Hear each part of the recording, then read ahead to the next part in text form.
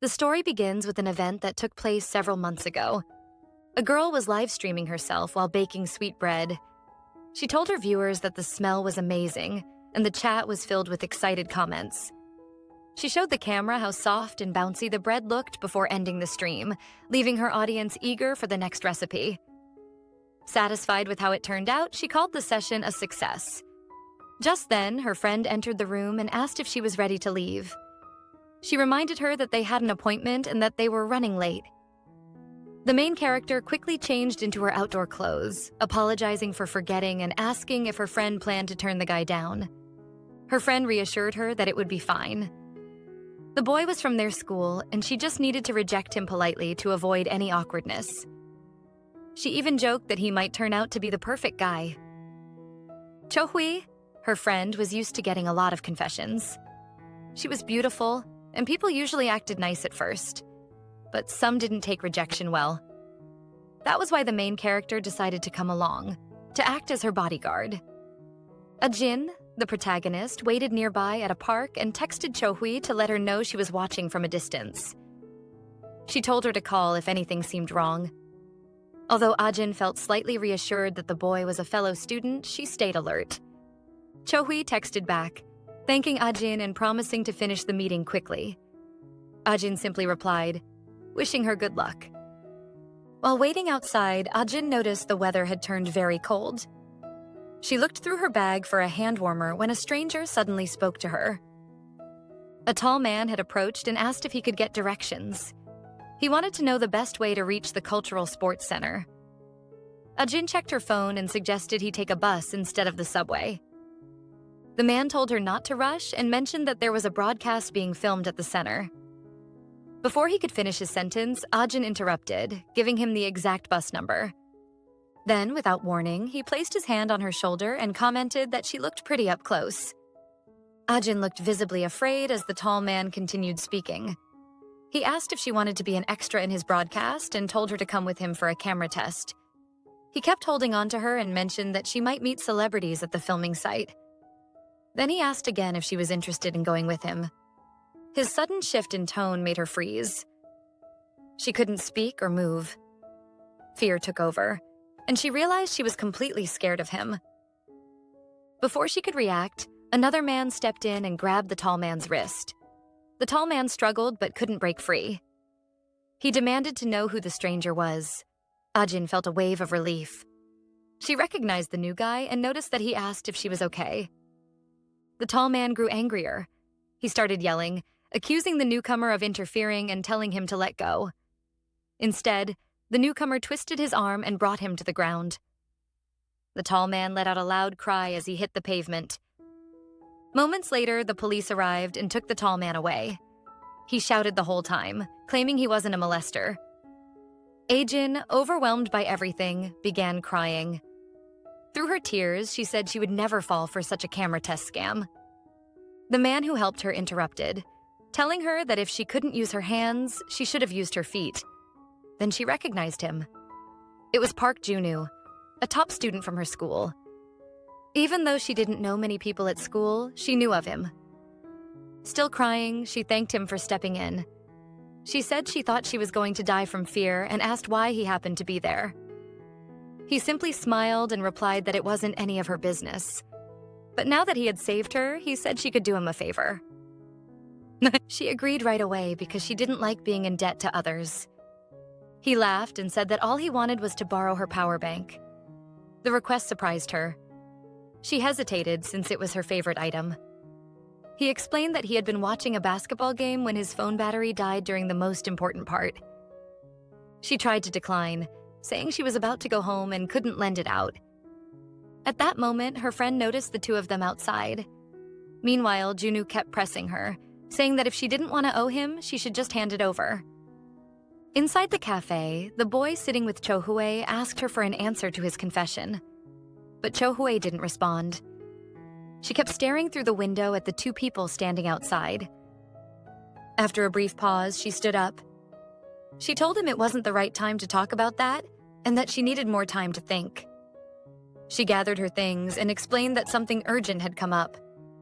Then she told him she'd see him at school and left the cafe. Outside, Ajin was still asking Junwoo how much longer he needed the power bank. He said she should wait because he hadn't even plugged it in yet. Just then, Cho-hwee came over, grabbed Ajin by the arm, and told her it was time to go home. Junwoo watched the two girls as they walked off. He didn't quite understand what was happening. Cho-hwee gave him a quick smile as they left. She wondered if he might be connected to the boy who liked her, and if so, maybe he could be useful in the future. Cho-hwee kept pulling Ajin along without saying much. Eventually, Ajin asked what was going on. She wanted to know why Cho-hwee was in such a hurry, and reminded her that the power bank had been left behind. Cho-hwee smiled and said it was nothing serious. She explained that her mom kept calling and wanted her to come home quickly. Ajin gave her a hug and asked how things went inside the cafe. Choi replied that she would explain everything on the way home. The next morning, the girls said goodbye to each other before heading to their classes. They agreed to meet again at lunch. While walking down the hallway, Ajin realized she hadn't slept well. She kept thinking about her power bank. Maybe she should have left it at home. It felt almost like a family heirloom. In class, a group of girls stood by the window, saying that Junwoo was so handsome. They had enrolled in the school just because of him. Ajin walked past them and entered the classroom. She looked at Junwoo, who was surrounded by fans, and thought that the attention must be exhausting. But he didn't seem to care. She walked over and spoke quietly, asking if he remembered her and if he had the power bank. Junwoo stood up and said he had left it at home but offered to buy her a better one. Ajin panicked and told him that wasn't necessary. She said the old one was special and asked him to bring it the next day. As she looked at him, she began to wonder if he even realized it was broken and not working at all. Junwoo started to respond with a simple, "All right." But before he could finish, the teacher walked into the classroom. The teacher asked everyone to take their seats, noting that the bell had already rung. Later, when class ended and lunch began, Ajin and Cho-hwee sat together to eat. While they were eating, Cho-hwee asked if Junwoo had promised to bring the power bank tomorrow. Ajin said she had reminded him clearly, and he understood that he needed to return it. Choi then suggested that she could meet Junwoo after school to collect the power bank on Ajin's behalf. Ajin seemed surprised and asked if that would be too much trouble.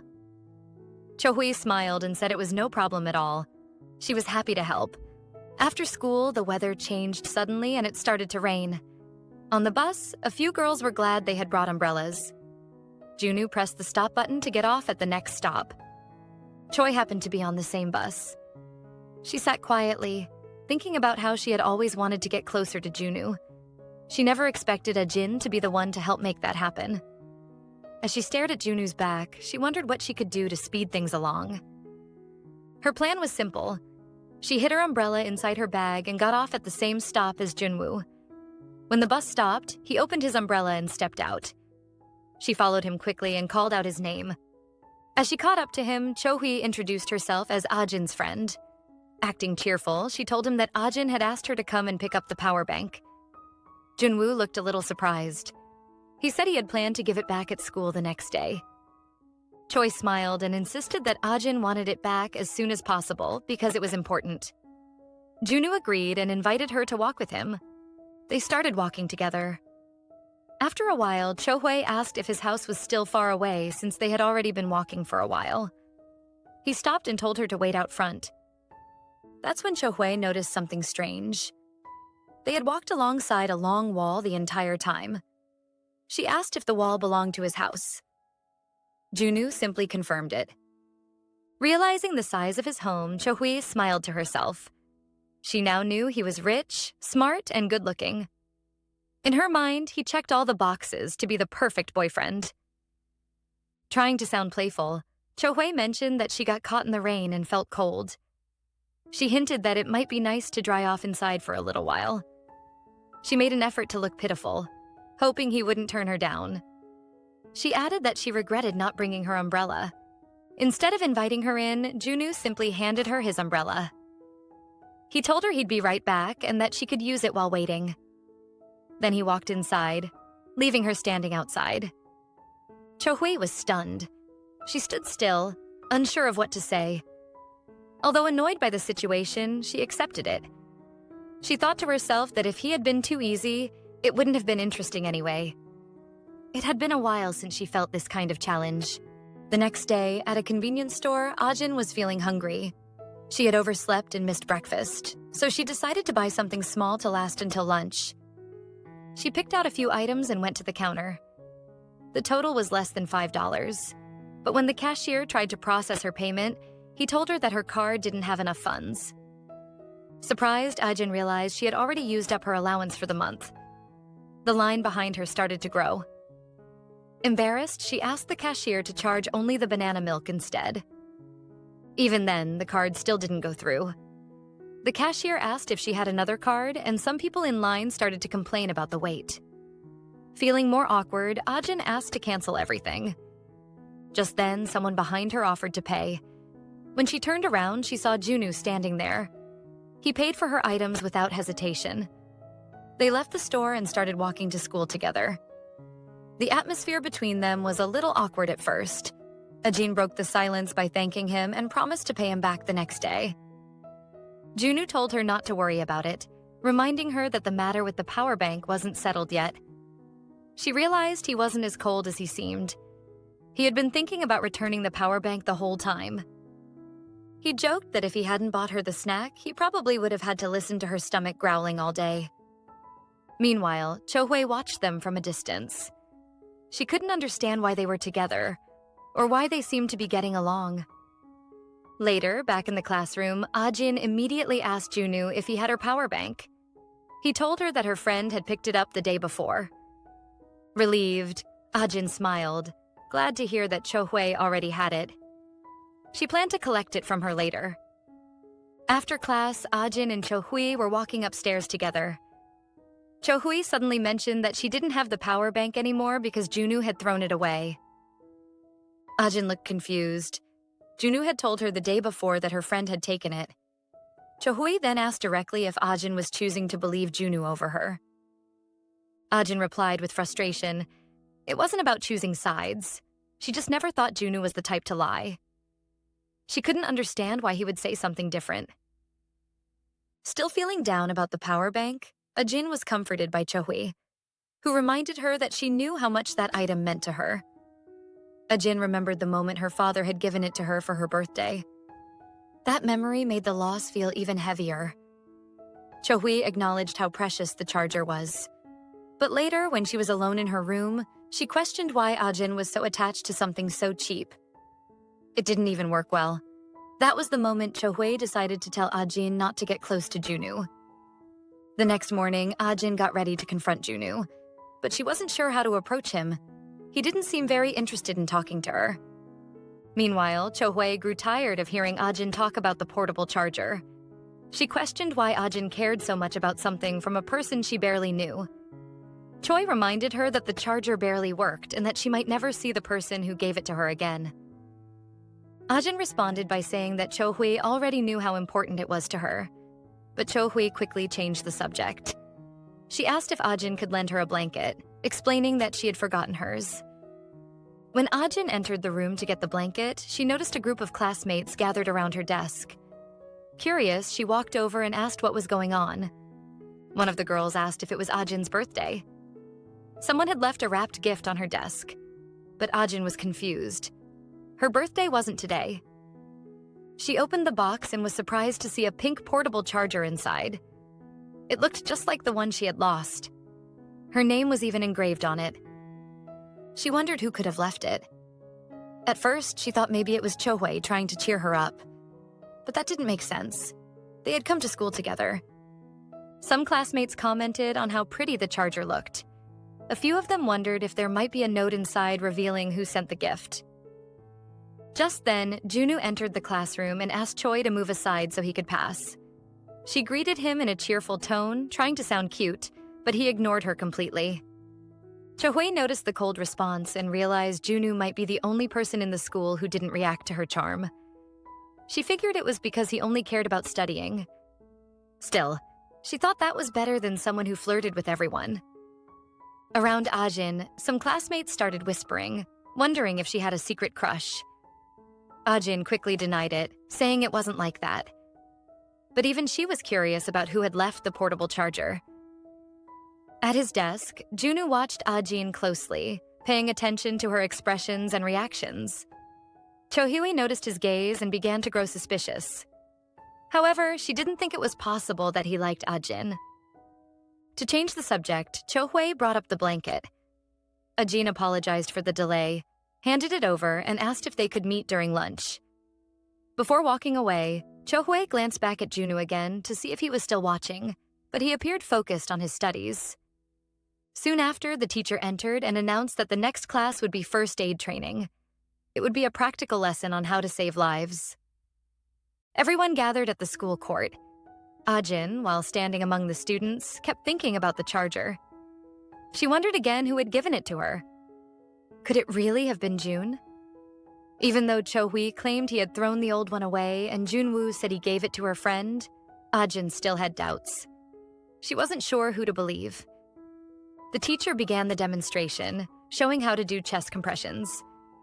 After performing a few rounds, he asked the class if they understood, then told them to split into pairs to practice. Ajin quickly turned to a girl beside her and suggested they team up, but the teacher explained that it needed to be a boy-girl pair. He said if two boys practiced together, they might damage the dummy. Ajin grew nervous. She didn't want to partner with Junwoo. But the teacher noticed her hesitation and said she could pair up with him since they were standing nearby. That wasn't what she wanted to hear. As they began the training, Ajin kept a little distance. Junwoo focused on the demonstration, practicing on the dummy. The teacher complimented his technique and then asked why Ajin wasn't participating yet. Junwoo invited Ajin to give the chest compressions a try. She started practicing, clearly nervous, but it didn't take long for Junwoo to notice she was barely applying pressure. He joked that the dummy was already dead. Embarrassed, Ajin insisted it wasn't true, but Junwoo continued teasing. He told her that if the dummy were a real person, they wouldn't have made it. Ajin explained she was just afraid of pressing too hard and accidentally hurting someone.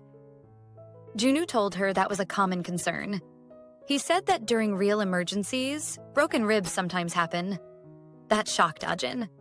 He explained that saving a life is more important than a few broken bones. They continued the practice.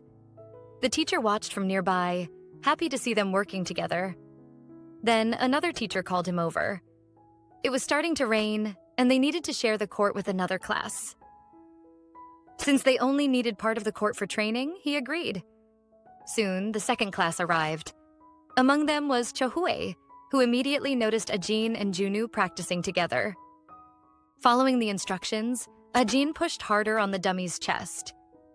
The sensation made her uncomfortable, especially the sound it made. Junwoo laughed at her reaction and told her that wasn't the right technique. He offered to show her how. He reached out, grabbed her hand, and placed it on the dummy. But Ajin wasn't expecting it. She lost her balance and fell onto him. It almost looked like a romantic scene from a movie. The teacher quickly stepped in and reminded them to focus on first aid, not flirting. Everyone around them laughed, but Chohyue wasn't amused.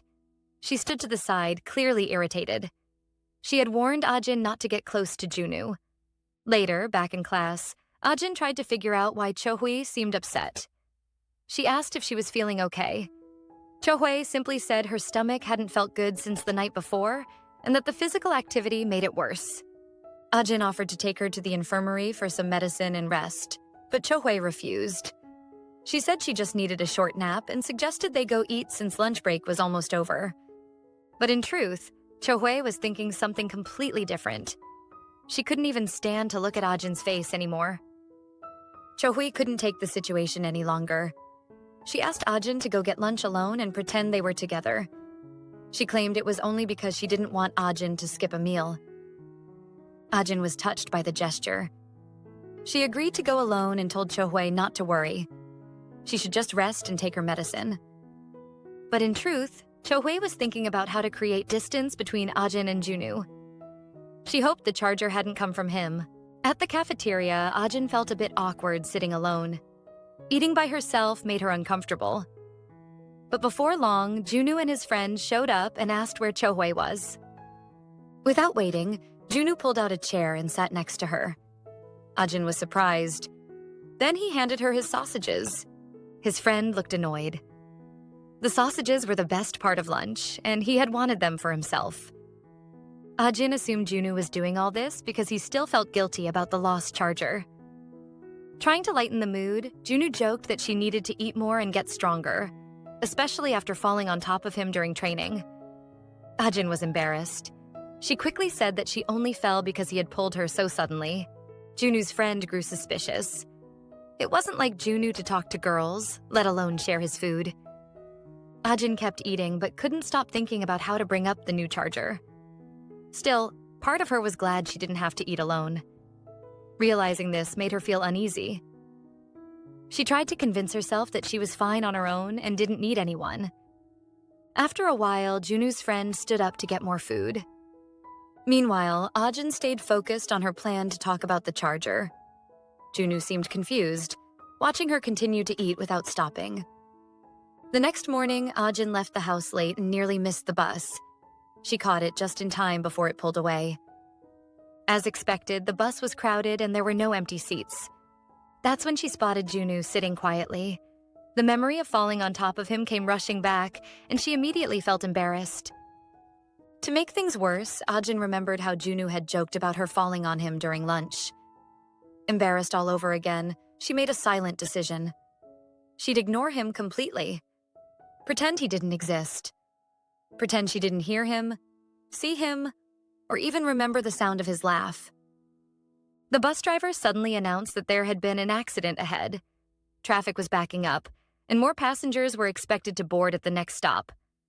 The front of the bus started getting crowded. Passengers began shuffling to the back to make room. Ajin stayed where she was.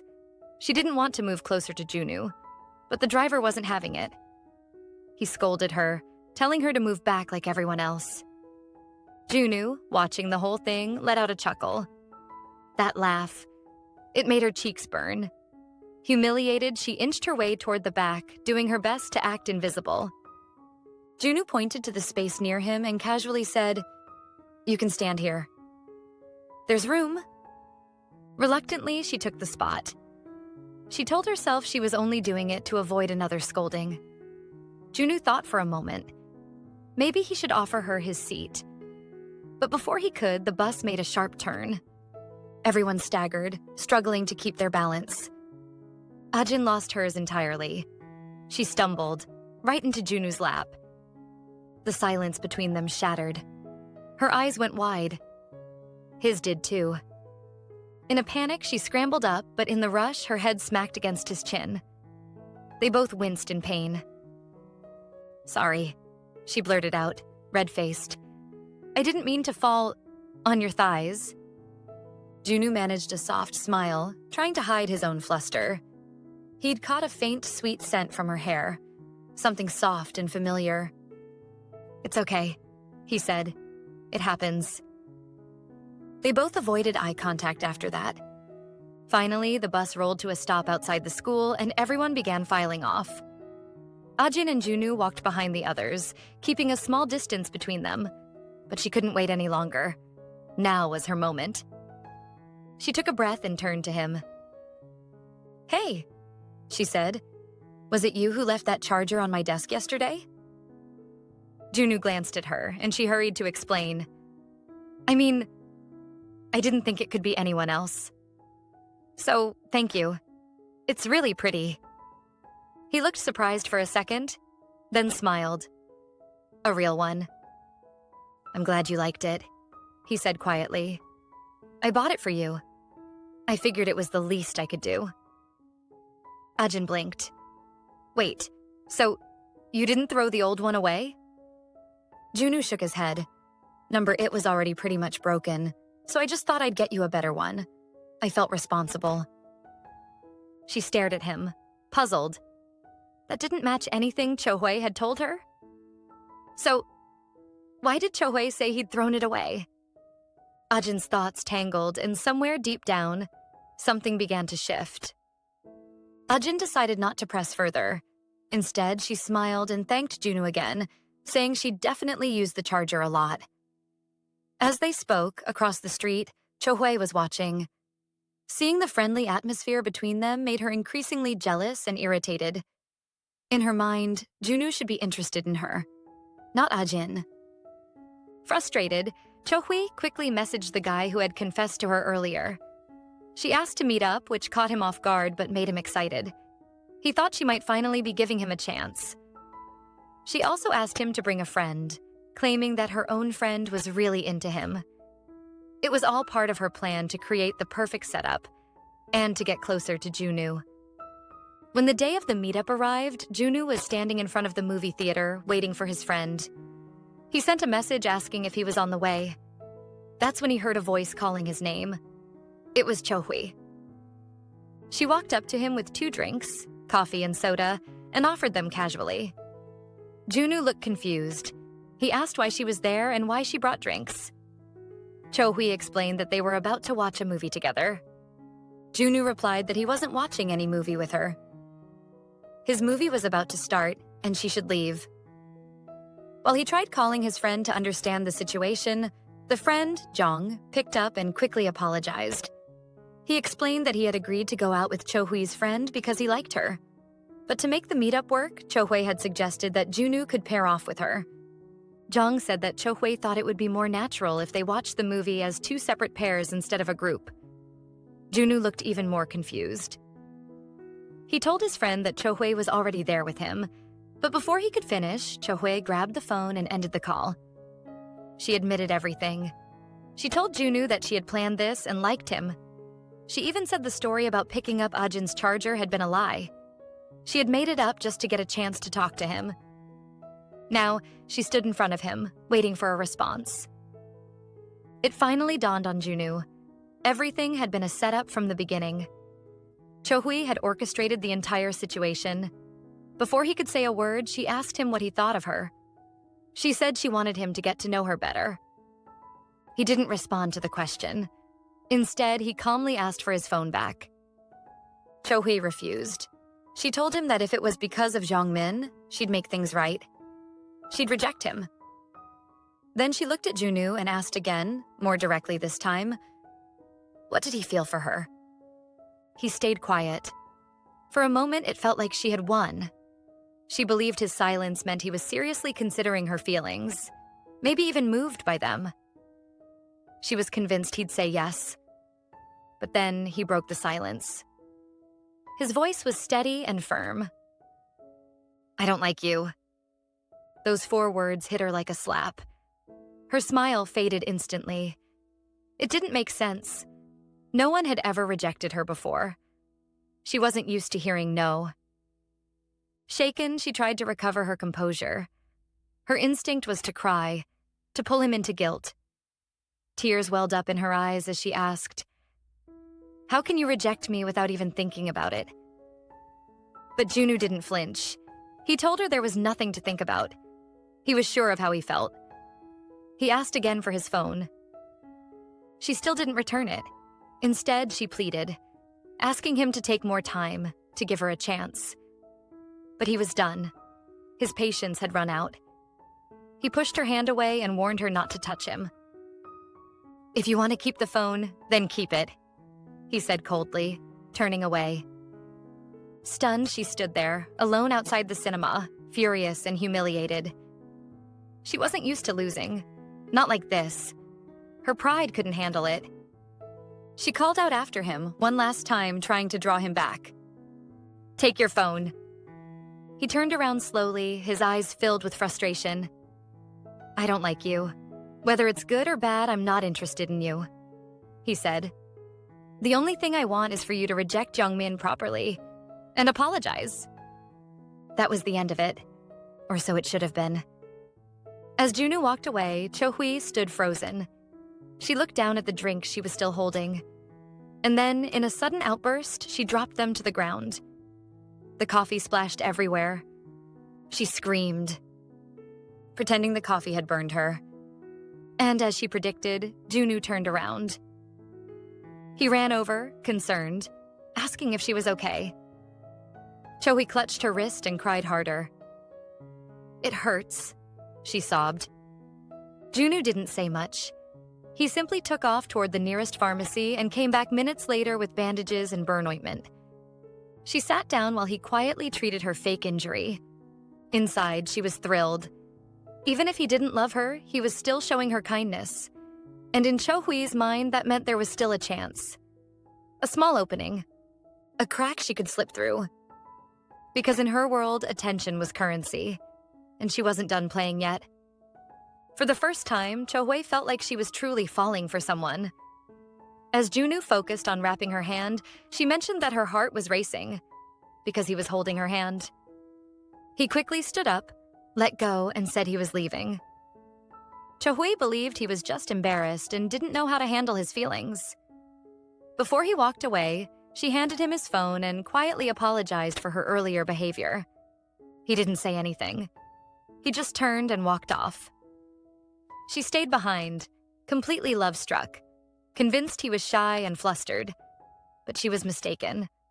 Later that day, at Cho-hui's house, Ajin arrived in a rush. She was worried about her friend's injury.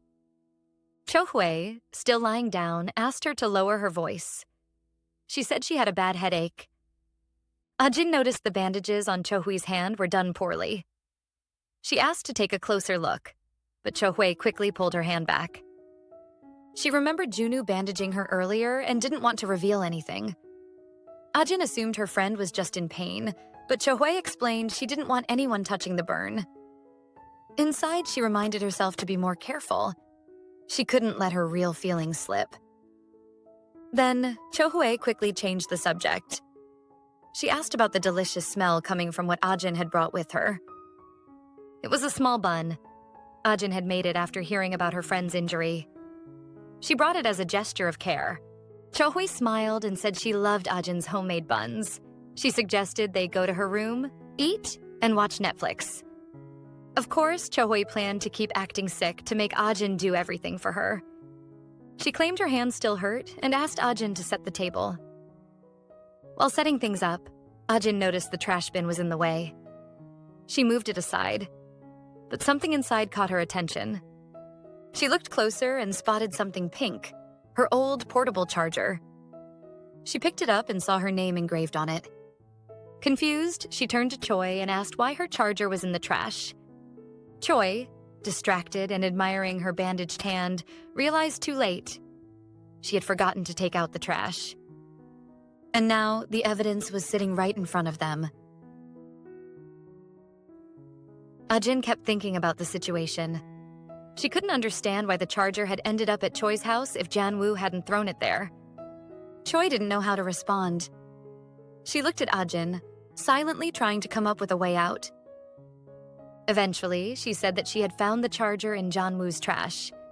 She explained that she had been passing by his house, saw something pink in the bin, and realized it was a portable charger. She claimed that she took it because it felt wrong to leave it there. According to her, it was too cold-hearted of Junwoo to throw it away, so she decided to keep it for her friend. But the explanation didn't hold up for long. Ajin remembered that Chi disliked touching anything dirty. That detail didn't add up. Chi tried to keep the story going. She said she only took it because she knew how important it was to Ajin. She insisted that even though she hated doing something like that, she had done it out of care for her friend. She added that she hadn't returned it earlier because she couldn't remember where she had put it. She also said she felt hurt being questioned by someone she cared about. Ajin, still unsure but wanting to believe her, gave Chi a hug. She accepted the explanation and thanked her friend for doing something difficult just to help. The issue was dropped and things returned to normal. The next day at school, the teacher announced a new assignment. Students would have to work in pairs. To avoid any problems, the teacher explained that the pairs had already been assigned. The class didn't like the idea, but the teacher asked them to check the list before complaining. Everyone rushed to the paper, eager to see who would be Junwoo's partner. It turned out to be Ajin. Some students said she was lucky. Junwoo was known for being smart. A few of the girls felt jealous. They had wanted to be his partner too. Ajin, however, wasn't excited. She still felt awkward being around Junwoo after everything that had happened. She walked up to him and asked when they should start the assignment. Instead of waiting for her to speak, Junwoo took the lead. He said they needed to set a time soon since the school schedule was tight this semester. They agreed to meet on Saturday. When Saturday arrived, the weather was clear. Spring flowers were blooming, and Ajin thought it might be nice to hang out with Chi after finishing the assignment. She arrived at the cafe a little early and found a seat. The place was busy and full of people. She began organizing her things on the table while waiting for Junwoo. As she adjusted her setup, her hand bumped into her cup. It nearly tipped over. She caught it at the last second, but the sudden movement caused a mess. Holding the cup in one hand and her laptop in the other, she felt like she was going to drop something. At that moment, Junwoo showed up. He reached out and caught the cup before it hit the ground. Ajin was surprised to see him arrive at exactly that moment. She also felt a bit embarrassed. He told her to go wash her hands and said he'd call someone over to clean the table. She hesitated. She felt responsible and wanted to clean it herself. But he was already walking toward the counter, repeating that she should just wash up. While washing her hands, she got a message from Chi. Chi said she wouldn't be able to meet that day because of a modeling job. Ajin was impressed. Her friend always seemed to be doing something cool. Inspired, she felt motivated to do her best too. When she returned to the table, the mess was gone. Everything was clean and in order. Junwoo had even brought her another drink. It looked like a banana smoothie. She thanked him. He noticed and commented that she always seemed to be drinking something banana-flavored. She said it was simple. She just really liked bananas. Then he sat down next to her, not across from her. She wondered why. He said he wanted to sit there so he could keep an eye on her, just in case she got clumsy again. She felt a little embarrassed, but told him that even though she wasn't great at studying, she always pulled her weight in group projects. She said she wouldn't be a burden. He smiled at that and told her to open her laptop. Then he said he was impressed she remembered to bring it. Sometimes it felt like Junwoo only showed up to tease her. Still, Ajin appreciated that he had helped her. Elsewhere, Choi finished her modeling job. She thanked the team and headed out. She didn't want to go home yet. It was still early and she had nothing to do there. She started thinking about who she could invite to hang out. That's when she noticed several unread messages from Young Min. He had been trying to reach her. She had told him she was sick to avoid going to the movies with him. Now, she debated whether she should explain or just be direct. In the end, she sent a message saying she liked someone else and didn't want him to contact her anymore.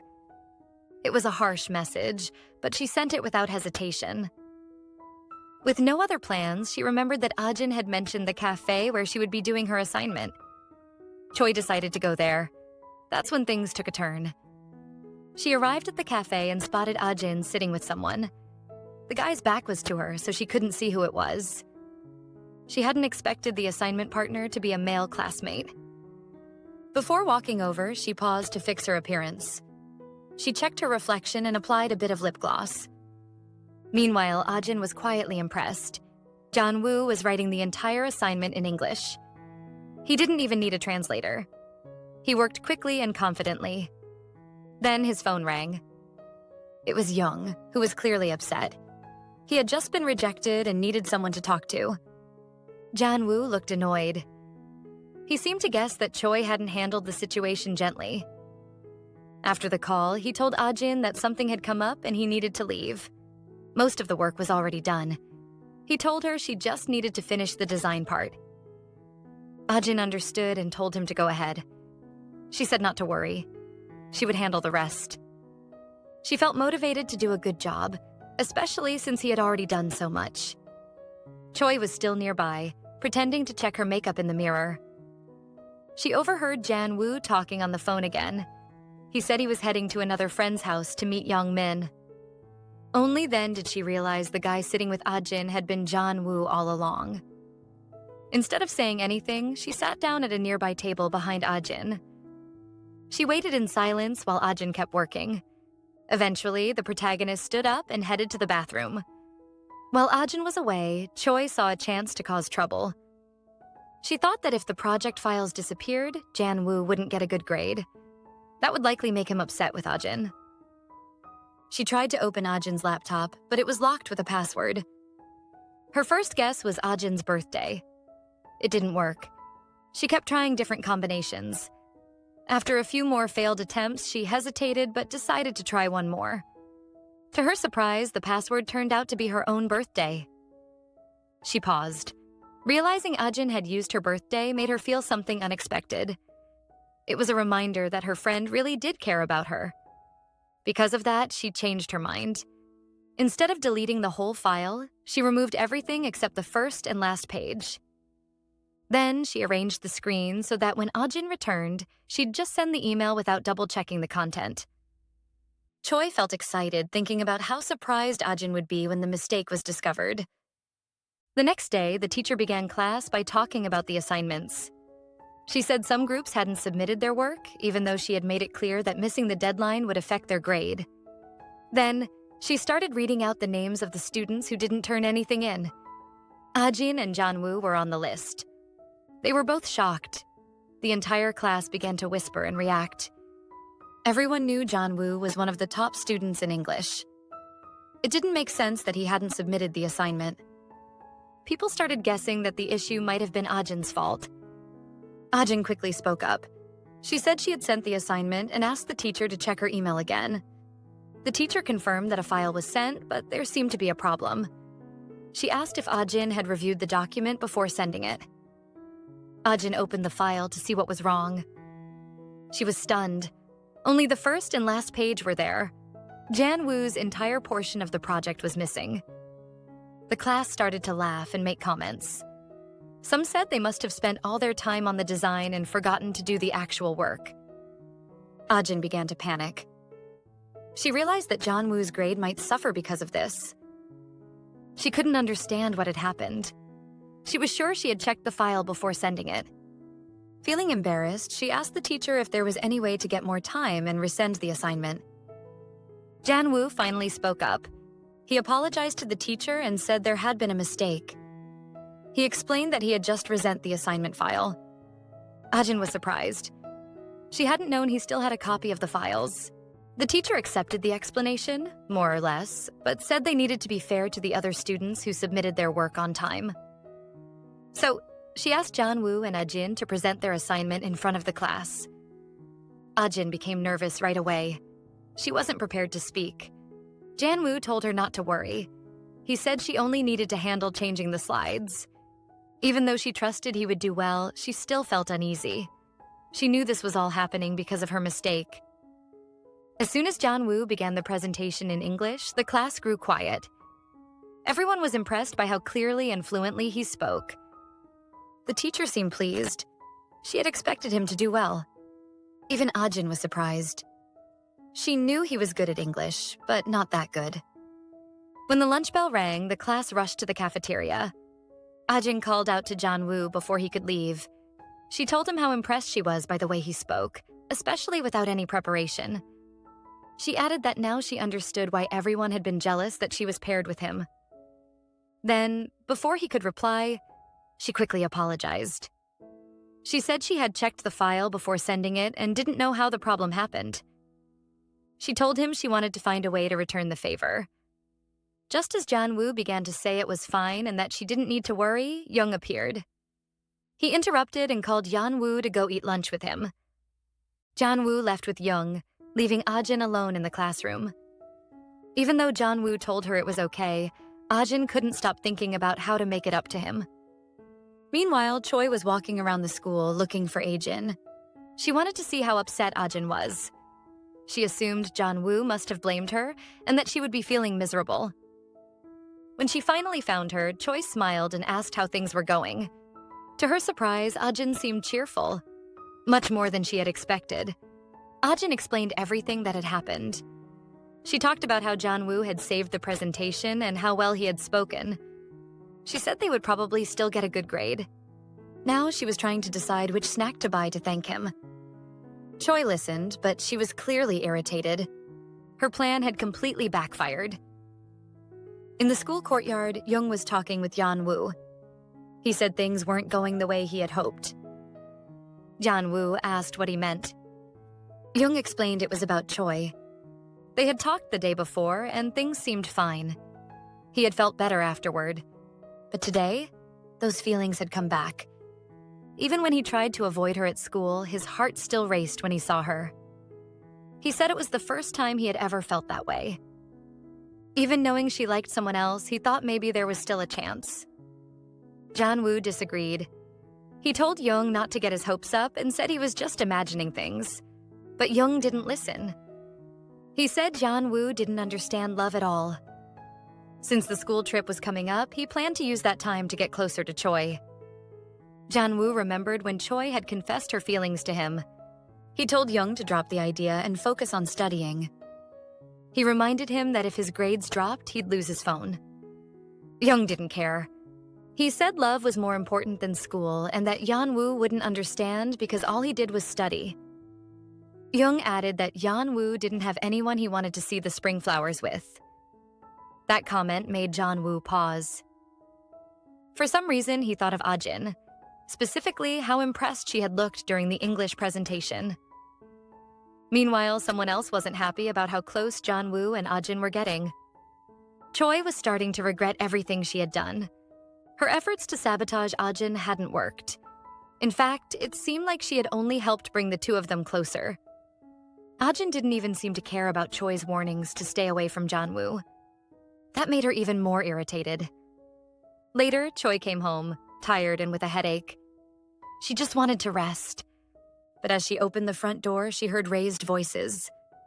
Her father had shown up. He was asking her mother for a divorce. The argument in Choi's house continued. She couldn't understand why her father even came around anymore. Every time he did, it ended in a fight. This time was no different. Her father said he had found someone else. That was why he wanted a divorce. Choi felt overwhelmed. Things at school were already hard enough, and now she had to deal with this all over again at home. Her father, angry and aggressive, raised his voice and told her mother to sign the divorce papers. He said that, in the end, she would do what he wanted, whether she liked it or not. Choi had heard enough. She asked him if he planned to leave the other woman too. She questioned what the point of the divorce even was. Her father didn't like being challenged. Without saying anything more, he slapped Choi across the face. That moment said a lot about the kind of man he was, and gave some insight into how Choi's thinking had become so twisted. Her mother stood up then. She told him he had no right to lay a hand on their daughter. She told him to leave and said she wasn't giving him the divorce. Eventually, he left the house. Choi's mother tried to comfort her, but Choi pulled away and said her father wasn't even human anymore. She told her mother to just sign the papers. She said that after everything, after being hit, it made no sense to protect him. Her mother, still holding on to some hope, told her not to say that. She reminded her that, no matter what, he was still her father. That only made Choi angrier. She yelled at her mother, saying she was worse than her father for letting things get this far. Then she stormed into her room and locked the door. Inside, she sat down and started thinking about her life. She wondered how she could ever change it. But her thoughts were interrupted when she noticed a box of sweets on her desk. Ajin had sent them, along with a note saying how much she cared about her friend. That made Choi even more upset. She knocked the cookies onto the floor in frustration. To her, everything always worked out for Ajin, but nothing ever seemed to work out for her. In that moment, she made a decision. All the anger and hate she had been holding inside would now become a plan to destroy Ajin. Later that night, at Junwoo's house, he was in the middle of a private lesson with his tutor, but he couldn't concentrate. His mind kept going back to the moment with the spring flowers. He wondered why, at that time, he had thought of Ajin. His tutor noticed he was distracted and asked if something was on his mind. The tutor commented that it was the first time he had seen Junwoo this distracted. Junwoo brushed it off and said he was just spacing out. But the tutor pushed a little further. He asked if maybe Junwoo was interested in someone. Before he could answer, Junwoo's thoughts drifted again, to Ajin. For the first time, he blushed while thinking about her. The tutor reminded him to focus and continued with the lesson. Meanwhile, at Ajin's house, she was in the kitchen, baking cookies. She planned to give them to her friends during the school trip the next day. Her parents came home from work. They told her not to stay up too late since she had a big day tomorrow. Ajin said she was almost done and would go to bed soon. They smiled and said her friends were lucky to have someone like her. Her father, happy to see her in a good mood, gave her some money. He told her to enjoy the trip and maybe buy a few small gifts. Back in her room, Ajin started packing. She decided to bring her portable charger. Looking at the 2 chargers she now had, she remembered something from a year ago. It was during camp at Y University. In the dorm, Ajin had tried to convince the other girls to stay the night. It was their first day of camp, and she thought it would be fun. But the others weren't interested. They said they only signed up for the extra credit and didn't want to spend the whole night there. They also mentioned that Ajin had been scolded in class earlier for dozing off, and she didn't seem to care about her grades anyway. The group agreed to leave together. Ajin, not wanting to be left alone, decided to go with them. Later, they tried to sneak out quietly in the dark, but they were caught when the hallway lights came on. The instructor's assistant had been waiting and stopped them. Ajin was caught off guard. She was impressed by him. Calm, direct, and sharp. In that moment, she blushed and realized she might be feeling something new. Maybe for the first time, she was experiencing what people call love at first sight. Back then, Ajin didn't know where she got the courage. But she remembered walking up to him and asking for his phone number. They started talking almost every day. But everything changed when he got a girlfriend. Even though she had never confessed her feelings, it still broke her heart. She realized then that to him, she might have just been a student he met during camp. And in that moment, something else became clear. The portable charger wasn't a gift from her father after all. It had been from him, her very first crush. She smiled as she looked at the charger. She wondered how he was doing now. Back in the present, the scene shifted to Y University. Her former crush was standing on campus, surrounded by a group of girls. They were congratulating him on getting a teaching internship. They asked him where he would be working. He told them, Sarin High School. So that was the little spoiler for what's coming next. Now, it was finally the day of the school trip.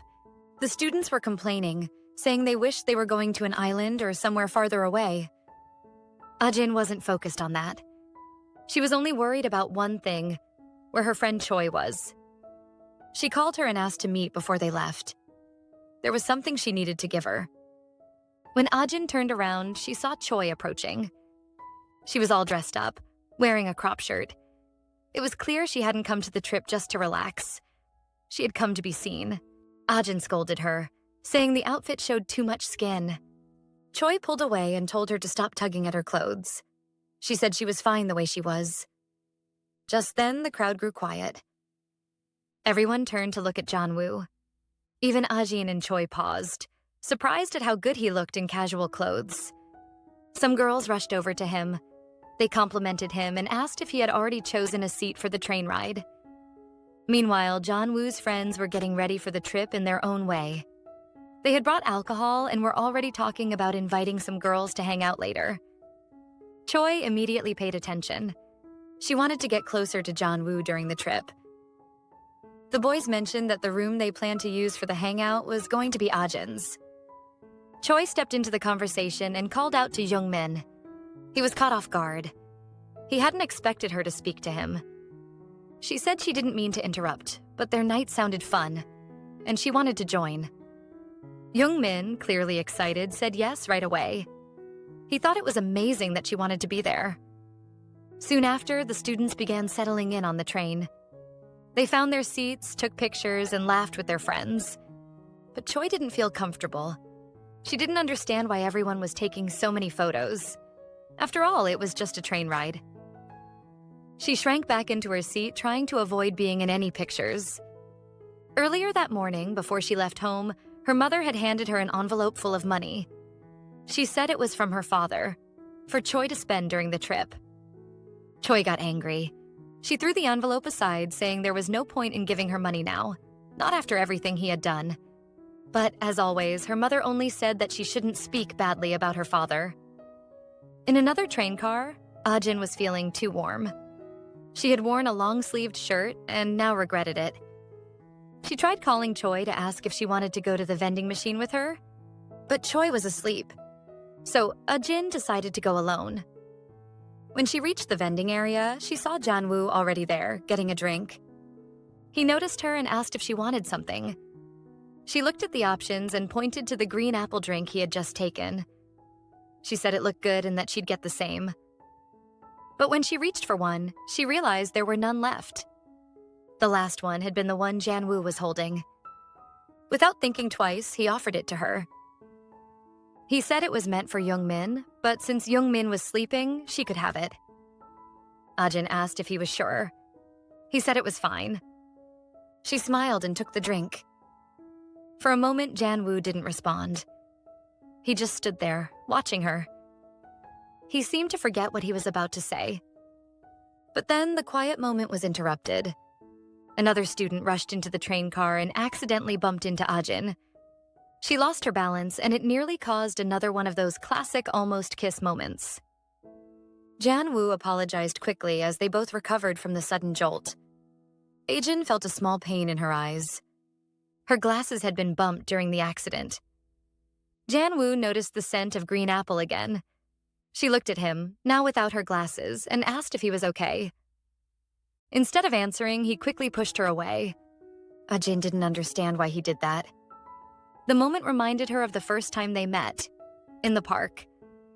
Back then, he had saved her from a strange man and asked why she didn't use her legs if her hands were full. She also remembered what Choi had told her, that Junwoo had thrown her portable charger in the trash. Without thinking, she asked him why he was always so mean to her. Junwoo realized then that she had misunderstood everything. It was clear she thought he disliked her. On impulse, he said something unexpected. He told her he actually liked her. Ajin froze. She didn't know how to react. Nothing made sense. She tried to figure it out but couldn't. She asked him why. Why would he like her? Before she could come up with an answer, he started laughing. He said her expression was incredible. Then he added that he liked her because her reactions were always funny. Ajin misunderstood completely. She got angry and embarrassed. She cursed at him and hit him. He said that hurt. She told him he deserved it and walked away. He called out to her, but she ignored him. He stood there, confused. He didn't understand why she was so upset. Meanwhile, Ajin was in tears. She thought it wasn't fair. Even if he was the top student, he didn't have the right to treat her like that. She didn't want to feel like a joke or a toy. She remembered the day they met at the cafe. Back then, he had helped her and offered her a new drink after she spilled hers. In that moment, she had thought he was kind. Now she wasn't sure what to believe. If his confession had been a lie, she didn't know how to handle it. She couldn't tell if he was just playing with her or if he had meant what he said. Later, at the trip destination, the students gathered to take a group photo. The teacher told them to behave, not to cause trouble, and reminded them to meet back at the same spot by 6 o'clock. Everyone agreed and then split off in different directions. Choi, unaware of what had happened on the train, was walking around looking for Junwoo. But before she could find him, she was stopped by 3 guys, locals, by the looks of it. They started hitting on her. Choi quickly realized they were just playboys and tried to ignore them. She kept walking, but they didn't back off. One of them asked for her phone number and casually put his arm around her to stop her. Trying to stay calm, Choi offered to give her Instagram instead. She said he could message her anytime and she wouldn't ignore him. Still, he insisted on getting her number. Choi kept offering her Instagram ID, hoping that would be enough to get him to let go.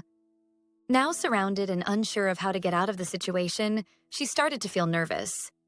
And the truth was, she didn't even want to give them her Instagram. Right then, Ajin showed up. She shouted that the teacher had told them not to talk to people outside their school. Then she grabbed Choi's hand and ran.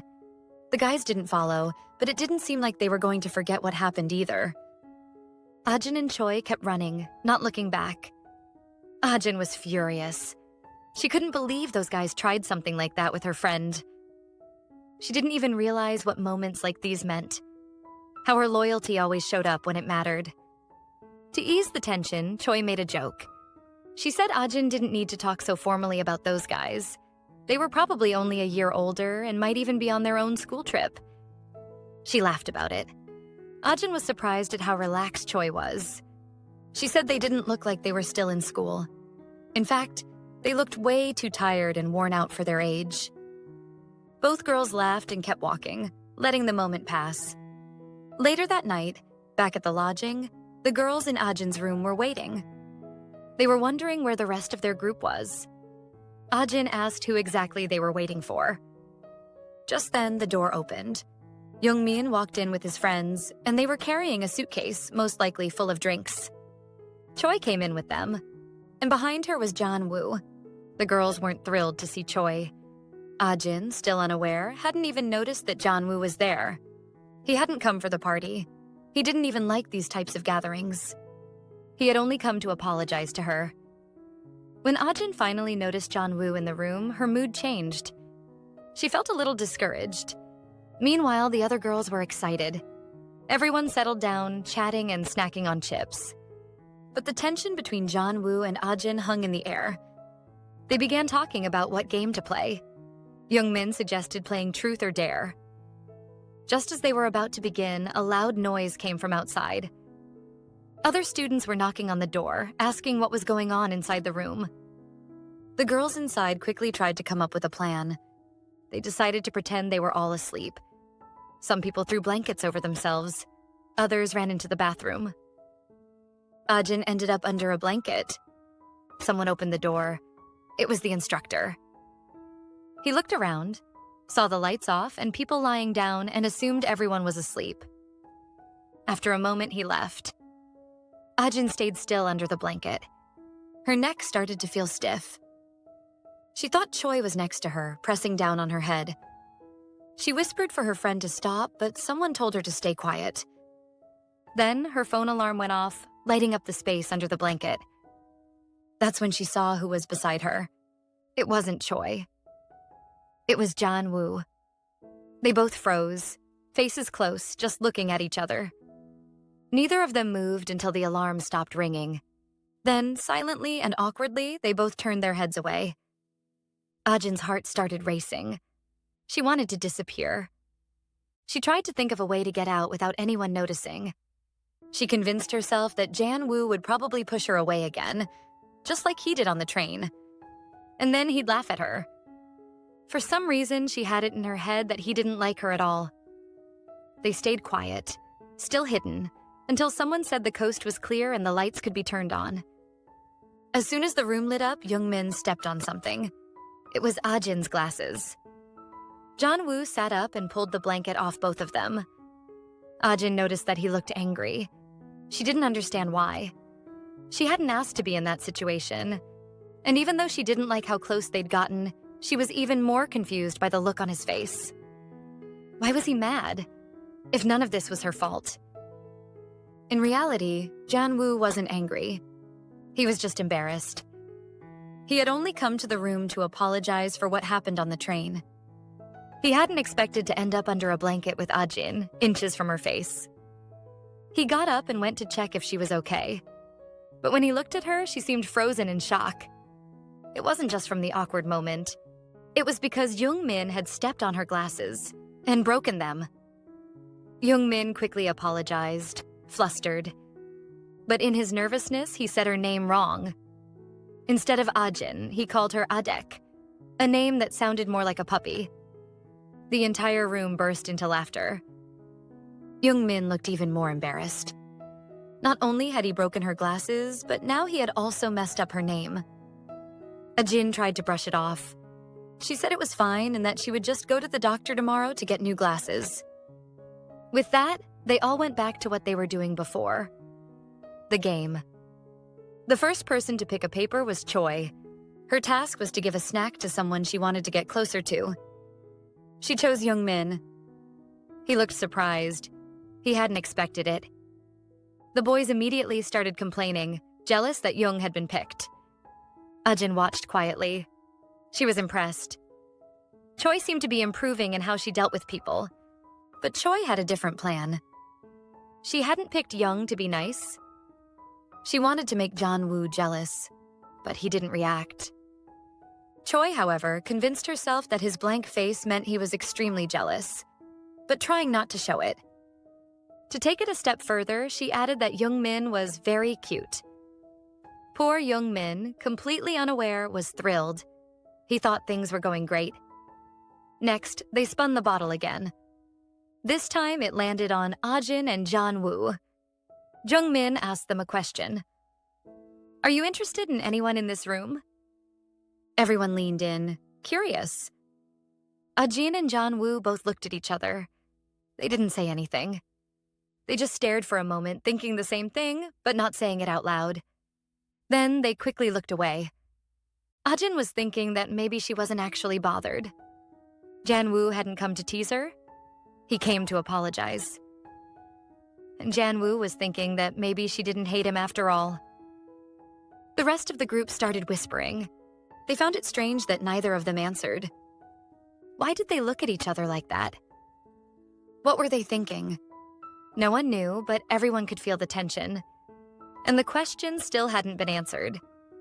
Since Ajin and Junwoo took too long to answer the question, they were told to draw punishment slips. Ajin picked one that said she had to take a photo of the professor's room door. Junwoo picked a slip that said he didn't have to do anything. But since neither of them had answered, the group decided both of them had to do Ajin's challenge.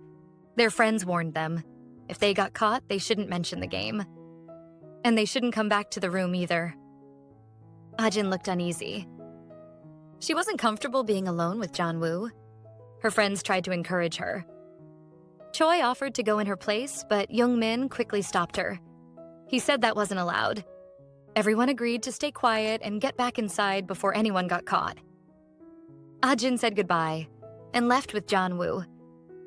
Choi stayed behind, irritated that she couldn't take Ajin's spot. Some of the students in the room started commenting that Ajin looked prettier without her glasses. Choi couldn't believe it. She stood right there, yet no one seemed to notice her. She wondered if everyone had gone blind. Wanting attention, she grabbed someone's hand and dragged them back inside to keep the game going. Meanwhile, Ajin and Junwoo were on their way to the professor's room. Junwoo was deep in thought. He wanted to use the moment alone to apologize for what happened on the train. He pointed out a lit window across the way. It was probably the professor's room. He said it would be faster to take the shortcut through the garden. But Ajin barely heard him. She just wanted to leave. She felt cold, uncomfortable, and anxious. She said they should go down and take the garden path. Just as she turned to move, Junwoo called her. He began talking, trying to bring up what had happened earlier. But before he could finish, a hall monitor appeared. They heard the voice call out, asking who was there. Without thinking, Junwoo grabbed Ajin's hand. They ran. Quickly, they slipped into a nearby room and hid behind a wall. The monitor looked around, saw the open window, and closed it before walking away. The two of them stayed still, barely breathing, afraid of being caught. But they kept holding hands. Junwoo was the first to speak. He quietly asked if she thought the professor had already left. That's when Ajin noticed their hands. She quickly pulled hers away. The awkward silence returned, and Junwoo apologized. But the monitor heard them talking and came back to check. Ajin started to panic. If they were caught, they could lose points. Junwoo stood up and told her to stay hidden. She asked what he planned to do, but before he could answer, the door started to open. He opened it first and walked out, pretending to be on the phone. The hall monitor paused. But when he saw it was Junwoo, he relaxed. Junwoo was the top student at the school. The monitor smiled, thinking it had just been some troublemakers. He asked Junwoo what he was doing there. Junwoo apologized and said he knew he wasn't supposed to be out late. He explained he had been talking on the phone. The monitor told him it was fine. Ajin, still hiding, watched the whole thing.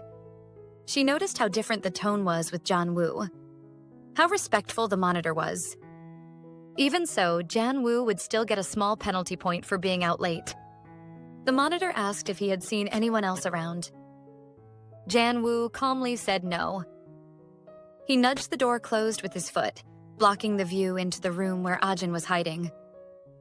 Ajin realized what he was doing. He was protecting her. If they got caught together, rumors would definitely spread. Even so, she felt guilty. He was getting a penalty because of her. And she knew, for someone like him, grades mattered a lot. The monitor finally left, reminding him to head back to his room soon. When the coast was clear, Junwoo told her it was safe to come out. Ajin stepped out slowly, looking guilty. He asked if she was okay. She said she wasn't scared. There was nothing wrong with her expression. She just felt bad that he got penalized because of her. He told her not to worry about it. Then he said they should finish what they started and take a photo of the professor's door. Ajin was surprised. She had assumed he would give up on the task after getting a penalty. Ajin suggested that maybe they should just go back to the room. But Junwoo smirked and asked if she was too scared to finish the mission. She looked irritated and replied that she wasn't scared. She was just worried about him. That made him laugh. She didn't understand why. She asked if he thought she was funny. She told him he was always teasing her, and if he didn't like her, it would be easier to just ignore her. The tension returned. He didn't say anything right away. She waited, confused by his silence. Then, without warning, he gently placed his hand on her head. He told her that even if he joked around, he would never mistreat her. He said he didn't hate her. That was the reason he had come all the way out there. He turned and started walking ahead. He told her to hurry up, or they might get caught again. Ajin stood there for a second, taking in his words. Maybe something was finally changing between them. She followed closely behind him as they made their way to the teacher's office. Her steps were quiet, her body trembling in the cold. When he turned back, he caught sight of her shivering. Without hesitation, he slipped off his jacket and placed it gently over her shoulders. The warmth steadied her, and though her heart still raced, she found herself a little more at ease. Yet doubts clouded her mind. She couldn't believe his small act of kindness, brushing it off as a prank. Her flustered reaction broke through in frustration, but instead of taking offense, Park Junwoo only laughed. To him, her outburst looked strangely amusing. With a playful smirk, he turned and walked ahead, his laughter echoing softly as she trailed after him, still caught between anger and confusion.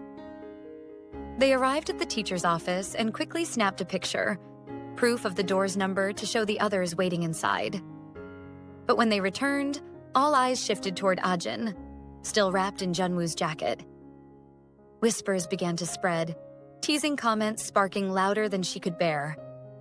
She explained hurriedly that he had only lent it to her because of the cold, but no one seemed to believe her. The noise grew heavy, filling the room with restless chatter until Junwoo himself could no longer stand it. He slipped away quietly, leaving behind the chaos. They pleaded for him to stay, but his decision was firm. One by one, the group began wishing each other goodnight. Yet, in one corner of the room, a quiet sorrow lingered. Cho-hee sat alone, sulking, her heart heavy with disappointment. She had longed for just a moment to speak with him, but he was gone too soon. That night, Junwoo lay restless, unable to surrender to sleep. His thoughts circled endlessly, drawn again and again to the same person, Kang Ajin. The image of her without her glasses played over in his mind, her face softer, her presence strangely endearing. He caught himself, uneasy with the thought. Cute? He shouldn't think of her that way. And yet, no matter how he tried, his mind would not let her go. Eventually, he drifted into sleep, his mind still restless from the thoughts that had kept him awake. In his dream, it felt as though he was back at school again. And there she was, Kang Ajin. She stood trying to fix her hair, fumbling as she searched for her headband, unaware that it was already in her hand. The sight made him smile. He went closer to her and showed her the headband on her wrist. She was grateful, but he made a remark that made her feel he was teasing her. She started to shout at him, but before he could do anything else, the dream began to fade. The scene slipped away, and soon he found himself back in his room. It had only been a dream, shaped by the thoughts that had followed him into his sleep. He told himself not to think of her again, but no matter how he tried, her presence lingered. The next morning, the teacher returned with a new pair of lenses for Ajin so she could use them during the school trip. At the same time, Choi Jung-min was scolded for his actions. He felt bad and offered his apology, though Ajin wasn't too upset. In truth, she had always wanted to change her lenses. Though the situation had been rough, it almost felt as if he had helped her in an unintended way. Later, Ajin held Junwoo's jacket in her hands. She gave it to Jung-min, asking him to return it. But as Jung-min looked around, he spotted Junwoo running an errand. He called Ajin back and placed the jacket in her hands again, insisting that she should give it to Junwoo herself. Reluctantly, she accepted and went after him. When she caught up to him, Junwoo stopped and turned, but her eyes dropped to his shoes instead. His shoelace had come undone. Without a word, she bent down and tied it neatly. Junwoo shifted, clearly uncomfortable with the gesture, but Ajin didn't stop. She did it quietly, as if it were the most natural thing to do. His friend standing nearby could only watch the small act and was struck by it. To see her take the time to do something so simple, yet so thoughtful, left an impression. It was in these little moments that Ajin's kindness showed the most. After tying his shoelace, Ajin carefully placed Junwoo's jacket on top of the box he was carrying before running off. Though his friend made a casual remark about her looking cute, Junwoo quickly dismissed it outwardly. Deep down, however, he knew the truth. She was cute. But it was a thought he would never admit, not even to himself fully, and certainly not to anyone else. Back at the field, Cho-hee sent a message for Ajin to come over. Her chest tightened with jealousy as she noticed groups of students happily taking pictures together. Then, her phone rang. It was a wealthy man she had met a few weeks earlier. She disliked speaking to him, but there were things she wanted that only he could provide. With practiced ease, she feigned interest and told him about an expensive handbag she wished to own, claiming her wealthy friend had just bought one. Amused, he agreed to buy it for her. A smile spread across her face as she hung up, immediately browsing online for designer bags. Her distraction was interrupted by another notification. The delinquent she had run into the day before had sent her a message. Irritation stirred, and she began crafting a sharp, dismissive reply. But before she could send it, a loud commotion echoed from the front of the field. Curious, she stood and made her way forward, where a crowd had already gathered. Among the chaos, she saw that one of Ajin's classmates had fallen. He had been tripped deliberately, the handiwork of Jandi, the notorious class bully. At once, Ajin rushed in, helping the boy to his feet, her movements quick and full of concern. To Cho-hee, it felt unnecessary, nosy even, and she was ready to turn away in irritation. But then she noticed Junwoo. He stood close by, his attention locked on the scene unfolding before them.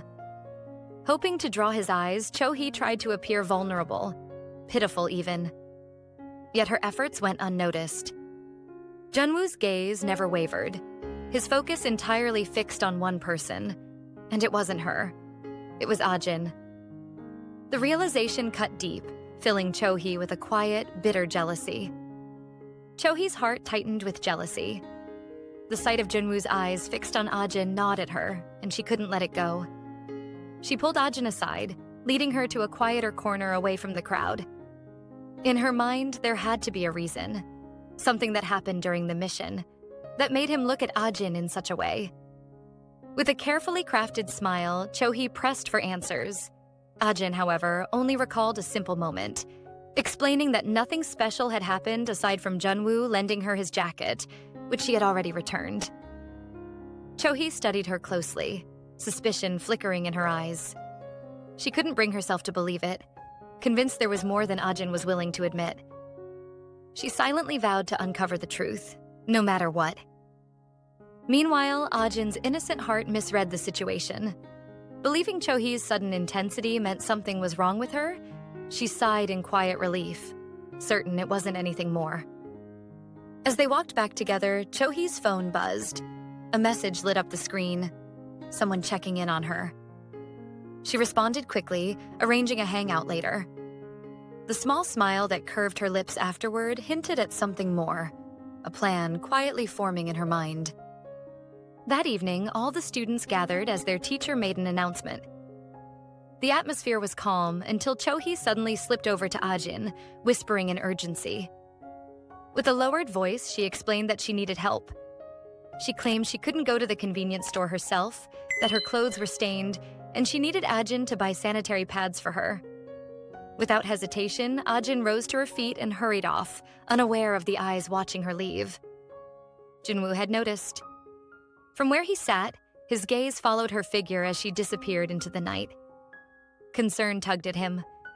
It wasn't safe for her to wander out alone. Outside, Ajin searched for the convenience store, her steps uncertain in the dark. She didn't realize she wasn't alone, that someone had begun trailing her. When at last she found the store and turned into the corner that led to it, a figure stepped in her path. His voice was casual, but his stance blocked the way. He claimed to know her as Cho-hee's friend.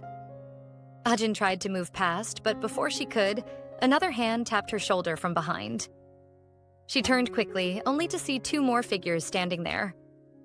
A chill ran through her as fear crept in. She recognized them immediately. They were the same delinquents she had seen speaking with Cho-hee the other day. Their expressions left no doubt about their intentions. They told her she had offended them, and now she would have to pay the price. The boy in front of Ajin placed his hand on her shoulder, preparing to drag her away for a so-called chat. Before he could take a step, a sharp interruption cut through the moment. It was Park Junwoo. With practiced strength, he gripped the boy's wrist and twisted it until a harsh crack filled the air. The sound startled the others, and one of his friends rushed forward in retaliation. But Junwoo met the attack effortlessly, a single kick sending the boy crashing down. The ease of his movements left everyone stunned. Even Ajin stood frozen, unable to look away. Junwoo's eyes found hers, his gaze steady for a brief moment. But danger still lingered. From behind, another figure lunged, striking out while Junwoo was distracted. The words that followed were sharp, invoking Cho-hee's name and catching him completely off guard. That pause was enough. The blow landed hard, sending pain rushing through him. Ajin's chest tightened with fear. She wasn't strong enough to fight back, and panic clouded her thoughts. All she could do was stand there, trembling, unsure of what to do next. Back on the field, the atmosphere was strikingly different. Students gathered beneath the night sky, candles glowing warmly in their hands. Their laughter and chatter filled the air, light and carefree. But Cho-hee could not share their ease. Her phone calls to Ajin went unanswered, her worry deepening with every failed attempt. She had only asked them to scare her, nothing more. She wanted to unsettle Ajin.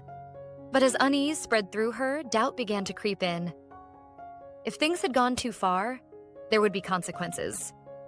And if the truth surfaced, the one to bear the weight of it all would be her. The next day at school, the cafeteria was filled with hushed whispers as news spread quickly among the students. Park Junwoo was in the hospital after being ambushed on his way to the convenience store. Rumors exaggerated the incident, claiming it had been a 17-on-1 fight. The sheer number made Ajin choke on her food in shock. Though the story was blown out of proportion, the weight of worry pressed heavily on her chest. Even the general atmosphere of the cafeteria was uneasy, with most of the students appearing agitated. Ajin's appetite disappeared almost entirely. A heavy sense of guilt gnawed at her, convincing her that she was somehow responsible for what had happened to Junwoo. Unable to continue eating, she left her tray and went to dispose of her plate. Even her teacher had noticed her lack of food intake and urged her gently to eat more, but Ajin's mind was far away from meals. Her thoughts lingered solely on Junwoo, though she kept her true concern to herself. Just as she turned after dropping her plate, Jungmin appeared. He had been looking for Cho-hee, intending to have a meal with her. Yet, even amidst the growing chaos, Cho-hee had been nowhere to be seen. When Ajin, still unsettled, shifted the conversation to Junwoo, the seriousness etched on her face drew Jungmin's mischievous side. Wanting to tease her, he deliberately spoke in a way that unsettled her more, suggesting vaguely that Junwoo's arm had been badly injured and that the police could not identify the attackers because of the darkness of the night. The weight of those words made Ajin's expression crumble further. She sank deeper into guilt and sadness, imagining Junwoo's pain and believing once again that it was her fault. Her reaction nearly made Jungmin burst into laughter, but he restrained himself. To laugh openly would have drawn suspicion, so he hid it behind a composed face. Yet, Ajin caught a flicker of amusement in his expression. Puzzled and anxious, she tried to decipher it, but Jungmin only leaned closer to her, whispering that it was a secret. The cryptic remark worsened her unease, pressing her emotions to the brink. She looked as though she might break into tears at any moment. Feeling suffocated, Ajin left the cafeteria and wandered into the school field, where she called out for Chohee. Chohee came running, though not out of concern for Ajin, but rather for her own hidden reasons. Ajin, exhausted and dejected, sank down and poured out everything that had happened the previous night. As Chohee listened, she feigned anger and asked whether the incident had been reported to the police. Ajin recounted that the authorities could not identify the culprits due to the darkness. That revelation drew a small, satisfied smile from Chohee. Inwardly, she was relieved.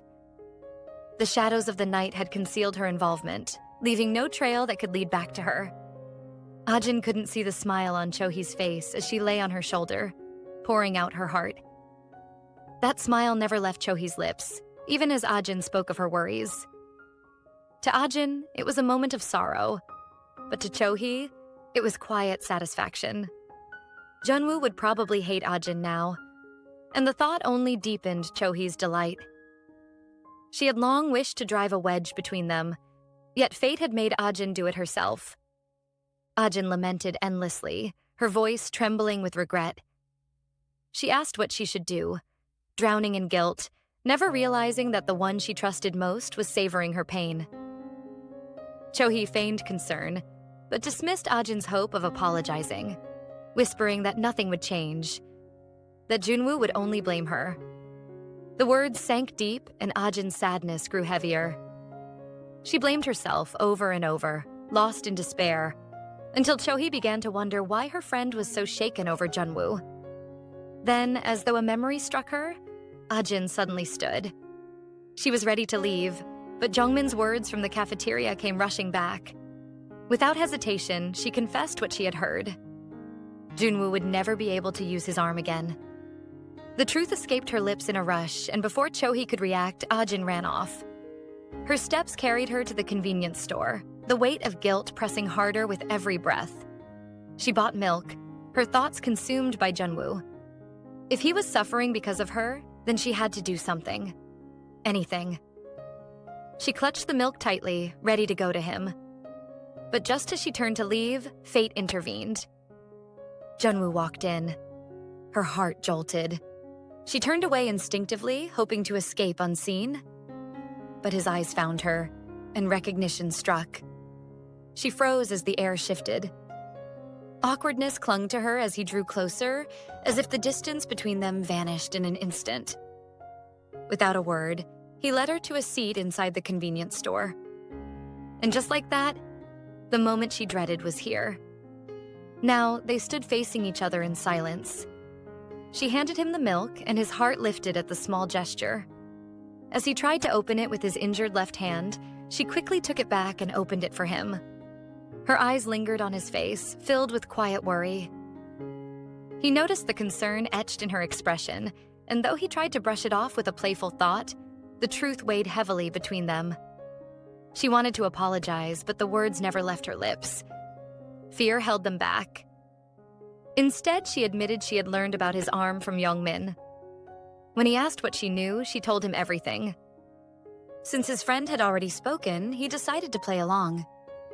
He claimed his injury was so severe he could not even lift a straw. The moment those words reached her body trembled, her heart tightening with fear. Realizing he had taken the joke too far, he was about to soften his words, until she said something that stunned him completely. With trembling resolve, she declared that she would take responsibility for him for the rest of her life. The weight of those words struck him, catching him entirely off guard. He wasn't expecting her to say something like that. Even the silence around them seemed to reject her words. He couldn't believe she had actually taken him seriously when he claimed he couldn't even lift a straw. Nervous and flustered, she lowered her head and continued, insisting that she would help him with rehabilitation since she heard about his condition from Youngmin. Only then did he realize why she had been acting so strangely, and he couldn't help but wonder what exactly Jungmin had told her. Without thinking, she reached out and touched his arm, then quickly pulled back, apologizing as though she had done something wrong. Still, she promised that he should focus only on his recovery, and that she would be the one to take care of him. Her words triggered a memory in his mind. Flashes of the previous night, when she had tried so desperately to protect him. Suddenly, she broke down. Tears welled in her eyes, and before long, she was crying openly in front of him. He was left puzzled and heavy-hearted. He regretted not telling her right away that he was fine. Now her sobs were loud enough to draw the attention of those nearby, and all he could do was try his best to console her. The school trip was already coming to an end. The students had arrived at their final destination, and the teacher reminded them about their assignment: to submit at least 10 photos. Almost immediately, everyone got to work, snapping pictures with friends and scenery. Junwoo, too, tried to take a photo, but with his injured arm, it was nearly impossible. Before long, several girls crowded around him, eager to help. Their attention only suffocated him more. He rejected their offers, looking for a way to escape. Then, his eyes caught sight of Ajin watching him quietly from a distance. She looked nervous, almost frozen, but it was clear. She was keeping the promise she had made to care for him. Junwoo quickly made up his mind. He announced that he was heading to the bathroom and walked off, hoping she wouldn't follow. On his way, he came across Youngmin. Without warning, Junwoo tapped him on the shoulder, startling him so badly that he nearly jumped out of his skin. Junwoo questioned him about what he had told Ajin. Jungmin, brushing it off, explained himself like it was nothing serious. Junwoo insisted that he should tell Ajin the truth, but Jungmin simply shook his head. In his mind, Junwoo was the one who needed to say it. With a sigh, Junwoo scratched the back of his head and told him everything that had really happened at the convenience store. Now Jungmin understood. But as he watched Junwoo fumble over the subject, acting so out of character, he couldn't help but smirk. It was strange. Junwoo had never behaved this way with anyone else. Then it clicked. Junwoo liked Ajin.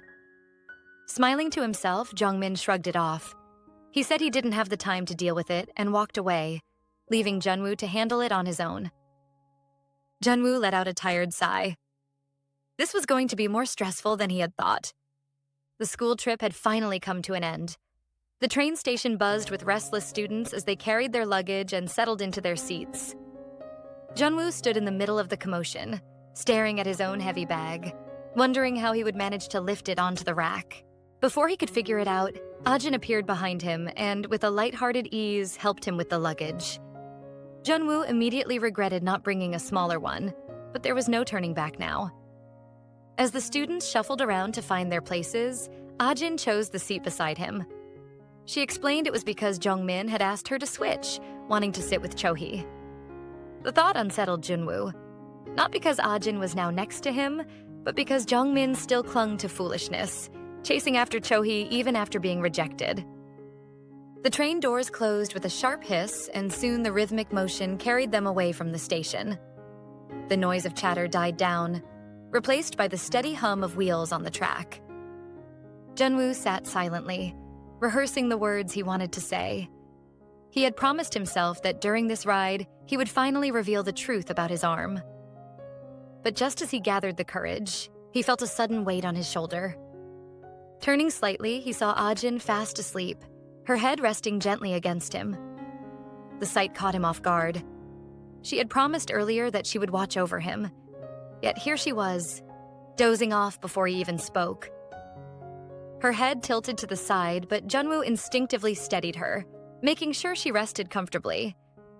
Then her lips began to move faintly, as though she were speaking through a dream. It almost looked as if she were eating in her sleep, but then the words slipped out. Soft, barely audible, yet unmistakable. Even in her dreams, she spoke of taking responsibility for him. A strange warmth stirred within Junwoo's chest. She wasn't even conscious, yet she still thought of him. For a moment, he allowed himself to believe her words, that she truly meant them. He could only hope that when she awoke, she would not take them back. It was Monday. The students filled the classroom, their voices overlapping in random chatter. Then, the teacher walked in. Instantly, the room fell into silence, each student sitting up straighter as order returned. She announced that changing seats would be good for a fresh start. Everyone was asked to pick a slip of paper, each carrying a pair of names. Whoever matched would become seatmates. Ajin unfolded hers, the name written, Elsa. Just then, a voice rang out behind her, calling out his partner, Park Junwoo. Soon, everyone settled into their new places. The math teacher entered and the lesson began. Ajin leaned forward, taking notes with unusual focus. Junwoo noticed. She never took math this seriously. She told him she was writing for his sake, so he wouldn't miss out on notes. Junwoo thought it unnecessary, but she kept going. Her effort made him smile, quietly to himself. When the teacher left, Ajin dropped her head on the desk, drained. Math class was usually her chance to nap. But this time, she hadn't. And now she was starving. Junwoo called to her, asking if she could buy him something from the cafeteria. She was exhausted, but she had promised to take care of him. So she went, and returned almost right away. He looked at the milk she brought and shook his head. The wrong one. She stood ready to go back and exchange it, but he stopped her, told her to eat it instead. Junwoo couldn't eat bread without milk. From the desk in front, Jongmin spoke up. He'd heard Junwoo clearly say, banana milk. Junwoo brushed him off, telling him to focus on his science notes. That's when Ajin thought it over. Maybe he had done it on purpose. Maybe he had asked for the wrong milk so she would have it. Her stomach growled. She accepted it gratefully, eating it last. After the meal, Ajin decided to help Junwoo with his notes. He leaned back with that familiar, teasing smile, pointing out that her handwriting wasn't good enough. His book was even folded at the edges, and he asked her to arrange it properly. That was when Ajin realized his true intention behind offering her the meal. It wasn't kindness at all. He had planned this from the start. A little blackmail. The next teacher came in, beginning a lesson on stars. The classroom quickly sank into silence, but the silence was heavy. The subject was too dull for most of them, and one by one, students began to drift off. Ajin's eyes slowly closed as well. Junwoo, on the other hand, noticed her head drooping. Without a word, he closed the book in front of her and simply watched her as the lesson went on, his expression unreadable. Finally, the bell for mealtime rang. The teacher left, and the students burst out of the classroom like a flood of energy.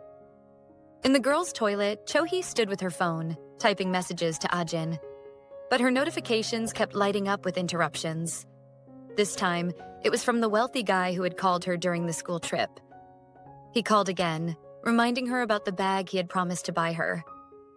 The reminder made her mood shift instantly. Hope flickered in her eyes as she spoke to him with a sweeter tone, pretending to like him more than she really did. The call ended, and at that moment, Ajin's reply finally came in. Ajin told her she wouldn't be able to have lunch together. Cho-hee's expression hardened. Frustration welled inside her. She needed answers about Junwoo, especially what happened after the school trip. She stormed out of the toilet, her thoughts circling. But then, Junwoo's voice caught her ears. She turned sharply and froze. There was Ajin, walking beside him, carrying his tray toward the cafeteria. They were talking casually, as if it was nothing unusual. Annoyance twisted into anger. Two boys rushed past her, one bumping into her shoulder hard. She barely noticed. Her eyes remained fixed on the pair walking away. Ajin had gone against her again. She had clearly told her not to get involved with Junwoo, but Ajin never listened. And now, Cho-hee's anger burned hotter than ever. At the cafeteria, Ajin picked up a tray for herself and another for Junwoo, balancing both as she joined the meal line. The server smiled warmly and commended her for being such a thoughtful friend, which made her cheeks flush red. Because of this, the server ended up serving her a generous portion of food. When they sat down to eat, Ajin avoided Junwoo's gaze and began eating quickly. Junwoo's lips curled into a small smile. He felt genuinely relieved and glad to see her eating well. Between bites, he told her that he would be heading somewhere after their meal. To her surprise, he led her to the library. Giving him a little space, she wandered a few steps behind.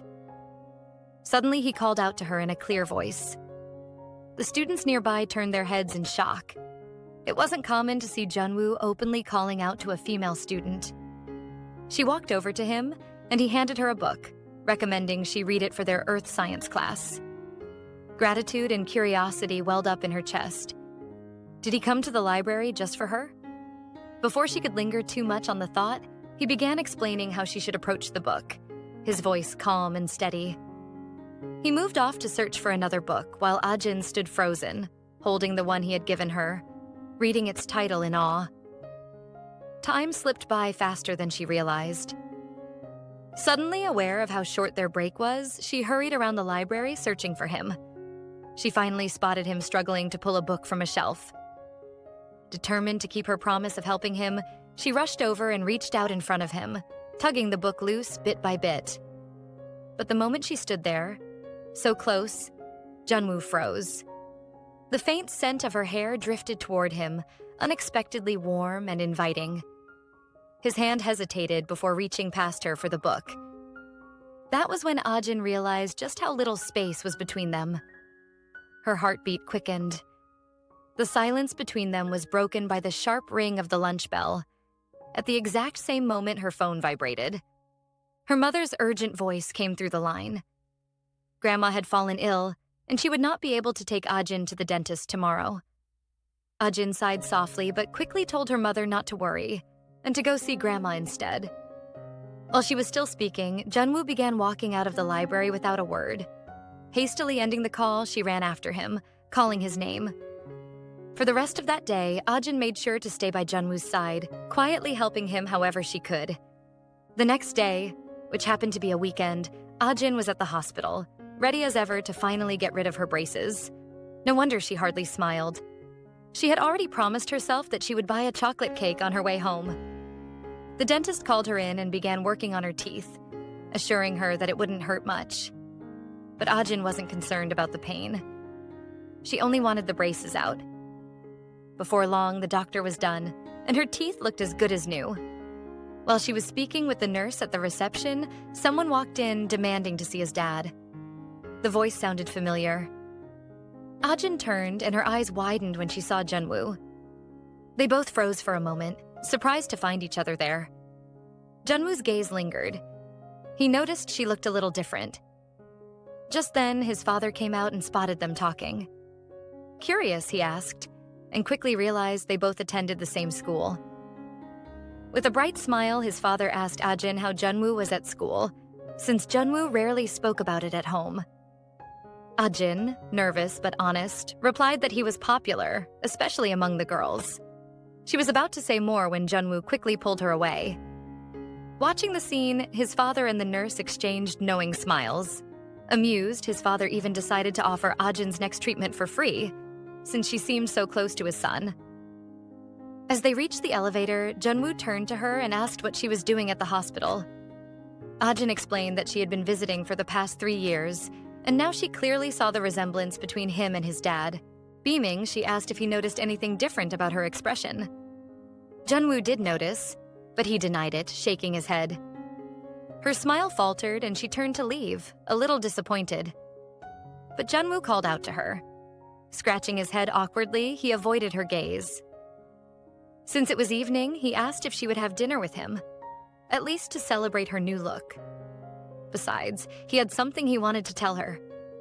Ajin blinked, caught off guard. She hadn't expected him to ask her out to dinner. She agreed, and Junwoo took her to a restaurant. He told her to order anything she wanted, but she chose just curry. He was a little annoyed. There were so many expensive dishes on the menu. But at the same time, he was happy when Ajin explained that she couldn't eat curry because of her braces. Just then, the server brought a tray of pork cutlet to their table. The meal was free since they were being filmed live. Ajin didn't mind at all. She looked at the pork cutlet with such joy that Junwoo couldn't help but notice. Seeing her smile so brightly left him confused. He had never seen her like that before. After eating for a while, Ajin asked him when he would get his cast removed. Junwoo thought maybe she was tired of taking care of him, but she explained that she also wanted to celebrate him, just like he had done for her. That eased him, and he quietly took a sip of water. She noticed he wasn't eating the pork cutlet and asked why. Their conversation carried on like that, but he still didn't touch the dish. Meanwhile, somewhere else, Choi Jung-min and his friend ran into a mall to escape the heavy rain. Just as they were about to move forward, they noticed someone ahead. Cho-hee, walking with an older man. They were laughing together, and the man even put his arm around her. What Jung-min and his friend couldn't see was the look of discomfort on her face. Jung-min, feeling jealous, thought the man was her boyfriend. His friend encouraged him to go ask her directly, so he did. When Cho-hee saw them, she froze. She didn't want to be seen as dating an older man, especially because of Junwoo. She couldn't let him find out. So when they asked, she quickly said the man was her cousin. The man looked surprised at her answer, but Young-min seemed relieved. He and his friend greeted the man politely. Then Young-min asked Cho-hee to hang out with them. Realizing they might ruin her plans, Cho-hee quickly pulled them aside to talk. The man, however, didn't take her behavior lightly. He wasn't the type to let things go easily. Cho-hee guided them toward the elevator, quickly fabricating a story that her cousin had just returned from Korea and that they had much to catch up on. When suspicion rose again, she denied it more firmly, insisting on her tale until they finally accepted it. She urged them to go ahead and watch the movie without her and bid them farewell. Only when the doors to the elevator had closed did she allow herself to breathe, her chest rising with quiet relief. She had narrowly avoided being caught. Meanwhile, at the restaurant, their meal had come to an end. Or rather, hers had, as Junwoo barely touched it. They rose and stepped outside, only to be met by the heavy curtain of rain pouring down over the streets. He suggested they take a taxi, but she refused, unwilling to let him spend more money on her after already treating her to a meal. With determined steps, she moved toward the bus gate on her own. But before she could go further, he stopped her and asked her to help him remove the jacket he was wearing. Confused, she complied, wondering at his intention.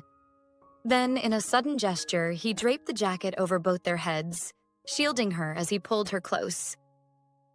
Without hesitation, he ran with her through the rain, his frame taking the brunt of the rain so she would remain as dry as possible. The moment felt unreal to her. He was there beside her, soaked and shivering, yet his concern was only for her comfort. Each stride pressed the truth deeper into her chest, that someone was willing to face the downpour simply to ease her burden. They finally reached the bus station. She wanted to thank him, but the words stalled on her lips, tangled in an unfamiliar embarrassment.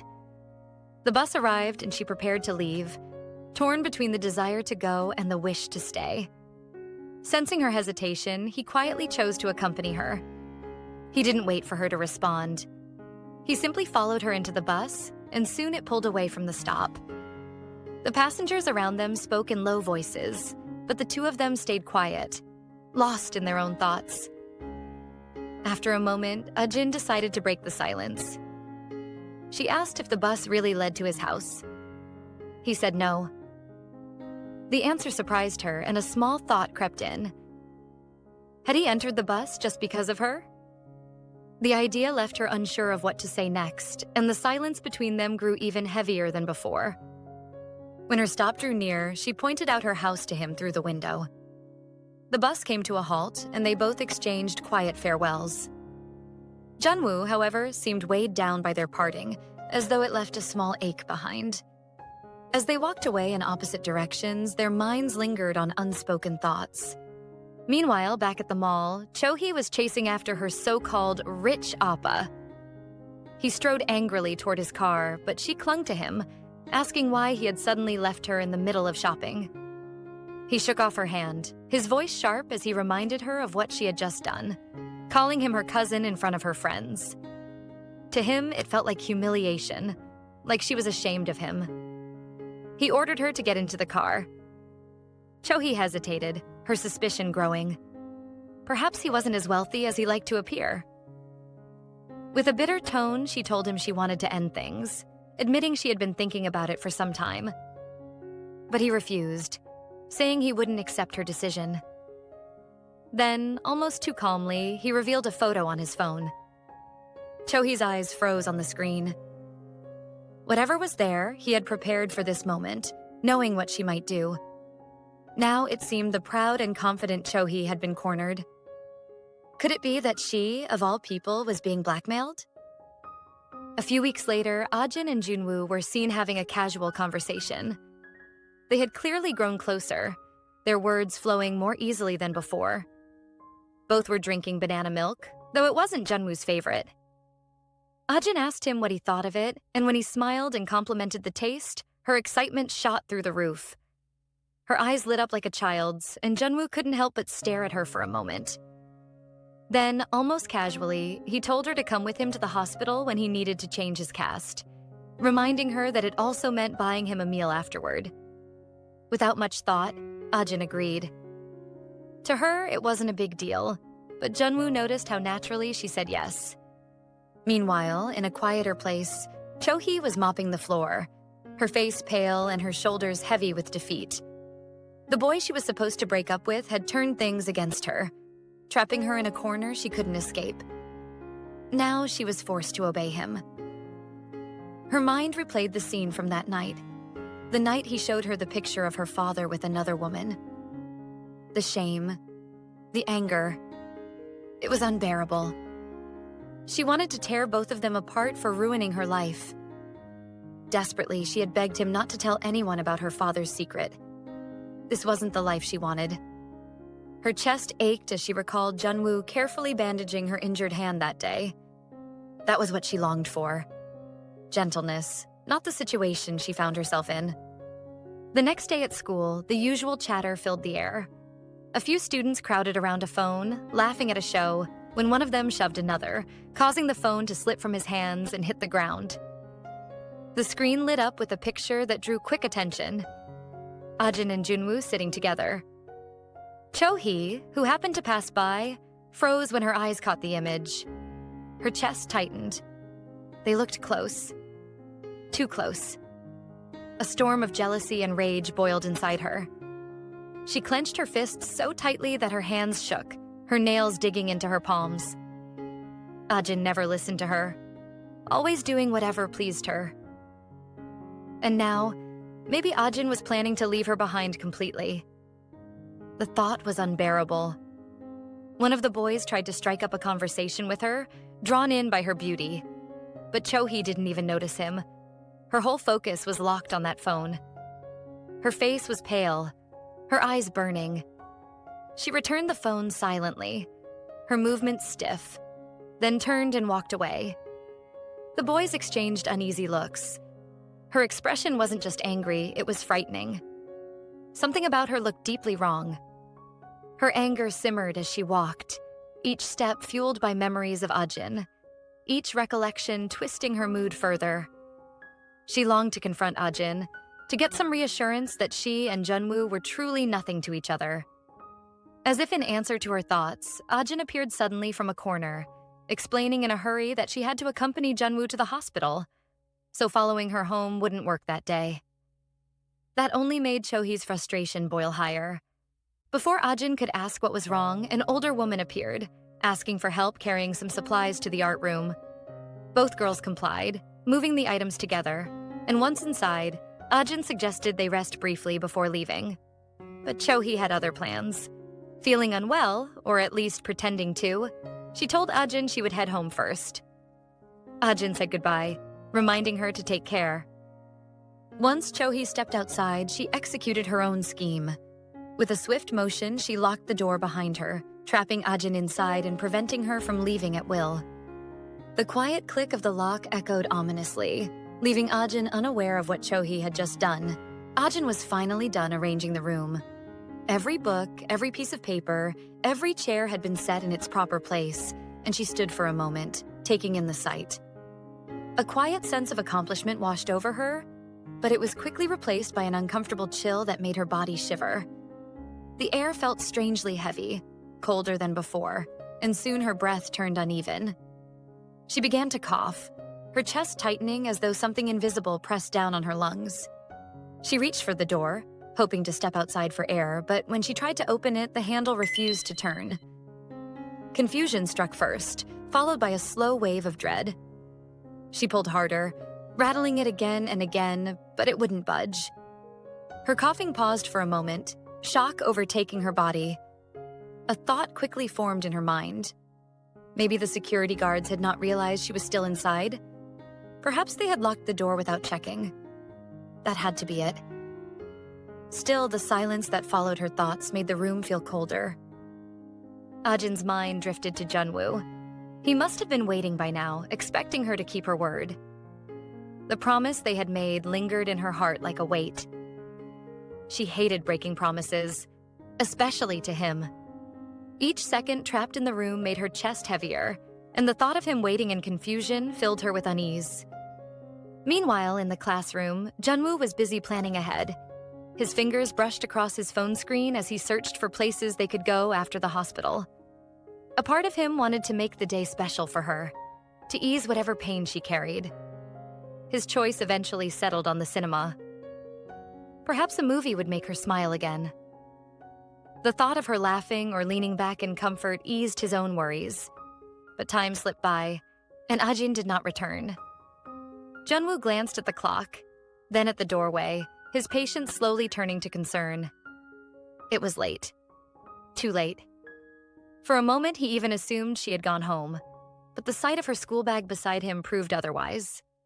His brows furrowed. Something wasn't right. What could possibly be keeping her? His train of thought broke when he heard footsteps approaching the classroom. Relief sparked in his chest, but when the figure entered, it was not Ajin. It was Cho-hee. She carried herself with an unusual swiftness, and before Junwoo could ask, she explained that Ajin had something urgent to do and had gone home in a rush. She even urged him to head to the hospital with her instead. Junwoo frowned. Her explanation didn't sit well with him. If Ajin had truly left, why was her bag still here? Cho-hee must have noticed his suspicion because she quickly grabbed the bag and shoved it into a locker, exhaling a shaky breath as though narrowly avoiding discovery. She added another lie, claiming Ajin had asked her to keep it for her. Junwoo wasn't convinced. Something about the whole scene felt off. He stood abruptly, his decision already made. If Ajin couldn't come, he would go to the hospital alone. But Cho-hee refused to let him. She rushed after him, her frustration boiling over. It stung her pride that he dismissed her so easily. She was Han Cho-hee, and yet he brushed her aside as if she meant nothing. The sting of rejection burned inside her chest, sharper than she expected, while Junwoo walked away with nothing but cold determination. Back at the art room, Ajin's body trembled as the cold seemed to seep into her very bones. The air around her was unnaturally icy, as though the room itself had been abandoned by warmth. Each second dragged longer than the last, and with no footsteps or voices echoing down the hallway, she realized no one was coming near the art room. The silence only worsened the sensation that she was trapped in a forgotten corner of the school. Her teeth began to chatter, and she hugged herself tightly, trying to create even the faintest comfort against the chill that surrounded her. But the harder she tried, the more unbearable it became. Unable to withstand it any longer, she forced herself toward the locker in desperation, hoping she would find a blanket, or perhaps anything soft enough to shield her from the biting air. Her hands shook as she pulled it open and searched frantically, but the shelves were empty, offering nothing to soothe her. Disappointment settled heavily in her chest, but then her eyes landed on something that made her pause. A plaster statue stood quietly in the corner, its blank white features frozen in place. And yet the longer she looked at it, the heavier her heart felt. A memory whispered at the edge of her mind. Stories she had overheard, ones she had always brushed aside as silly warnings. They spoke of plaster statues and their hollow, unmoving eyes. They said that anyone who stared into those empty eyes for too long would meet a mysterious, unexplainable death. As the words replayed in her head, fear prickled along her skin. Her breathing grew uneven, and she tried to look away, telling herself it was just a superstition, something children invented to scare each other. Still, the thought clung tightly to her, refusing to let go. She stepped closer, pressing a hand against the cold plaster as though the solid surface might calm her racing heart. But just as her fingers rested there, a small movement caught her attention. Her gaze darted down, and horror seized her when she realized what it was: a spider crawling across the surface. Ajin's whole body recoiled at once. She despised spiders, always had, and the sudden sight of it made her scream. The sound echoed sharply in the empty art room, breaking the stillness like glass. In panic, she stumbled back and rushed toward the door. Her fists pounded against it over and over, her pleas spilling into the quiet corridors, though she knew no one could hear her. She begged for someone, anyone, to come. The silence that answered her only deepened her dread. Her throat ached from crying out, but still, no footsteps approached. Darkness had begun to settle outside, and the shadows creeping into the room made everything worse. The art room felt less like a classroom now and more like a trap, a place where she might remain unnoticed and forgotten. Her heart twisted painfully as a memory from years ago returned with unshakable force. At coding camp, her so-called friends had locked her inside a closet, leaving her in the suffocating darkness. She had cried then too, overwhelmed by loneliness and fear, until finally someone had come. A hand had reached out and freed her, pulling her back into the light. That person had been her unexpected savior, a quiet reminder that she was not entirely alone in the world. But now, in this moment, it felt like history was repeating itself, only crueler. What if this time no one came? Tears blurred her vision as she sank against the cold door. She whispered silent prayers in her heart, desperate for an answer, for a miracle that might release her from the grip of fear. And then, just when she thought she could no longer bear the weight of loneliness, she heard it. The soft click of the door unlocking. Light spilled into the room as it opened, and she looked up in disbelief. Her breath caught when she saw him. The same person from her memory, the one who had helped her at coding camp. His presence was steady, almost unreal, as though her desperate wish had been answered exactly as she had hoped. He stepped toward her, calm and unwavering, and gently draped his jacket over her shivering frame. The warmth of it wrapped around her like an anchor, pulling her back from the edge of despair. She could only stare, shock painting her features, wondering how fate had once again brought him to her side. Even when she returned home that night, the memory replayed in her mind again and again. She could hardly believe it had truly happened, and the thought pressed heavily on her heart. It all felt too surreal, as though she had dreamed it, and at any moment she might wake up and discover it was nothing but her imagination. The next evening, Ajin and Cho-hee walked home together beneath the soft glow of the setting sun. The air was cool, and the faint sounds of traffic hummed in the distance as Ajin, still shaken yet relieved from the ordeal of the previous day, began to recount what had happened to her. She explained how she had been locked inside the art room, how the hours had stretched endlessly, and how despair had begun to weigh her down. Cho-hee listened carefully, nodding at all the right moments, but her expression was calm, almost too calm. She feigned ignorance, acting as if she had no idea what Ajin was talking about, even going so far as to ask with innocent curiosity how she had managed to escape. Ajin's tone brightened slightly as she explained that her first love had been the one to help her out. The name came softly, but it carried a heavy weight. Mr. Gwang Hyun. At the mention of the name, Cho-hee's memory stirred. She remembered vividly the time when Ajin had discovered that he already had a girlfriend, and how heartbroken she had been. Ajin had cried without ceasing, her emotions raw and unrestrained, and Cho-hee had been forced to spend days trying to console her, calming her down and putting her back into some stable frame of mind. That moment had etched itself into Cho-hee's thoughts, a reminder of how deeply Ajin's feelings for him once ran. Now, Ajin's eyes glimmered with excitement as she explained that he was no longer just a distant memory, but was now an intern at their school. She spoke about it with a spark of joy, a glow of renewed hope. The mere thought of him being nearby seemed to lift her spirits higher than they had been in weeks. This, however, did not dishearten Chohee. It thrilled her. A thought began to take shape in her mind. If Ajin's attention shifted toward her first love, then the delicate bond she had with Junwoo might weaken. This could be her chance, the perfect opportunity she had been waiting for to drive a wedge between Ajin and Junwoo for good. She smiled faintly, masking her true intentions as she encouraged Ajin. She suggested that this time she should do better with her first love, even if it meant making bold moves to win his attention. She even hinted at seduction, though she framed it in a teasing manner.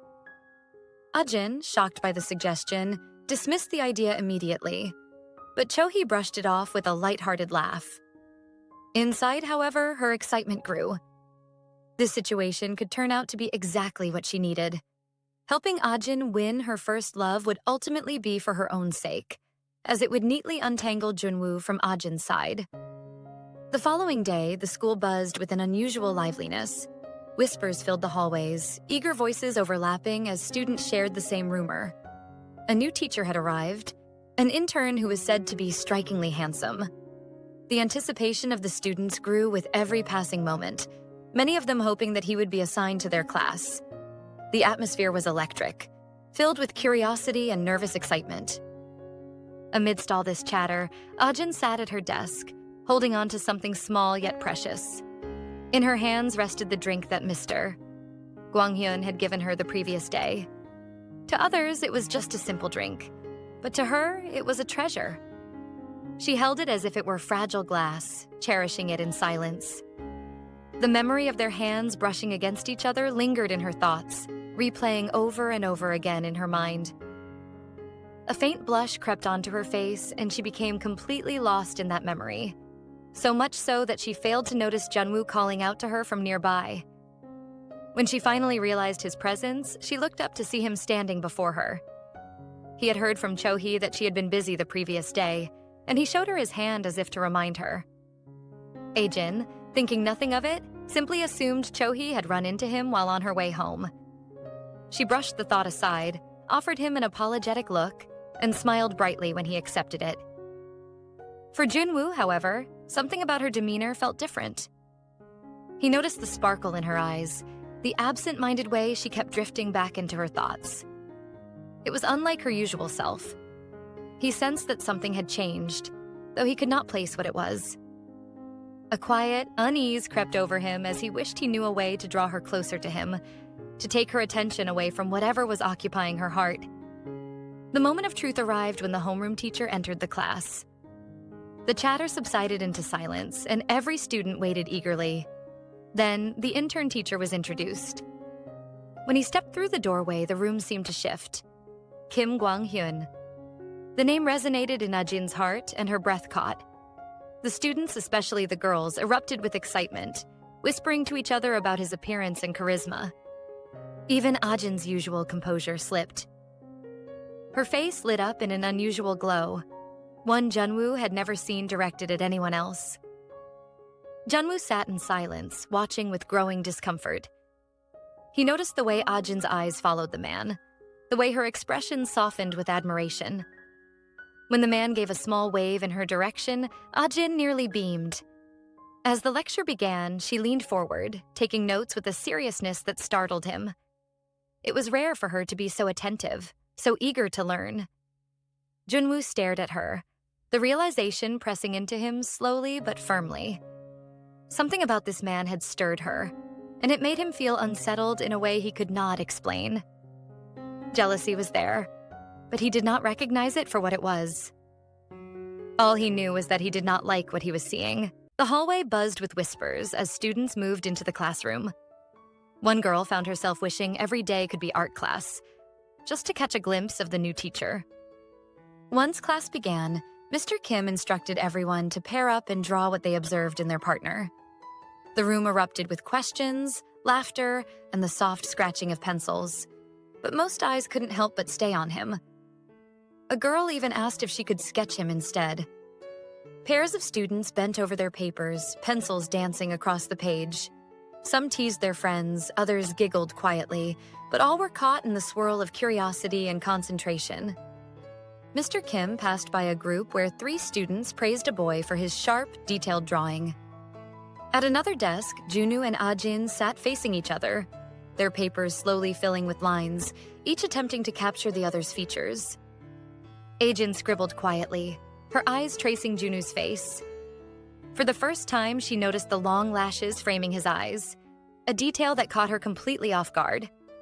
For a few stolen moments, the noise of the class faded, leaving just the 2 of them in their quiet world of paper and pencils.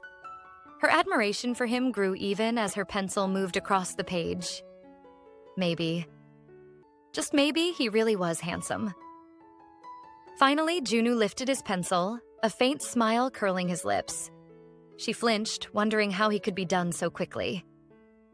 Eager to see his work, she leaned forward, her curiosity bubbling. Another student drawn to the scene tried to peek as well, knowing Junwoo's reputation as one of the school's best students. Mr. Kim's eyes fell on the group, and he stepped closer, wondering what had captured their attention. The boy opposite Junwoo loudly commented on the drawing, drawing the attention of nearby students. But before anyone could react, Mr. Kim gently took the paper from Junwoo's desk. It wasn't Ajin's face at all. Junwoo had drawn an apple instead. The class erupted in laughter. Ajin's face turned red with frustration, but Mr. Kim reminded him gently that the assignment was to draw one's partner, not whatever they wanted to eat. Ajin clutched her own paper, determined that Junwoo wouldn't see it. Instead, she showed it to the surrounding students, who gasped in admiration, praising her talent and even suggesting she could be a comic artist. Her cheeks warmed and she shyly brushed off the compliments, though Mr. Kim noticed every subtle gesture. Voices spilled from the school as Junwoo called for her drawing, but Ajin held it close, shaking her head. Outside, the city skyline glowed against the night sky, tall buildings stretching into darkness. At dinner, a friend poked at the neatly arranged apple slices on Junwoo's tray. Chewing slowly, he said the apples were delicious and asked if it was the season for green apples. Junwoo explained that he loved them, which was why his mom always bought green apples. His friend asked why he liked green apples because most people preferred red. He searched for a reason to explain further, but found none. Finally, he shrugged and said there was no reason at all. He just liked them that way. That weekend, Junwoo arrived at Jungmin's house. He waited patiently as it opened. Jungmin waved at him from inside, happy that he had finally arrived. Junwoo handed over a pack of drinks, explaining how much stress he went through just to find that particular drink. Jungmin smiled confidently, saying he knew Junwoo could handle it. He ushered him in and explained that they still had 10 minutes left. On getting to the room, he revealed the perfectly prepared room for their plans. Junwoo frowned slightly, questioning if this setup wasn't too much for just a basketball game. Jungmin waved it off. Everything had to be ready. He insisted. He handed Junwoo some popcorn, saying a day like this called for treats, while balancing a drink and the remote in his other hand, grumbled about the new internet provider. As Junwoo watched, his thoughts wandered to Ajin, wondering if she knew Mr. Kim from somewhere. Junwoo absent-mindedly squeezed the popcorn, his thoughts drifting far from the room. Shaking himself out of his reverie, he asked Jungmin if he thought the trainee teacher was handsome. Jungmin paused thoughtfully before admitting that he was indeed quite handsome. Stretching to grab another piece of popcorn, he added that the teacher looked like he belonged in a coffee commercial. Junwoo frowned, recalling the teacher introduced himself the first time they met. He grabbed his drink, his mind lingering on Jungmin's admission. Jungmin's sudden yell snapped him out of his thoughts. The game was just about to start. Junwoo leaned back, annoyed at the lineup, while Jungmin remained fully absorbed, chewing eagerly and keeping his eyes glued to the screen. They waved the team flags they had brought, clearly Jungmin's idea. Jungmin cheered excitedly whenever a player made a layup, while Junwoo stayed calm, holding the team flag. When a pass went astray, Jungmin dramatically flopped onto Junwoo's shoulder, mock crying. Drinks and empty popcorn scattered across the table as the game went on, evidence of their excitement. Jungmin stretched and mentioned his throat was dry from all the popcorn, offering Junwoo some cold water, but he shook his head, insisting he was fine. Just as Jungmin was leaving, his phone buzzed on the couch. Junwoo was shocked when he saw the name on the screen, Cho Hui. Jungmin flinched, surprised that she was calling. Apparently, Jungmin messaged her earlier about meeting up. He had something to say to her. She mentioned she was free, and they agreed to meet her at the cafe immediately. Junwoo asked why Cho Hui had called so suddenly, but Jungmin was in Wonderland.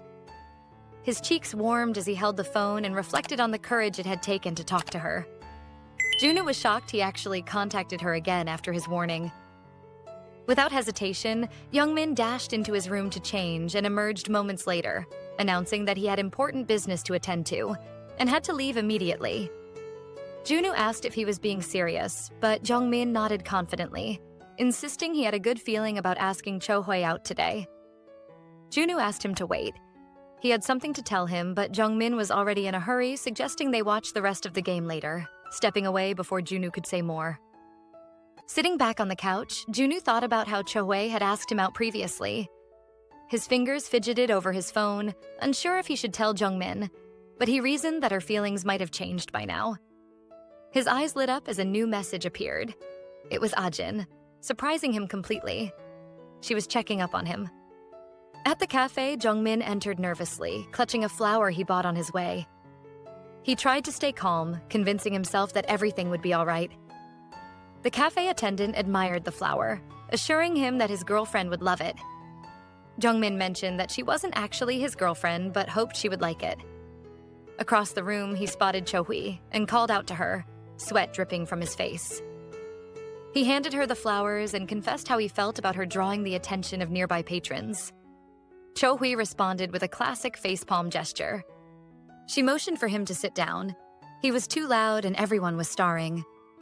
Jungmin muttered, "All right," trying to calm his nerves and wondering if he had overdone it. When the waiter arrived with hibiscus tea, Jungmin gulped nervously, questioning whether he had ordered appropriately. He was so nervous at this point. Cho Hui sipped her tea slowly, hands resting gently on the table, before admitting plainly that she liked Junwoo. Jungmin's eyes widened in shock at her confession. She continued, revealing that she has had a crush on Junwoo for a long time and even confessed her feelings to him. And judging by his reaction, she guessed he hadn't told him. Jungmin was stunned at this point, staring down at the table.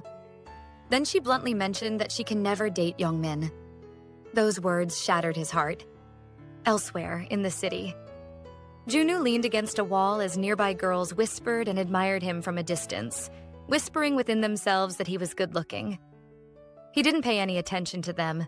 He was fully focused on the game, which was now streaming on his phone. He remembered how excited Jungmin had been before leaving the house and felt a pang of guilt for his friend.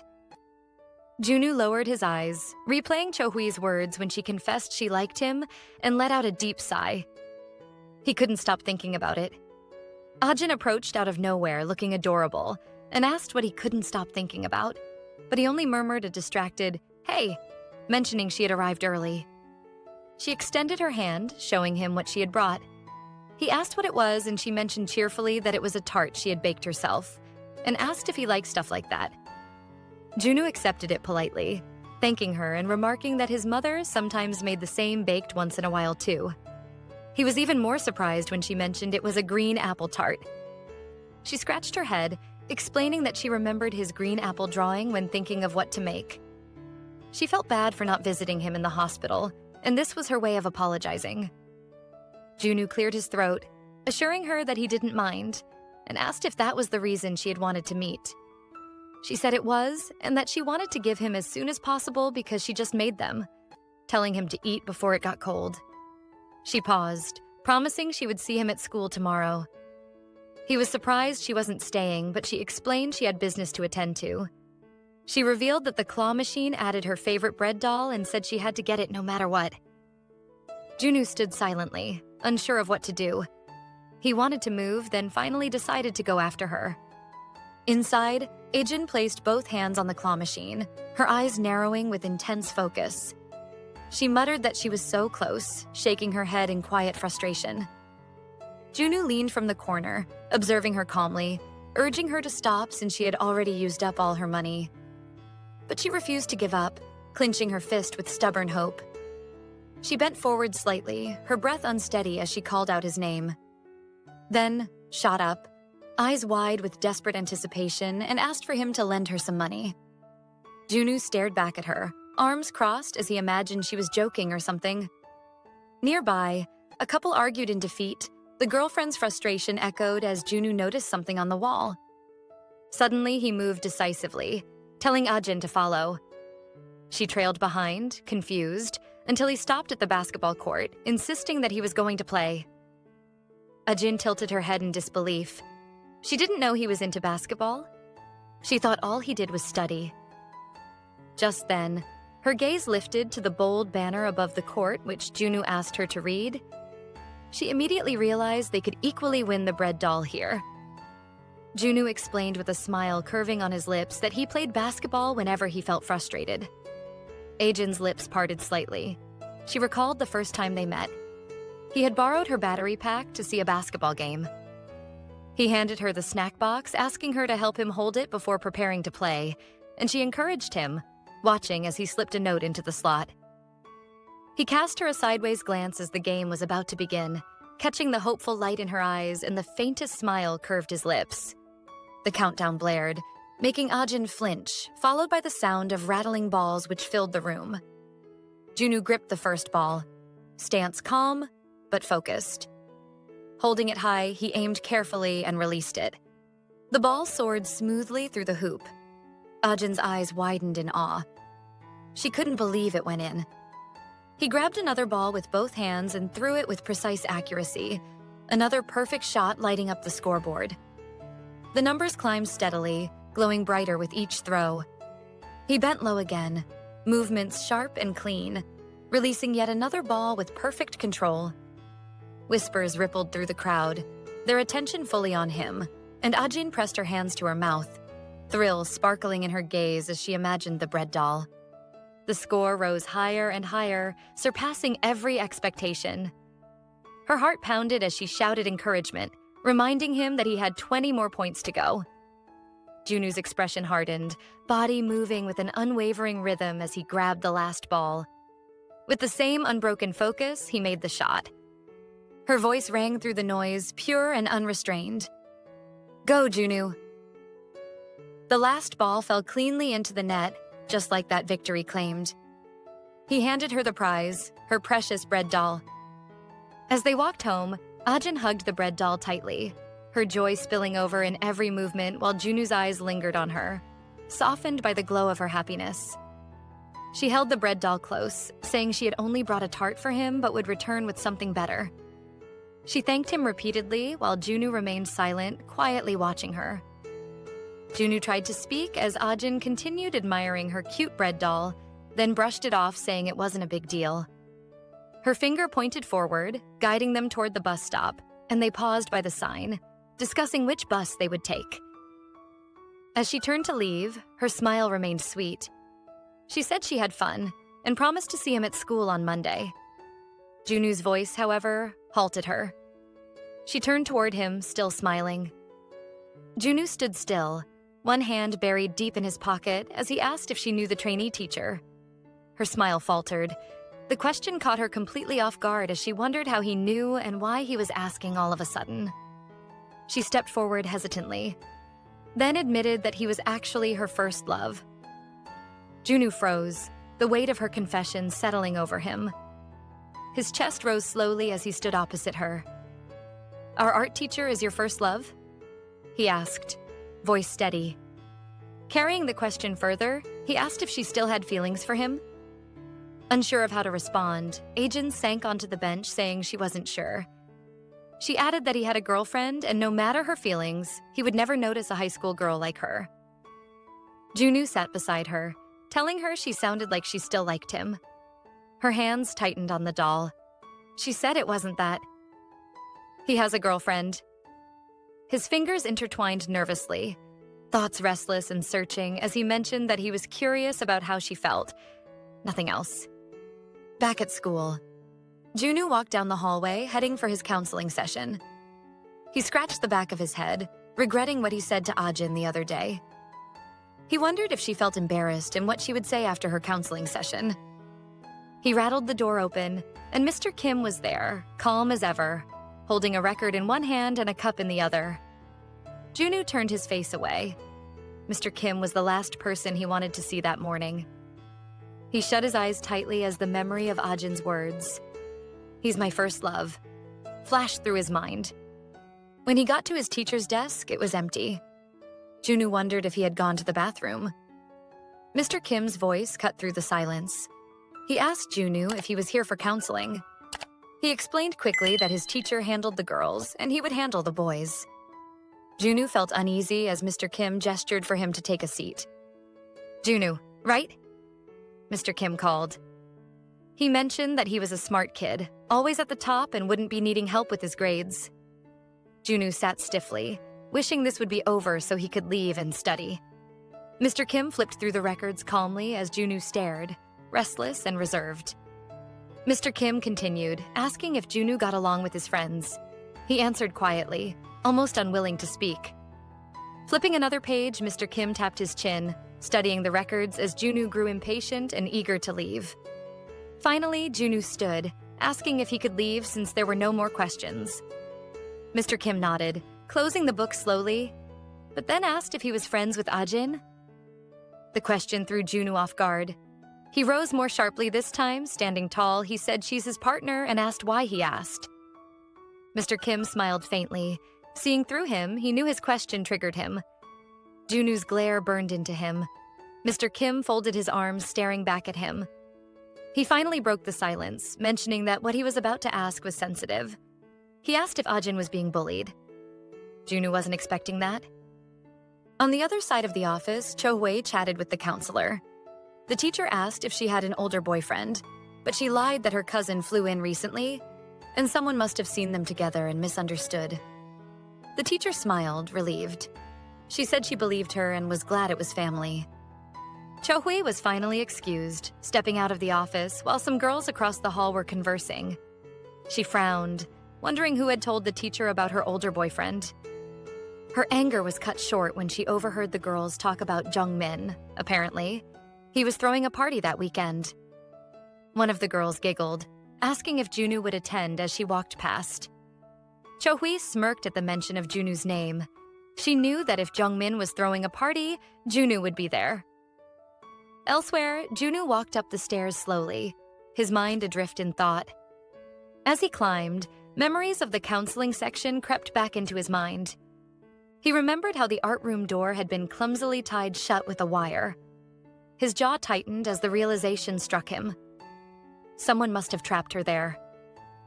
He recalled Ajin mentioning that the art teacher had asked for her help, and suddenly, a face flashed through his mind. It could only be Cho-hui. The boys who wanted to attack Ajin had mentioned her name too. He couldn't wrap his head around what was really going on, but one thing was certain. Cho-hui was acting weird. She wasn't acting as a friend should. Could she actually hate Ajin? His thoughts tangled further until a voice called out his name, pulling him out of his thoughts. It was Jungmin. He wanted to talk to him about something and asked him to follow him, his expression unusually tense. Junwoo noticed immediately that Jungmin didn't seem like himself. He told him that they should talk later because he had a lot on his mind, but Jungmin grabbed his wrist firmly. Junwoo turned and there was no trace of his friend's usual grin, only cold intensity. In a low, clipped tone, Jungmin ordered him to follow him. Without another word, he led Junwoo up the stairs to the rooftop. Jungmin, although angry, was confused on what to do next. He wondered if he would punch him like in the movies. Junwoo trailed behind, finally asking what was wrong and why they were at the rooftop. Jungmin knew he couldn't let things slide. Without warning, he swung at Junwoo, his so-called punch of love. But Junwoo moved quickly, tilting aside and catching Jungmin's wrist midair. His voice remained calm as he told him to use his words, not his fists. Jungmin was left frustrated at how Junwoo stopped him so easily. The pain in his arm made him wince as he struggled to pull free. He wondered how someone who only studied was this strong. He cried out and finally yanked his arm loose, stumbling backward onto the concrete. The air between them thickened with tension. A silent battle of stares. Crawling back toward the railing, Jungmin spat out his frustration, accusing Junwoo of knowing all along that Cho-hwee liked him. His voice cracked as he continued, insisting that Junwoo must have thought it was funny, playing along and making fun of him behind his back. But Junwoo's expression stayed calm, which annoyed Jungmin further. Junwoo said quietly that he didn't have to explain everything to him. Jungmin's voice rose, shouting that Junwoo should have told him from the start. Junwoo swallowed hard, insisting that he had never mocked him, that he had turned Cho-hwee down long ago. He sat beside Jungmin, explaining that he simply had no interest in her, and he didn't tell him because he didn't want to hurt him. Jungmin flinched at the words as his anger softened. After a long pause, Junwoo added, almost hesitating, that Jungmin already knew who he liked. He just didn't want to say anything he might regret. Then, more softly, he said that Jungmin had always been the closest person to him. Jungmin's mind flashed back to old memories. The basketball court, the afternoons spent together, the day with the animals. So many shared moments. Yeah, we're pretty close. He muttered finally, his voice quieter, almost regretful. Then a small smirk appeared as he teased that he shouldn't be moving on from everything so quickly. Turning to him again, Jungmin said his parents were out that weekend and declared that Junwoo had no choice but to come to his party. No excuses. Junwoo groaned under his breath, calling it a hassle, but Jungmin pressed on, apologizing for trying to punch him. Reminding him that he was the one who'd been hurt in all of this, adding jokingly that he was sure he broke his tailbone when he fell. Junwoo said nothing, his silence heavier than any argument. He only flinched when Jungmin mentioned that their friend Ji-hoon would be bringing a signed basketball by Najodan. He added that there would be board games and even a Bluetooth speaker. After a moment, Junwoo finally muttered, "We'll see." When the weekend arrived, Jungmin's house buzzed with life. Two girls clustered together, laughing as they shared how each of them had first met him. On the couch, two other guys were gaming, shouting and joking about who would win, while Jungmin stood nearby setting the table. Across the room, Ji-hoon and three other kids sat in a small circle on the floor playing a board game. Suddenly, one of them shouted for Jungmin. Someone was at the door. One of the girls near the door asked if it might be Ajin, but the other shook her head, saying Ajin was busy baking. Curious, Jungmin walked toward the door, wondering who could be visiting in the middle of his party. When he opened the door, Cho-hwee was standing there, waving softly with a practiced smile. He asked what she was doing here. She lowered her gaze, her expression feigning regret. In a quiet voice, she said she felt sorry about how she had spoken to him last time and was hoping they could still be friends. "Friends?" Jungmin repeated, taken aback. She lifted a small box of snacks, saying she didn't know which ones he liked, so she had brought different flavors for him to choose from. She wanted to know if they could eat them together and talk.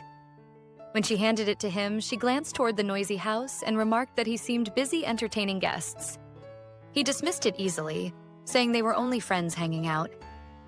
Still, a small part of him wondered if she had really come just to see him alone. Her lips turned downward again, her tone dripping with feigned sadness. She told him it was fine, that he should go back to his friends. Then she turned away slowly, head bowed, pretending to leave.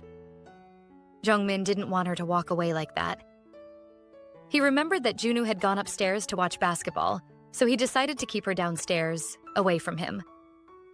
Just before she could leave, he called out quickly, asking if she would like to come inside. Cho-hwee turned back, a sly smile tugging at her lips. Her plan had worked. Her little act of innocence had paid off. Inside, the party was glowing with warmth and laughter. Jungmin chatted politely with Cho-hwee, asking her to wait at the table.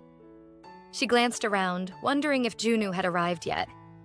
All around her, clusters of guests laughed, danced, or talked in corners. Two girls sitting nearby whispered to each other, surprised to see her dressed up as if it were a formal event. It was only supposed to be a casual party. Cho-hwee, on the other hand, smirked inwardly, finding it pathetic that some people had shown up in hoodies. She took a seat between two boys and asked Jungmin for a drink, claiming she was parched from walking all the way to his house. One of the boys turned toward her with a bright grin, greeting her, reminding her they met during the school's field trip and told her she looked pretty. Proud of her looks, she thought about how she had always been pretty, and tonight, even more so. She brushed off the compliments with mock modesty, saying she wasn't all that pretty, but he insisted, adding that she was the prettiest girl at the party. Her eyes wandered across Youngmin's house. It was surprisingly modern and stylish. She knew Junwoo was rich, but Youngmin seemed pretty wealthy also. She was curious about what his house looks like inside. Moments later, Youngmin returned with bottles of drinks, admitting he didn't know what she liked, so he had brought several options. She smiled sweetly, thanked him, and asked for a tour of the house. He hesitated, but eventually agreed. Before he could start, some friends called out, asking for drinks too. Youngmin went around handing out drinks and laughing awkwardly with his friends. In the midst of the distraction, Cho-hoi quietly slipped away through the hallway, eager to find a private spot with Junwoo.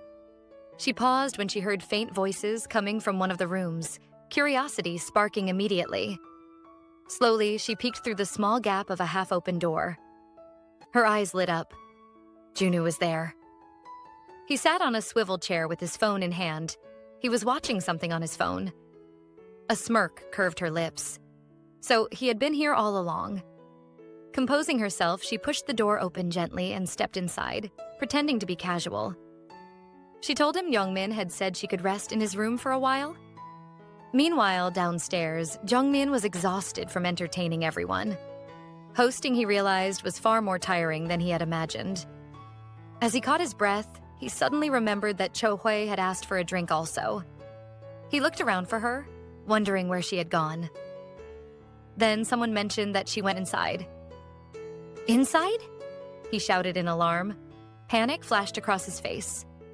A girl beside him winced at his loud voice, covering her ears and asking why he was yelling. Upstairs, Cho-hoi leaned closer to Junwoo, her tone soft as she asked about his arm. Junwoo's patience snapped. He pulled his arm away sharply, asking her not to touch him. Then, standing firmly, he said they needed to talk. Cho-hoi only smiled, pretending to be calm, and asked lightly what he wanted to talk about. Junwoo's tone grew darker as he told her that the bullies who had broken his hand had mentioned her name. Cho-hoi froze, her face stiffening as unease flooded her chest. Questions spun through her mind. Why was he bringing this up, and what exactly did he know? He met her eyes sharply, asking why she had done it. The air between them turned heavy, tense enough to choke on. Trembling, she stammered out that it didn't matter if they knew her name. She had nothing to do with those people. Her voice quivered as she tried to defend herself, insisting that she had no connection to the bullies he spoke of. Junwoo's eyes narrowed as if piecing together a truth he already knew. Then he asked why she locked Ajin in the art room. Her eyes widened in horror as panic flickered across her face. She hadn't been caught on the security camera. How could he possibly know? Outside the doorway, Jungmin stood frozen as he overheard every word. He could still hear Junwoo's voice as he told Cho-hoi that he didn't care what she was up to, but she should leave Ajin out of it. He tried to process what he had just heard. Why would Cho-hoi ever do something so cruel to Ajin? Hearing his name being called by the guests downstairs, Jungmin turned abruptly. If he stayed any longer, others might overhear their argument. Reluctantly, he walked away, leaving behind the storm brewing inside that room. Back inside, Cho-hoi began to sob, her voice cracking as she cried that she would never do such a thing. Between sniffs, she glanced up at Junwoo with tear-streaked cheeks, trying to look innocent, repeating that she hadn't done it. Junwoo stood still, cold and unyielding, his eyes burning with quiet anger. His silence spoke louder than any words. Seeing his expression, she realized he didn't believe her. Her act, the tears, the trembling voice, none of it was working this time. Suddenly, she spun around, shouting out an apology before bolting for the door. She ran outside, leaving the house, realizing she had ruined everything. She slowed down, her steps growing smaller. Her breathing came in ragged bursts as she whispered his name. Junwoo. Behind her, laughter and chatter drifted from the house, echoing through the walls. a cruel reminder that the world kept spinning while hers was falling apart. Tears streamed down her cheeks as she realized she might never get another chance with Junwoo. She wondered how he had found out. Her mind raced, searching for someone to blame. Then suddenly her eyes widened, realization piercing through her sorrow. Of course, she blamed everything on Ajin. Her hand clenched tightly around her phone as she vowed quietly that Ajin would pay for this. Elsewhere, Ajin stretched her arm to reach a high shelf, smiling at the cute display of cookies. She couldn't decide between the lemon-flavored bear cookies and the cat-shaped ones. Both were so adorable that it felt wrong to pick one over the other. She sighed, realizing that if she kept wandering around the shop like this, she'd end up spending all her money before even getting the ingredients she came for. Turning toward the baking section, she walked down the aisle, scanning the shelves. When she reached the powdered sugar section, she stopped abruptly. The shelf was completely empty. Another customer nearby noticed her confusion. "My powdered sugar," Ajin mumbled helplessly, glancing at the lady. The lady smiled kindly and explained that the shop owner had gone to bring more from the back, noticing Ajin's flustered expression. Ajin immediately felt grateful. The lady's soft tone carried warmth, and Ajin thanked her sincerely. As she waited, she pictured herself sprinkling powdered sugar like snow over her strawberry roll cakes. The image was so pretty that it made her smile unconsciously. The lady, intrigued, asked if Ajin also baked and what she planned to make with the sugar. "Strawberry roll cakes," she replied, and coincidentally, she was making the same thing. Just then, the owner returned, holding a single pack of powdered sugar. Apologetically, the owner explained that it was already reserved for the lady beside her. Ajin sighed softly and scratched her cheek in frustration. Her schedule was already tight, and she couldn't afford to mess up now. She had already promised her followers a new baking video. Understanding the situation, she smiled politely and said she'd find powdered sugar somewhere else. The owner nodded sympathetically, saying her fans would have to wait just a little longer for her next Sweet Honey video. The lady looked starstruck when she heard Sweet Honey. The shop owner chuckled softly, explaining that Ajin ran a small baking channel online, one so popular that her featured ingredients often sold out overnight. The comment made Ajin blush in embarrassment. The lady's eyes widened with delight as she quickly pulled out her phone and confessed excitedly that she was a big fan. Ajin and the owner stared at her in surprise, caught completely off guard. She added that she actually came to buy the powdered sugar because of the post she made. She gently placed the pack of powdered sugar into Ajin's hands. She asked her to please take it, and make sure to upload the strawberry roll cake video on the bus ride home. Ajin, sitting by the window, thought back to the lady from the shop and their brief, cheerful conversation. A faint smile crossed her lips as she remembered how flustered she had been, and how they ended up exchanging numbers before parting ways. Resting her head against the cool glass, she thought to herself that she still had a lot to learn and needed to keep growing, but she was so grateful. Just then, her stop was announced. When she arrived at the city library, banners fluttered in the air announcing the 30th anniversary celebration. Ajin, with a determined look, whispered to herself, "Time to study." The building buzzed with life. Crowds filled the lobby, maybe because of the anniversary event. So she decided to borrow a book and go home. A boy from one of the stands waved, calling for her to join his event. She smiled politely and declined, saying she was only there to borrow a book. But as she started walking away, another guy suddenly turned, his eyes widening in recognition. "Ajin?" he called. She blinked in surprise. It was her teacher, Gwanghyun. He stepped closer with a smile on his face.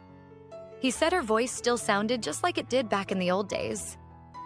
Turning toward the counter, he asked the librarian for a book while Ajin stood behind, unsure what to say. When he returned, he held out a small trinket in his palm, a tiny keychain that jingled. He handed it to her, explaining that he got it from one of the anniversary events and thought she might like it. Ajin accepted it, admiring the delicate design. It was cute and glittery, too pretty not to smile at. She thanked him softly. As they walked deeper into the library together, he asked what kind of book she was looking for. She told him she wanted one about baking. While climbing the stairs, a couple arguing playfully about what they should do next. Thinking for a moment, she asked whether his house was far away, or if maybe he was supposed to be on a date. He raised an eyebrow, teasingly amused. He came to borrow some materials he needed, then asked what she meant by a date. Realizing what she had just implied, Ajin covered her mouth and quickly apologized, saying she didn't mean it like that. He bent slightly to meet her eyes. He said he wasn't mad. The question was just unexpected, then mentioned he didn't have a girlfriend. He asked if she had a boyfriend and if he was a good guy. Ajin blurted out quickly that she was still in high school, didn't have a boyfriend, and no one would like her that way anyway. Flustered by her own honesty, she pushed his arm lightly and told him to forget the topic altogether. As they climbed further up, he mentioned that he needed to stop by the old archive room. Her hand brushed over her chest as a faint memory surfaced. How she had cried so hard a year ago when she found out he had a girlfriend. So, why didn't she feel happy now that he didn't? Her thoughts were interrupted when he called her name, asking how school had been. Pointing to herself, she smiled and said everything was fine, although she didn't like studying, and that she was looking forward to sports day. He nodded, acknowledging that she didn't seem like someone who lied, then added in a gentle tone that if something ever bothered her, she could always talk to him. They continued chatting as they walked together. Ajin asked if he was attending sports day, and he laughed, saying he was in charge of running the games. But just a few steps behind them, a phone camera followed their every move. Hidden in the corner, Cho-hui stood silently, her phone raised, recording. Her lips curved into a cold smile. She had come here intending to confront Ajin, to slap her across the face. But now she had stumbled upon something far more useful. Zooming in, the photo Cho-hui captured looked far too intimate, as though Ajin and Mr. Kim were about to kiss. A wicked smirk curled on her lips as her mind twisted with dark ideas. She told herself that if she had fallen so low, she wouldn't go alone. The next day, Ajin stood by her desk, packing her bag for school. Halfway through, she suddenly froze. Something was missing. Her keyring. Her memory flashed back to when Gwanghyun handed it to her the previous day. She had set it aside, too distracted by the excitement of posting a new video for her baking channel. She glanced at her bag. The only spot for the keyring was already occupied by the bread doll, the one Junwoo had worked so hard to win for her. For a moment, she hesitated. Which one should stay? The bread doll or the new keyring? After a quiet sigh, she decided to stick with the bread doll. She zipped up her bag and stepped out into the bright morning. Ajin smiled, clutching her bag proudly. Today, they were picking their class t-shirts and activities for the big event. She couldn't wait. But before she could take another step, a pair of arms wrapped suddenly around her from behind. She turned to see it was Cho-hui. Her surprise quickly softened into a polite smile. Ajin immediately mentioned she had something to talk about. She whispered in her ears that she ran into Gwanghyun at the library yesterday. Cho-hui tilted her head, asking what the two of them had talked about. Leaning closer, Ajin whispered shyly that he had told her he didn't have a girlfriend. Cho-hui covered her mouth dramatically, teasing, "So that's why you're glowing today." Before Ajin could protest, she grabbed her by the shoulders, urging her to confess her feelings to him already. Ajin insisted it wasn't like that, but Cho-hui only pushed harder, promising she'd help her figure it out.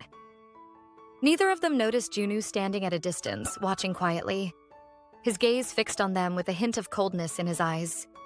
Inside the classroom, Sports Day was written boldly across the board, with t-shirts and activities highlighted underneath. Jungmin stood at the front. He announced it was time to choose their team shirts and plan the games. His first suggestion, a prisoner-style t-shirt, was immediately rejected by the class. Undeterred, he proposed hospital gown-style shirts next. Ajin liked the idea, while Junwoo sat silently, lost in thought. He couldn't stop replaying what he'd seen earlier. Ajin and Cho-hui seemed closer than he had thought. Still, he reminded himself that she didn't know the truth about Cho-hui yet. He needed to warn her someday. At the back of the class, a boy suddenly asked if they should get a matching t-shirt for Mr. Kim too, since he was their class teacher. The class erupted into chatter as they agreed to get for him also. Ajin looked up instinctively. Then her gaze met Junwoo's. For a moment, neither of them spoke. She broke the awkward silence and asked quietly if he had something to say. Junwoo shook his head, indicating he didn't, then asked her if she had.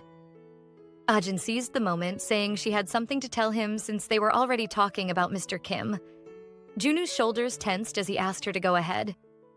Almost in a whisper, she told him that Mr. Kim had mentioned he didn't have a girlfriend. A strange mix of emotions stirred inside Junwoo. Relief, confusion, even a trace of jealousy he didn't want to admit. Trying to sound casual, he said lightly, "Oh, really? So?" Ajin scratched her head with an awkward laugh, saying that was all. She had told him earlier that Mr. Kim had one, so she was just clearing things up. Junwoo's voice stiffened as he asked if she was planning to ask him out now. Ajin rested her chin on her hands, chuckling softly. She said her crush on Mr. Kim was old news, and she had already moved on from that. Junwoo nodded slowly. As he turned toward the board again, his eyes softened. Ever since Ajin had confessed that Mr. Kim was her first love, the thought had bothered him more than he liked to admit. But now, hearing that she no longer felt that way, he couldn't help the small warmth blooming in his chest. At the front of the class, Youngmin wrapped up the t-shirt discussion and moved to the next big topic, the sports day main event. He announced that the teacher wanted their class to win this year, and that the best performing student would receive a special prize, a 4DX movie ticket. Junwoo's mind flashed instantly to Ajin. If he won, it would be the perfect, natural excuse to ask her to the movies.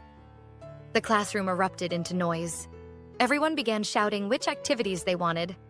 Dodgeball, jump rope, basketball. Jungmin called for everyone to calm down. Suddenly, Junwoo stood up, screeching his chair against the floor as Jungmin raised a brow, half-jokingly asking if he needed to use the bathroom. But Junwoo raised his hand and declared he'll be participating in all the events. Later that day, the teacher's voice echoed through the classroom. She encouraged the students, saying she believed in them. They just had to give it their all. Moments later, the announcement for the basketball match came through. The teacher told everyone to get ready, and the classroom burst into motion. Students poured into the hallway, laughing, adjusting their uniforms, and cheering. Some girls stayed behind, touching up their makeup, hoping to look cute for the boys on the court. One of Ajin's friends waved her over, offering to help her with her hair. Ajin hesitated, mumbling that she was a bit embarrassed. Her friend teased her, saying that this was her one chance to shine. She promised to make her look perfect. After a bit of convincing, Ajin gave in and sat down. The teacher, already heading out, glanced at them. She told them they were pretty just the way they are and reminded the girls not to be late, and to lock the classroom door when they finished. Ajin bit her lip nervously as her friend styled her hair. When she finally looked into the mirror, she wasn't sure if the new hairstyle suited her, but when her friends gasped and told her how pretty she looked. Outside the school, a massive banner fluttered across the schoolyard. The 20th Seorin High School One Heart Sports Meet. The basketball court was alive with noise. Boys warmed up on the court, bouncing balls against the polished floor, while students filled the stands. The announcer declared the match between Class 1 versus Class 2 was starting as the players, including Junwoo, stretched. Mr. Kim clapped his hands, asking if everyone was ready, and said the game would begin as soon as he blew the whistle. The players stretched, joked, and sized up their opponents. Junwoo rolled his shoulders, scanning the other side of the court, wondering who Class 2's ace might be. At the stands, Ajin and her friends finally arrived, a little late from fixing her hair. They found seats in the corner, close enough to see everything. As Junwoo glanced toward the crowd, he spotted Ajin. She had arrived just in time. On the court, Mr. Kim stepped forward with the whistle between his lips. The crowd began chanting, alternating between Class 1 and Class 2. Students from both classes cheered their respective teams on, but Junwoo barely noticed the noise. His focus narrowed to a single goal. To win the MVP prize, he was determined to win it no matter what it took. The whistle blew, and Junwoo jumped high, grabbing the ball midair before his opponent could reach it. The game ignited. Sneakers squeaked against the floor, voices shouted plays, and the ball zipped back and forth between hands. Ajin gasped, watching Junwoo move with a speed and precision she hadn't expected. Her friend cheered beside her. Go, Class 1. The sound of dribbling filled the court. Pass. Defense. Shoot, echoed across the gym. Jungmin caught the ball, but a defender charged at him. Without hesitation, he tossed it toward Junwoo. Junwoo caught the ball and dashed forward. Jungmin blocked the path just long enough for Junwoo to get a clean shot. Junwoo ran back, breathing hard as opponents admitted he was on another level. The crowd cheered, Go, Junwoo! Ajin's eyes sparkled as she watched, unable to look away. Just then, Junwoo's eyes meet hers. For a moment, it felt like it was just the both of them. Ajin's cheeks burned red, her heart pounding with a strange mix of excitement and confusion.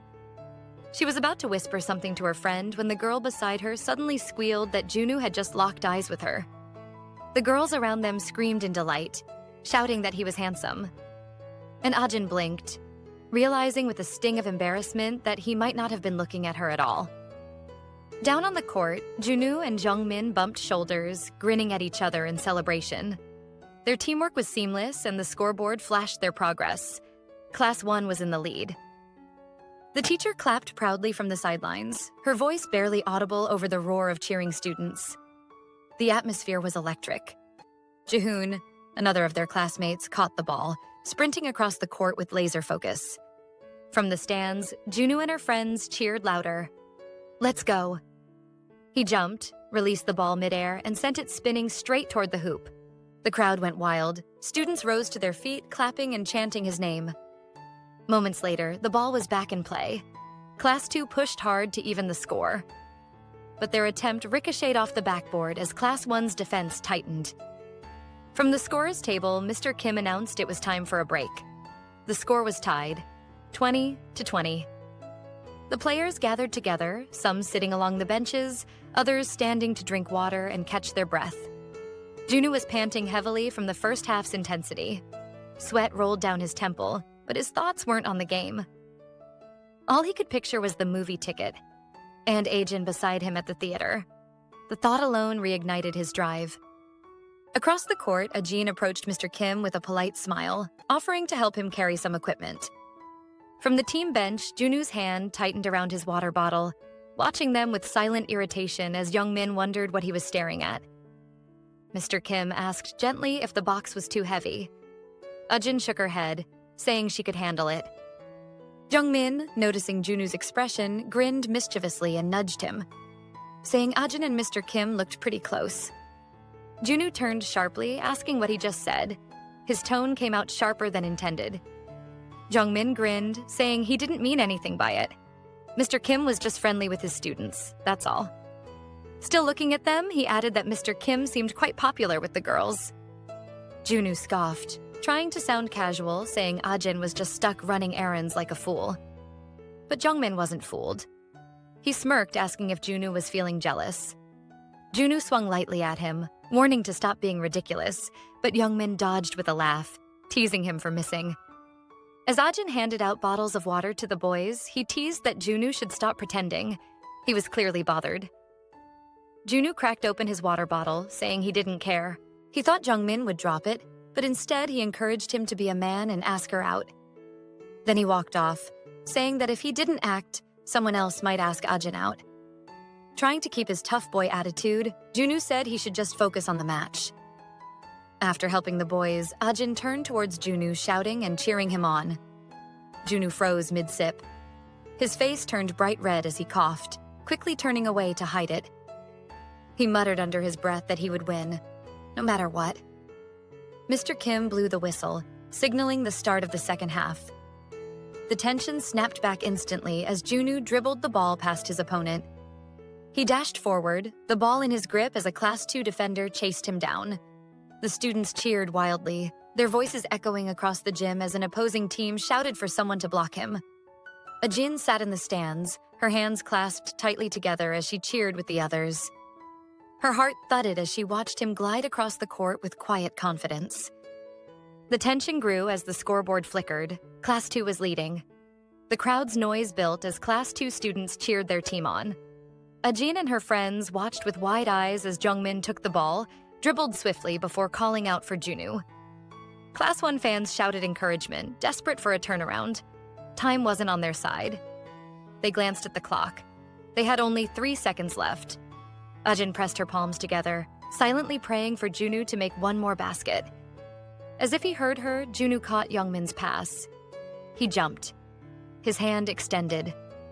The ball left his fingertips, spinning high through the air toward the net as the buzzer began to sound. The ball sailed cleanly through the air and dropped straight into the net. Ajin's eyes lit up. It was a perfect three-pointer. And it meant they had just won. The announcer's voice boomed over the speakers. He declared Class 1 of the 11th grade champions, undefeated. The stands exploded in celebration. Students jumped to their feet, hugging one another and chanting. Their teacher clapped through tears, proud beyond words, while the opposing team muttered among themselves, saying they could have won if they'd just held on for a few more seconds. Jungmin threw his arms around Junwoo, laughing breathlessly. The rest of Class 1 joined in, shouting over each other about how incredible that last shot had been. Around them, a teammate called out to Mr. Kim, yelling that they had won. Class 2 students groaned and sighed, disappointed that victory had slipped from their grasp. Amid the noise, Junwoo quietly stepped away from the crowd. Ajin noticed first. Her gaze followed him instinctively, her heart still racing. When Junwoo turned, sweat glistening on his skin, their eyes met across the distance and he smiled softly at her. Ajin's breath caught. Her face flushed pink. For a moment, time stood still. At the cafeteria, everyone was talking about how amazing Junwoo had been, how rare it was to see him score from that far away. Standing in line with her tray, Ajin remembered watching him play. He had seemed different from his usual quiet, grumpy self. As she thought about it, she was almost certain their eyes had met during the game. Her friend's voice snapped her out of her thoughts. She wanted a favor. Her friend explained that she wanted to switch partners for the dodgeball game later that day. She wanted to team up with Jaehoon instead. She added with a nervous giggle that she and Jaehoon were kind of dating now. Ajin was a bit surprised, then agreed to switch. They talked more about it as they had lunch. Then Ajin asked who her original partner was. The scene shifted to the schoolyard for the dodgeball game. Ajin stood nervously in front of Junwoo. She wanted to say something, but the words wouldn't come. Junwoo, puzzled, asked if she had something to say to him. She shook her head quickly, saying it wasn't important. She had switched partners with her friend Yujin, but didn't know how to tell Junwoo she was his new partner. The coach announced to everyone to find their partners. The match was starting soon. Junwoo scanned the crowd looking for Yujin. He started to walk away, wishing Ajin good luck. He wondered who her partner was. As he was leaving, she asked him to wait and explained that she was his new partner. Yujin had asked her to switch. She wanted to know if it was okay with him. Junwoo blinked, processing her words. For a moment, he was confused. Then he played it off coolly, telling her to just stay out of his way. As the game was about to begin, he asked her to grab on tight and she nodded obediently. But her mind went blank immediately. Grab on? Where exactly? Before she could ask, the coach blew his whistle, asking Class 1 and Class 7 to get ready. The girls stood behind the boys, taking position. Ajin hesitated, then lightly pinched the back of Junwoo's shirt. Being that close made her heart pound. She hadn't realized before how broad his shoulders were. Then, with a sharp whoosh, the first ball flew from Class 7's side. Junwoo moved instinctively, dodging so suddenly that his shoulder brushed Ajin's cheek. He turned to check if she was okay. Ajin shook her head, flustered, saying she was fine. Another pair from Class 1 rushed forward to counterattack, but the coach's whistle blared, striking them out for letting go of each other. The same happened on Class 7's side. Another whistle, another team out. The game grew more chaotic with every second. Balls whizzed through the air as the coach shouted for them to dodge and also strike out teams. Junwoo turned slightly toward Ajin and told her he'll warn her before he moves, then asked her calmly not to let go of his shirt. He reached for her hand and placed it against his waist. Ajin's breath caught. The warmth of his skin through the thin fabric made her heart stumble. Only 4 players from Class 1 were left standing, and Class 7's team were confident that victory was theirs. Among the new players stepping forward was Cho Hui. She had claimed to be sick earlier, but her teacher didn't buy it. The heat was unbearable, and she complained about how ridiculous it was to be playing in such weather. Then her eyes found Junwoo. A bright, artificial smile spread across her face when she saw him on the field. But it faltered almost immediately when she noticed Ajin, who stood close behind Junwoo, gripping the edge of his shirt just like he'd told her to. Chohui's rage boiled over. A hot wave of jealousy surged through her. The ball rolled toward her feet and the coach called out, telling her to pass it along so they could restart play. Ajin glared at the ball, irritated, her anger clearly written all over her face. She picked it up with both hands, slowly walking forward. Ajin, on seeing her, was relieved because she hadn't seen her all day and was starting to get worried. Chohui's teammates whispered that she must still be sick, that she was probably too weak to throw the ball. Ajin, on hearing this, felt concerned. If she wasn't feeling well, why hadn't she gone to rest? A boy standing near Chohui offered to take the throw for her, but she ignored him completely. Her gaze was fixed, cold and unwavering, straight on Ajin. Ajin's stomach dropped. Why was Chohui looking at her like that?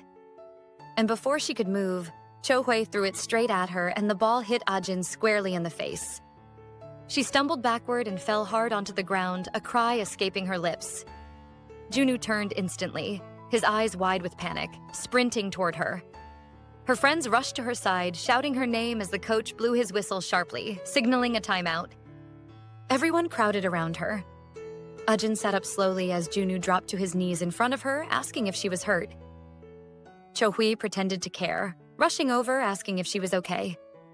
Junwoo quickly suggested they go to the nurse's office. Seeing how Junwoo was concerned and caring towards Ajin only made Chohui more envious. Meanwhile, Ajin's friends turned on her, accusing her of throwing the ball on purpose. Of course, she denied it immediately, asking why she would do such a thing. She went ahead apologizing and asking if she was okay. Ajin, naive as usual, smiled, saying it's fine, suggesting it wasn't on purpose. Chohui offered to take her to the nurse, but Junwoo refused, firmly saying she was his partner and he'll take her. Ajin, oblivious to the tension, waved at her, smiling weakly, saying she'll be right back and she was okay. As Junwoo helped Ajin walk toward the stairs, Chohui stood rooted to the spot. Her plan had failed completely. Ajin's friends exchanged knowing glances behind her. They'd seen it. They knew Chohui's throw hadn't been an accident. In the hallway, the noise of the crowd faded. The two of them walked quietly, side by side, each lost in their own thoughts. Ajin's mind raced with embarrassment. She had fallen in front of everyone. How pathetic must she have looked? She should have just come alone instead of coming with him. Her thoughts broke when Junwoo spoke softly beside her, asking if she was okay. She said she was fine, but Junwoo shook his head. He mentioned that she just got hit in the face and injured her hands and knees. Ajin glanced at him, surprised by how upset he looked. Trying to lighten the mood, she said her face didn't hurt that much, just her hands and knees. But Junwoo didn't seem convinced. His brows stayed furrowed, his eyes flicking over the small bruises.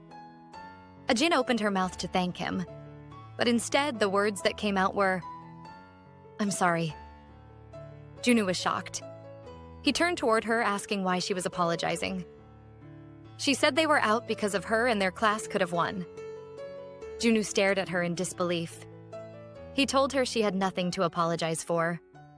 Ajin hesitated. She thought Junwoo was upset because they got disqualified. Junwoo didn't reply immediately. She's the one who got hurt, he thought. And she's the one apologizing? She really is an innocent fool. Junwoo turned away, his voice dropping to a quiet murmur. He wanted to become MVP, but that ship has already sailed because of someone. Ajin froze. Because of someone? Did he mean her?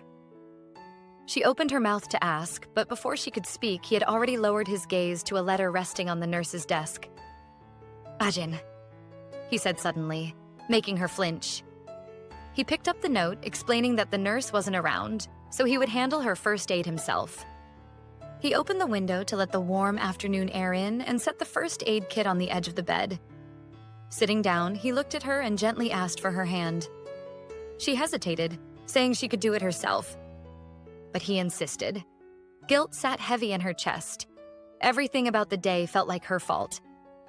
She opened her mouth to apologize again, but he stopped her immediately. Her face flushed pink.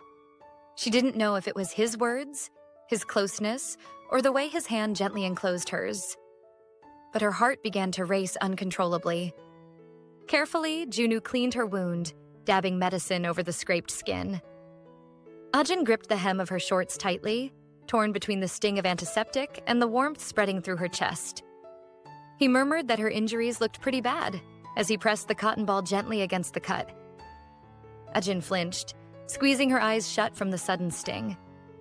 When she opened them again, she blinked away the small tears that had gathered and whispered, "Thank you. It just hurts a little." Junwoo apologized he didn't mean for it to hurt. His words made Ajin stare at him, surprised by how gentle he sounded. He admitted it was his first time doing this, and he was trying his best to be gentle. Ajin was so nervous, her palms were sweating. She couldn't tell if it was from the pain or the way he was holding her hand. Just then, he asked for her other hand, setting the first one down.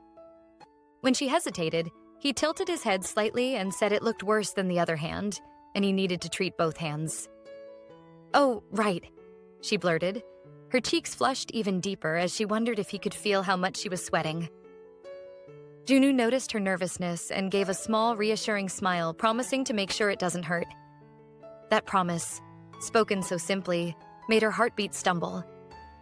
She turned her face away, too flustered to meet his eyes, then thanked him quietly. He took her hand again, his touch careful as he dabbed medicine over the second scrape. Their knees brushed, his legs longer, his frame larger, the difference between them impossible not to notice. She mentioned how good he was at basketball, adding that he looked so cool on the court. He brushed it off, saying he just got lucky as he fumbled with the cream container. Ajin laughed softly, saying he gave his all because he wanted to be MVP. But here he was patching her up instead. Her teasing made him freeze. His back straightened as if her words had struck something inside him. He stammered her name, then hesitated. The rest of the sentence got caught somewhere between his throat and his heart. Hearing her name fall from his lips so quietly, Ajin's breath hitched. Sparks were flying all over the room. Junwoo reached out and gently took her hand again. His gaze was steady now, no hesitation this time. He asked if she would go to the movies with him if he became MVP. Finally, our boy grew some balls. Ajin was confused at first. She pointed to herself, asking if he was referring to her. Her voice wavered. But why her? Not like she did anything for sports day. He smiled faintly, explaining that she had cheered for him more than anyone else, that hearing her voice had made him play better. And besides, she had gotten hurt because he didn't protect her. He suggested they go next Wednesday for the school anniversary. Ajin's lips curved into a small smile as she finally agreed. He nodded, satisfied, then glanced toward her knees, suggesting it was time to treat them. Just then, her mind drifted. That morning, she'd left the house in a hurry, unaware that she was wearing mismatched socks. Her hand hovered awkwardly over the first aid box as she said she would handle it herself. Junwoo reminded her that her hands were already injured, insisting she let him handle it. They both got into a struggle on who would handle it. Ajin felt he was going to make fun of her for life if he found out about her socks. In their squabble, someone had arrived at the doorway without them noticing.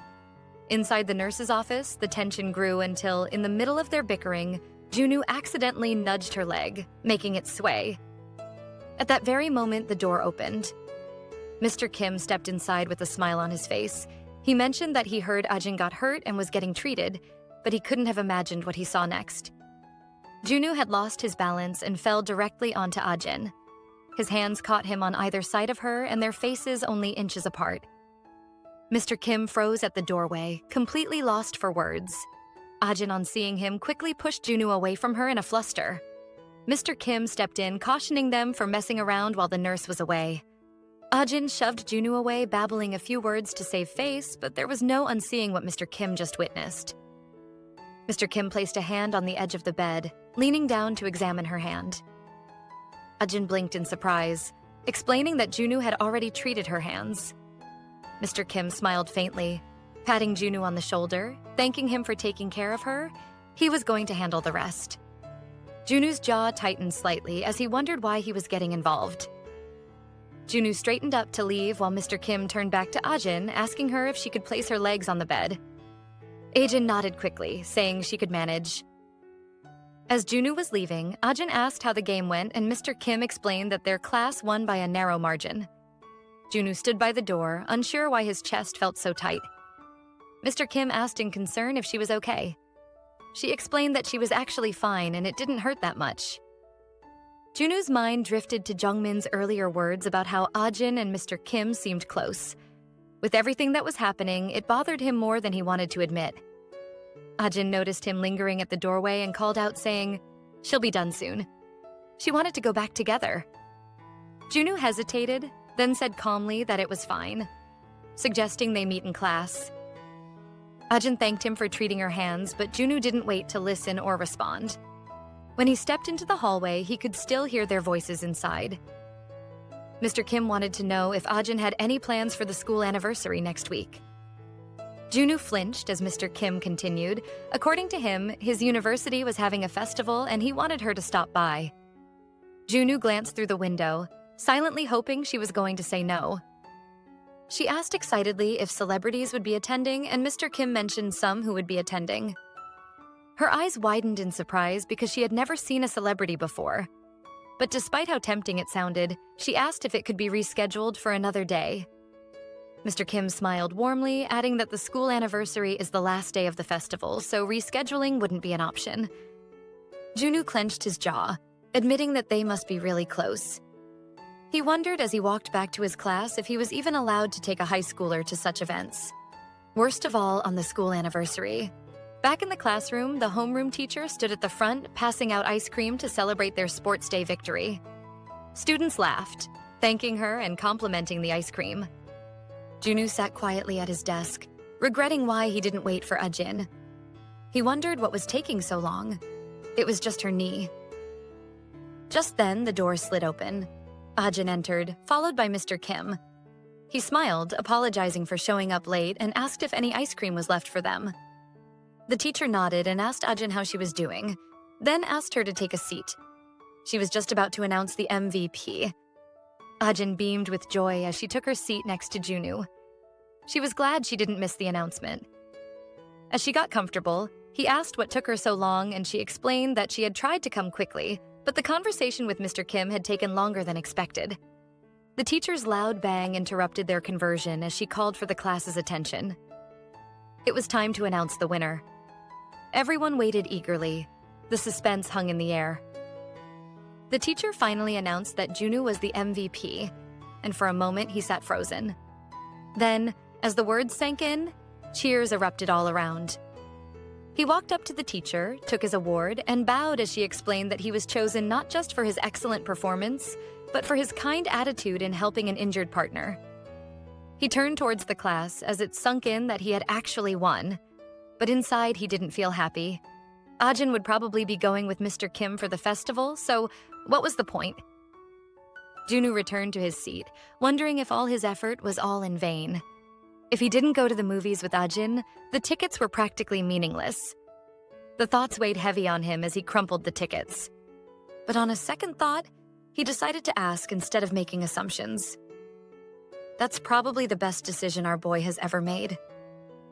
When he glanced at her, she still had her ice cream in her mouth as she scribbled something on a piece of paper.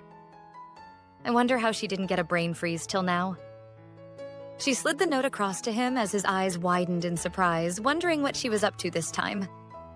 The note read, "I'm so glad you got the MVP award. We're going to the movies together, right?" She stared at him as he read it, unsure of how he would react. When he was finally done, he glanced at her and was met by her ever-affectionate smile. And just like that, all the anger, worry, and jealousy melted away. Then with a small, relieved smile, he said, "Of course they'll be going together," and Junwoo being Junwoo, added that she should just eat her ice cream, else it was gonna melt. The school compound buzzed with chatter as Ajin and Chohui walked ahead of the other students. Chohui wore her usual mask of concern, asking if Ajin was feeling better, though her tone carried false warmth. Ajin replied that she had already been treated and was fine.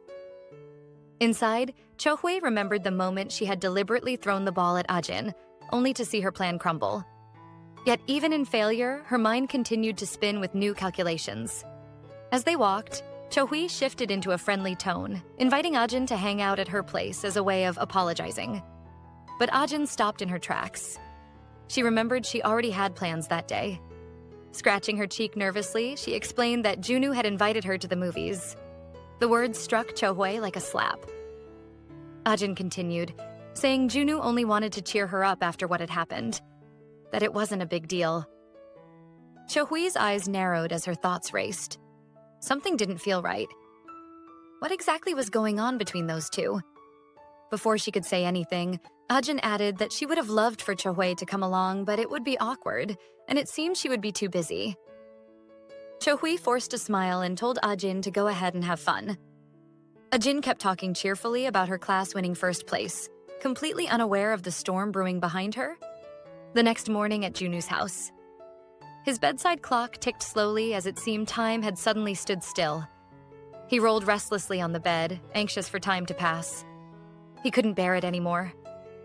He got out of bed, slipped into his slippers, dragging himself to the wardrobe.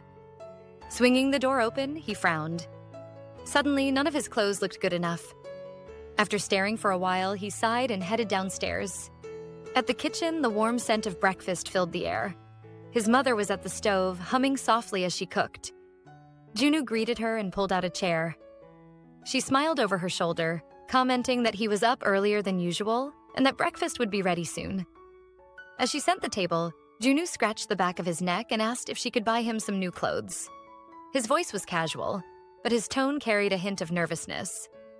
Meanwhile, across town, Ajin was facing a dilemma of her own. Standing in her room, she stared helplessly at the clothes spread across her bed. Every outfit she imagined herself wearing for the day seemed either too plain or too much. She stood there in her pajamas, debating silently which would look best. Then her phone rang. She reached for it, and it was the little devil Cho-hui. She answered the phone, and Cho-hui asked if she was busy. Ajin said she was getting ready for her movie date and asked what was wrong. Cho-hui claimed she had a photo shoot scheduled that day but couldn't make it because her period pain was unbearable. Ajin immediately expressed sympathy, asking if she was okay. Cho-hui, with a devious smile on her face, asked if Ajin could fill in for her and went on to say the shoot only required hand modeling for an accessory ad and that it couldn't be postponed. Her voice trembled just enough to sound convincing. Ajin hesitated. She had promised to meet Junwoo for the movie. Would it be possible to delay it? The thought made her uneasy. Cho-hui continued to plead, saying she could go see the movie some other time. Ajin's heart twisted in indecision. She clenched the phone tightly, torn between keeping her promise to Junwoo and helping her friend. Finally, after a long silence, she agreed. A slow, satisfied smile curled across Cho-hui's lips, the kind that hid malice beneath sweetness. Her plan had succeeded. I don't know about you guys, but this girl makes my blood boil. Meanwhile, at Jungmin's house, Junwoo had just arrived. Jungmin and another guy were gaming, so Junwoo settled in on the couch beside them. The friend commented on his outfit, prompting Jungmin to ask about his plans, but he said he still had time before leaving. Every few minutes, he glanced at his phone, checking for messages. Nothing yet. Earlier that morning, he had gone shopping with his mother for new clothes. He could still remember her pointing to a shirt and saying it would suit him. While shopping, he received a text. At first, he thought it might be Jungmin texting, but then he remembered Jungmin already knew he had plans. Pulling out his phone, he saw it was actually from Ajin. She asked if they could push their movie date because she had to help Cho-hui. Junwoo placed his hand on his chin, a troubled frown crossing his face. He had a gut feeling Cho-hui couldn't be trusted. Still, he made sure to ask for Ajin's address, just in case something went wrong. Jungmin slid the game controller toward him, asking if he wanted to play, but Junwoo waved him off, declining. Jungmin sighed, remarking that Junwoo's attention was obviously somewhere else. His eyes hadn't left his phone once. Junwoo sat there quietly, clutching his phone, an uneasy feeling settling deep in his chest. He hoped that Ajin was okay. Meanwhile, across town, Ajin finally arrived at the location for the shoot, double-checking the address on her phone as she wondered if she was in the right place. She knocked on the door, asking if this was where the shoot was being held. A man inside opened the door slightly and gestured for her to come in. As soon as she stepped inside, the door closed behind her. She looked around. The room was empty. No stylists, no makeup artists, no one except the man and a setup of bright lights, cameras, and photography equipment. Ajin followed hesitantly, asking where the rest of the staff were. The man told her he didn't need any staff for this shoot. Then he pointed toward a rack in the corner and told her she could change into the clothes hanging there. When Ajin turned to look, the garments weren't clothes. They were practically underwear. Back at Youngmin's house, Junwoo was still staring at his phone. Something in his chest twisted tighter by the minute. He clenched jaw. He couldn't take it anymore. Standing abruptly, he called out to Youngmin, who was too absorbed in his game to notice. Youngmin grumbled in annoyance, but Junwoo insisted that they talk outside. Once they stepped into the open air, Junwoo explained that Ajin hadn't been answering his calls. Youngmin brushed it off, asking how he was supposed to know why. But Junwoo's voice grew tense. He mentioned that Ajin had gone to help Chohui with a modeling favor, and that he hadn't heard from her since. That got Youngmin's attention. His expression shifted from playful to serious. Junwoo asked if he could find out what Chohui was doing at that moment. Youngmin scratched his head, uneasy, saying it might be weird to ask out of nowhere. Junwoo apologized, saying he had no one else to turn to. After a moment's thought, Youngmin came up with an idea. Since he still followed Chohui on social media, he could check if she had posted anything that morning. Junwoo grabbed his arm in urgency, thanking him and telling him to check immediately. Before Youngmin could open his phone, Junwoo's device began to ring. It was Ajin. Relief and dread struck at once as he answered quickly. Junwoo froze, his heart racing as he listened. Ajin's words were shaky, almost breaking apart. She was calling from the changing room. She said she needed help. Junwoo asked her to stay calm and explain what was going on. She cried, trembling with fear as she tried to explain. She said she had come for the accessory shoot, but when she arrived, they had given her indecent clothing to wear. Junwoo asked where she was, trying to keep his voice steady even as panic clawed at him. Ajin wiped her tears, whispering that she was trapped in the changing room after the man forced her inside. Junwoo's words were calm but reassuring. He told her he would save her. He would call the cops and head over immediately. Youngmin, still standing beside him, watched in confusion. He could only hear Junwoo's side of the conversation. Junwoo assured her that it was daytime. The man wouldn't be able to do anything to her. Then asked her not to worry and just wait for him. When Junwoo ended the call, Ajin bent forward, burying her face between her knees, her body trembling uncontrollably. She sniffled through quiet sobs, realizing how frightened she truly was that she didn't think to call the police. She remembered how he grabbed her hands roughly and shoved her into the changing room when she protested against wearing the outfit he gave her. She could still recall the harsh tone in his voice when he ordered her to get in. He seemed like he was going to hit her. She hugged her knees, praying Junwoo would arrive fast. Back at Youngmin's place, Youngmin was still confused. He asked Junwoo why he was calling the cops. Junwoo explained that Ajin was in danger as he dialed emergency services. When the police answered, he reported that a minor had been locked inside a room during a photo shoot and that someone was trying to take photos of her without consent. Youngmin's face went pale on hearing this. Junwoo gave the police the address immediately and thanked them while Youngmin stood behind him, checking Chohui's social media to see what he could find. As soon as the call ended, Junwoo began moving toward the door, but Youngmin stopped him just in time. He showed Junwoo his phone. He had found something. Chohui was out at a cafe, and it was clear she wasn't at any photo shoot. Meanwhile, at the villa, Ajin's nightmare continued. The man outside the changing room began banging on the door with increasing force. His voice thundered through the room, accusing her of wasting time. Inside, Ajin trembled, frozen in place as her heart pounded. Summoning every bit of courage she had left, she finally opened the door. The man's glare met her instantly, demanding to know why she hadn't changed yet. Ajin's hands shook as she stretched the outfit toward him and said she wouldn't wear it.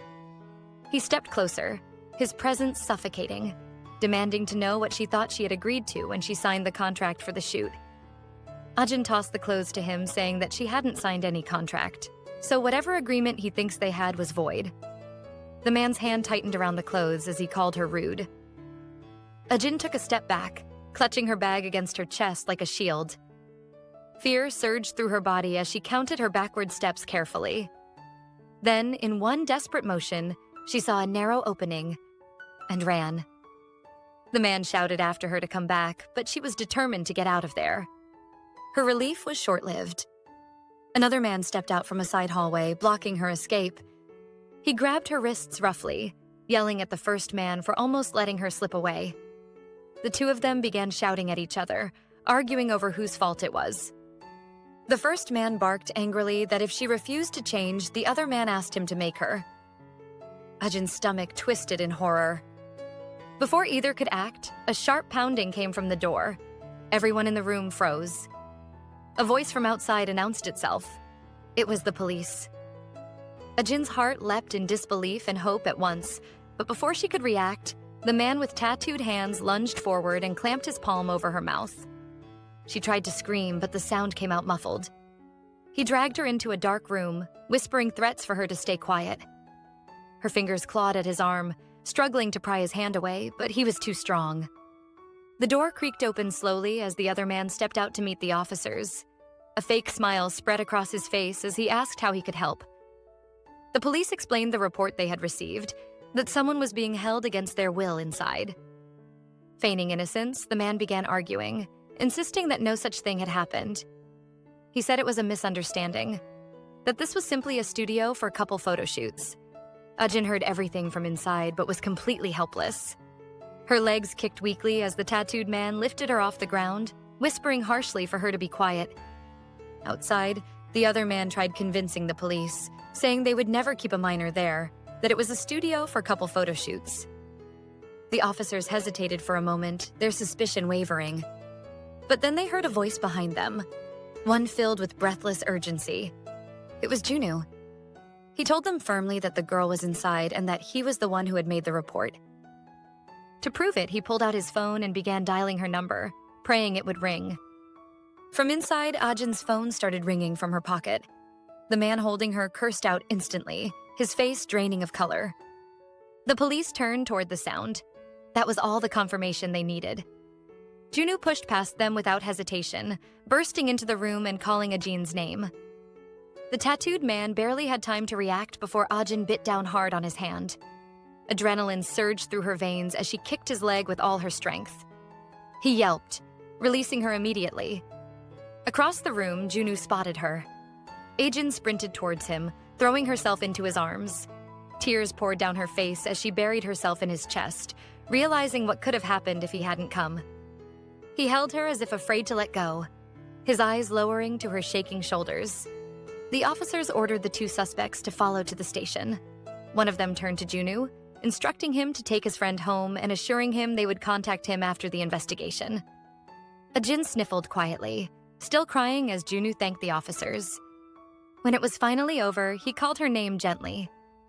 She looked up, her eyes swollen, wiping at her tears. He told her it was time to go home. By the time they reached her house, the sun was already setting, bathing the street in pale evening light. Standing at her doorstep, Ajin turned to him, thanked him for everything he had done, then apologized for ruining the day, for missing their movie because of her. Junwoo turned toward her and told her not to apologize. None of what had happened was her fault. Ajin's eyes lowered. She murmured a quiet thanks just as her phone chimed with a new message. She glanced down at the screen. It was from her mom. The restaurant was packed, so her and Ajin's dad would be home late. She wanted Ajin to have a good dinner. He guessed it might be her mother. Ajin smiled lightly and nodded, saying it was. She was just letting her know they'll be late. She thanked him again, her voice warm but tired, saying she could handle things from there and that he should head home safely. Junwoo hesitated, watching her quietly. He wanted to say something. There was so much he wanted to say, but the words wouldn't come. He finally turned away, taking slow, deliberate steps. Each one felt heavy, as though he was leaving something behind. Then he suddenly turned back and grabbed her hand. Ajin turned back in surprise, wondering what was wrong. Junwoo's voice came low and hesitant, his courage wrapped in restraint. He asked if he could stay with her for a while. Soon after, they were inside Ajin's house. She hurriedly slipped off her shoes and warmly invited Junwoo inside. He hesitated for a brief moment, but Ajin turned back with a bright smile and explained that aside from Chohui, he would be the very first friend to ever visit her home. Hearing that, Junwoo scratched the back of his head, feeling oddly pleased, and followed her inside. Ajin moved toward the television and picked up the remote, asking if he wanted to watch something. However, Junwoo's attention had already drifted elsewhere. His gaze lingered on a framed photograph nearby, one of a much younger Ajin clutching a doll. He hastily looked away, coughing under his breath, silently thinking that she looked incredibly cute. He then went to sit down while Ajin flipped through channels, searching for a decent show to watch. Noticing her indecision, Junwoo suggested that they watch a movie instead, since series take a while to finish, adjusting himself as he settled in. Ajin turned to him with a smile and agreed that it sounded like a good idea since they were going to watch anyway. However, just as she was about to put one on, Junwoo suggested that they save the movie for another time. At that, Ajin's expression visibly fell, though she still nodded in agreement and returned to browsing through the channels. An awkward silence settled between them. Ajin swallowed nervously, unsure of what to do next. Suddenly, she sprang to her feet and asked if he was hungry. Startled by her abruptness, Junwoo admitted that he hadn't eaten lunch yet. Her face immediately lit up, and she cheerfully told him that she would cook something for him. Meanwhile, at Chohui's house, her phone rang while she was lying on her bed. When she answered, she was informed that the call was regarding the OO studio case. The caller explained that an incident involving the illegal filming of minors had occurred earlier that day. Chohui stiffened and quickly sat up, her heart sinking as she realized it was the same place Ajin had gone to. The caller continued, explaining that they had contacted her because her resume had been found there, and they wanted to confirm whether she had been a victim. Chohui barely registered the question. Her thoughts were all over the place. The little demon was actually worried about Ajin. When the caller repeated her name, she snapped back to attention and clarified that she had not been present. Clenching her hands tightly in her lap, she anxiously asked whether the minor involved was safe. The caller reassured her that the girl was fine and that there was no cause for concern. Chohui released a long, shaky breath in relief. Then, almost as an afterthought, the caller added that a young man had arrived to pick the girl up. Chohui's eyes widened instantly. The call ended shortly after, leaving Chohui in a state of panic. If that young man was Junwoo, then everything would look suspicious. She feared that he would assume she had orchestrated the entire situation, and that Ajin might have already told him she was the one who suggested going there. Holding her head, she spiraled into anxious thoughts, wondering how she could possibly explain herself. It wasn't truly her fault, she reasoned. Then, all at once, an idea struck her. Her worry slowly faded and she began typing on her phone. She felt there was actually a way out of this. And just like that, her usual evil smirk was back. Back at Ajin's place, the food was finally ready. She smiled brightly as she and Junwoo sat at the dining table, urging him to eat before it grew cold. Junwoo wasn't sure what to expect, yet he picked up his chopsticks and took a bite. When Ajin asked how it tasted, he said that the food made him feel like it was washing away all the exhaustion from that day. Her face instantly lit up with delight, and she excitedly asked if he truly meant it. However, her cheerfulness quickly faded, and she scratched the back of her head, apologizing for dragging him into her mess. Junwoo responded with a gentle smile. He thanked her for the meal and continued eating. Ajin lowered her gaze, her cheeks warming as she murmured that it was nothing. Then, out of nowhere, Junwoo suddenly asked how much Chohui had been involved in the incident earlier that day. Ajin looked up at him in surprise. He wasn't trying to say her bestie was involved with what happened, was he? Noticing her reaction, Junwoo casually reached for his cup and drank from it, then explained that Chohui had been the one who suggested Ajin go there while she herself stayed somewhere safe. Ajin immediately defended Chohui, insisting that she had only gone in her place because Chohui was sick and that she was certain her friend could not have known something like that would happen. Junwoo lowered his gaze, quietly thinking that if Ajin ever discovered Chohui had not been sick at all and had gone somewhere else instead, she would be deeply hurt. Just then, Ajin's phone chimed on the table, signaling a new message. As she picked it up, Junwoo reminded her that she needed to be more careful in the future. Instead of replying, Ajin turned the phone toward him and asked him to look. Junwoo frowned when he read the message. It was from Chohui. checking if Ajin was all right and apologizing after receiving a call from the police. Ajin said Cho-hui wasn't a bad person and explained that she had been worried about her. Junwoo chose to accept the explanation without further comment and returned to his meal. They ate quietly for a while until Ajin spoke again, mentioning that she had been using the charger Junwoo had given her and that it worked really well. Junwoo wiped his mouth and replied gruffly that all chargers were basically the same.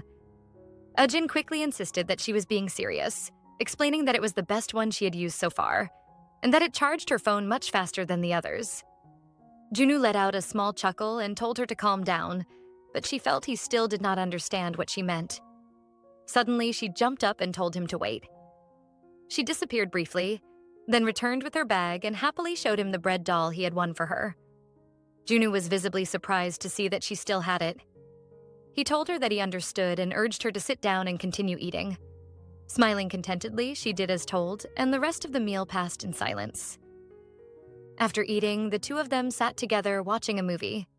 However, neither of them was truly focused on the screen.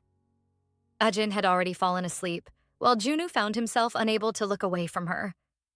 He felt that she must have been exhausted, and that everything she had gone through that day would not be easy to process.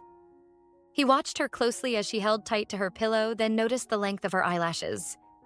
Without realizing it, he leaned closer, before abruptly pulling back, thinking that he had gotten too close. Resting his hand on his knee, he tried to dismiss his thoughts, but Cupid wasn't done with our boy. He turned to look at her again, and I can't even lie. She looked like an angel. She looked so at peace. Junwoo had lost control of his emotions at this point. Acting on impulse, he reached out and lightly touched her lips. But at that exact moment, Ajin's eyes slowly opened.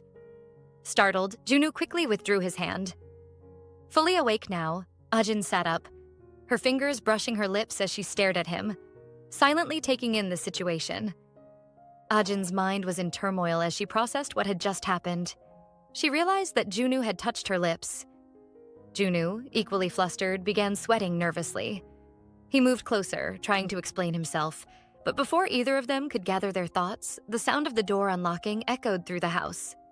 The sudden noise startled them both. Ajin's dad stepped inside, calling out to ask if she was home. He noticed the unfamiliar pair of shoes by the entrance and asked if she had a guest. He also asked why the lights were off and immediately turned them on.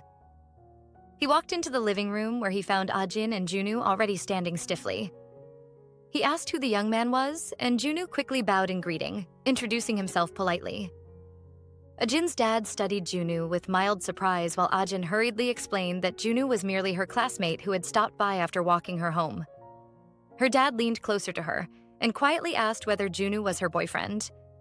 Ajin was instantly embarrassed and immediately denied it. Her father burst into laughter at her reaction, while Junwoo awkwardly scratched the back of his neck, visibly nervous. Trying to ease the situation, Ajin turned to Junwoo with an uneasy smile and implied that he was just about to leave. However, her father casually mentioned that he had brought home fried chicken and insisted that Junwoo was welcome to join them. Sensing her discomfort, Junwoo declined the invitation and decided to leave. Ajin's father told him to get home safely, while Ajin waved goodbye, saying she would see him at school the next day. As Junwoo walked home alone, he suddenly stopped in his tracks. His thoughts drifted back to Ajin, the way she rushed to him when he found her. A small smile formed on his face as he felt relieved and fortunate to have found her before things turned worse. He rubbed the back of his neck and continued on his way. The following day at school, Cho-hui greeted Ajin enthusiastically outside her classroom, holding her hands and expressing relief that she was safe and unharmed. Ajin returned the smile, but before heading inside, she turned serious and warned Cho-hui that she had nearly been put in serious danger, then made her promise to never to take on such suspicious work again. Cho-hui apologized once more and made the promise, waving cheerfully as she headed toward her own classroom and mentioning they would meet at lunch. As Cho-hui walked away, her smile disappeared. Her intention had only been to keep Ajin away from Junwoo, but she guessed it turned out well for her. She could easily have been the victim. She sighed heavily, realizing that the high pay should have been an obvious warning sign. Now frustrated, she accepted that she would need to find another job. While passing the staircase, she suddenly heard someone calling out, saying they needed to talk. When she looked up, she saw Junwoo standing there, his expression completely unreadable. Later, in a quiet spot, Cho-hui asked why he suddenly wanted to see her. Junwoo demanded to know whether she had been aware of the true nature of the place where Ajin had gone for the photo shoot. Cho-hui leaned back casually, feigning ignorance, and asked him what he was talking about, though inside it confirmed her suspicion that Junwoo was the young man mentioned by the police. Junwoo, clearly angered, accused her of pretending to be ignorant. His sharp tone made Cho-hui flinch, but she quickly raised her voice in response, insisting that she genuinely had no idea, and claimed she was a victim as well. She clenched her fists and questioned whether he truly believed she would have sent Ajin there if she had known the truth. Junwoo stared at her impassively, stating that he had no way of knowing, which was precisely why he was confronting her. Cho-hui turned away in frustration, realizing that he did not trust her at all. She then told him that he was free to suspect her if he wished, but it would not change the fact that she didn't know. Crossing her arms, she smirked confidently and implied that Ajin would trust her over him regardless. Those words made Junwoo clench his jaw. He warned her that the truth would eventually surface and cautioned her to be extremely careful from that point onward. He made it clear that if she continued to mistreat or manipulate Ajin, he would not overlook it again. With that, he turned and walked away, leaving Cho-hui standing there, watching him go and wondering what he was going to do about it. When Junwoo entered the classroom, his attention was immediately drawn to Ajin chatting with Junwoo. Without hesitation, he walked up to her and suggested that they walk home together after school. The moment brought back memories of the previous day for Ajin, and her heart began to race uncontrollably as she stared at him. Startled, she stood up abruptly, claimed that she already had plans, and hurried away. Junwoo and Junwoo could only watch in surprise as she left so suddenly. Ajin went straight to her locker and took out her book, confusion filling her thoughts. She could not understand why it felt so difficult to face Junwoo. Nothing significant had happened the day before, yet her heart continued to race loudly, betraying her calm reasoning. Soon after, the teacher entered the classroom and instructed everyone to take their seats, officially beginning the lesson. Despite sitting through class, Ajin was far from focused. Sweat formed on her skin as her thoughts drifted elsewhere. And although she scribbled notes, she barely registered what the teacher was explaining. The moment the bell rang for morning recess, she sprang up from her seat and immediately asked Junwoo to accompany her to the cafeteria, clearly trying to avoid Junwoo. Later, during afternoon recess, she stood in the hallway and spotted Junwoo approaching from a distance. Panic set in, and she quickly turned away before he could reach her. When cleaning time arrived, Ajin busied herself wiping the louvers while Junwoo stood nearby, watching her in silence. He appeared tense and troubled, clearly wondering what he might have done to make her act this way. By closing time, the students poured out of the classroom, buzzing with excitement as they headed home.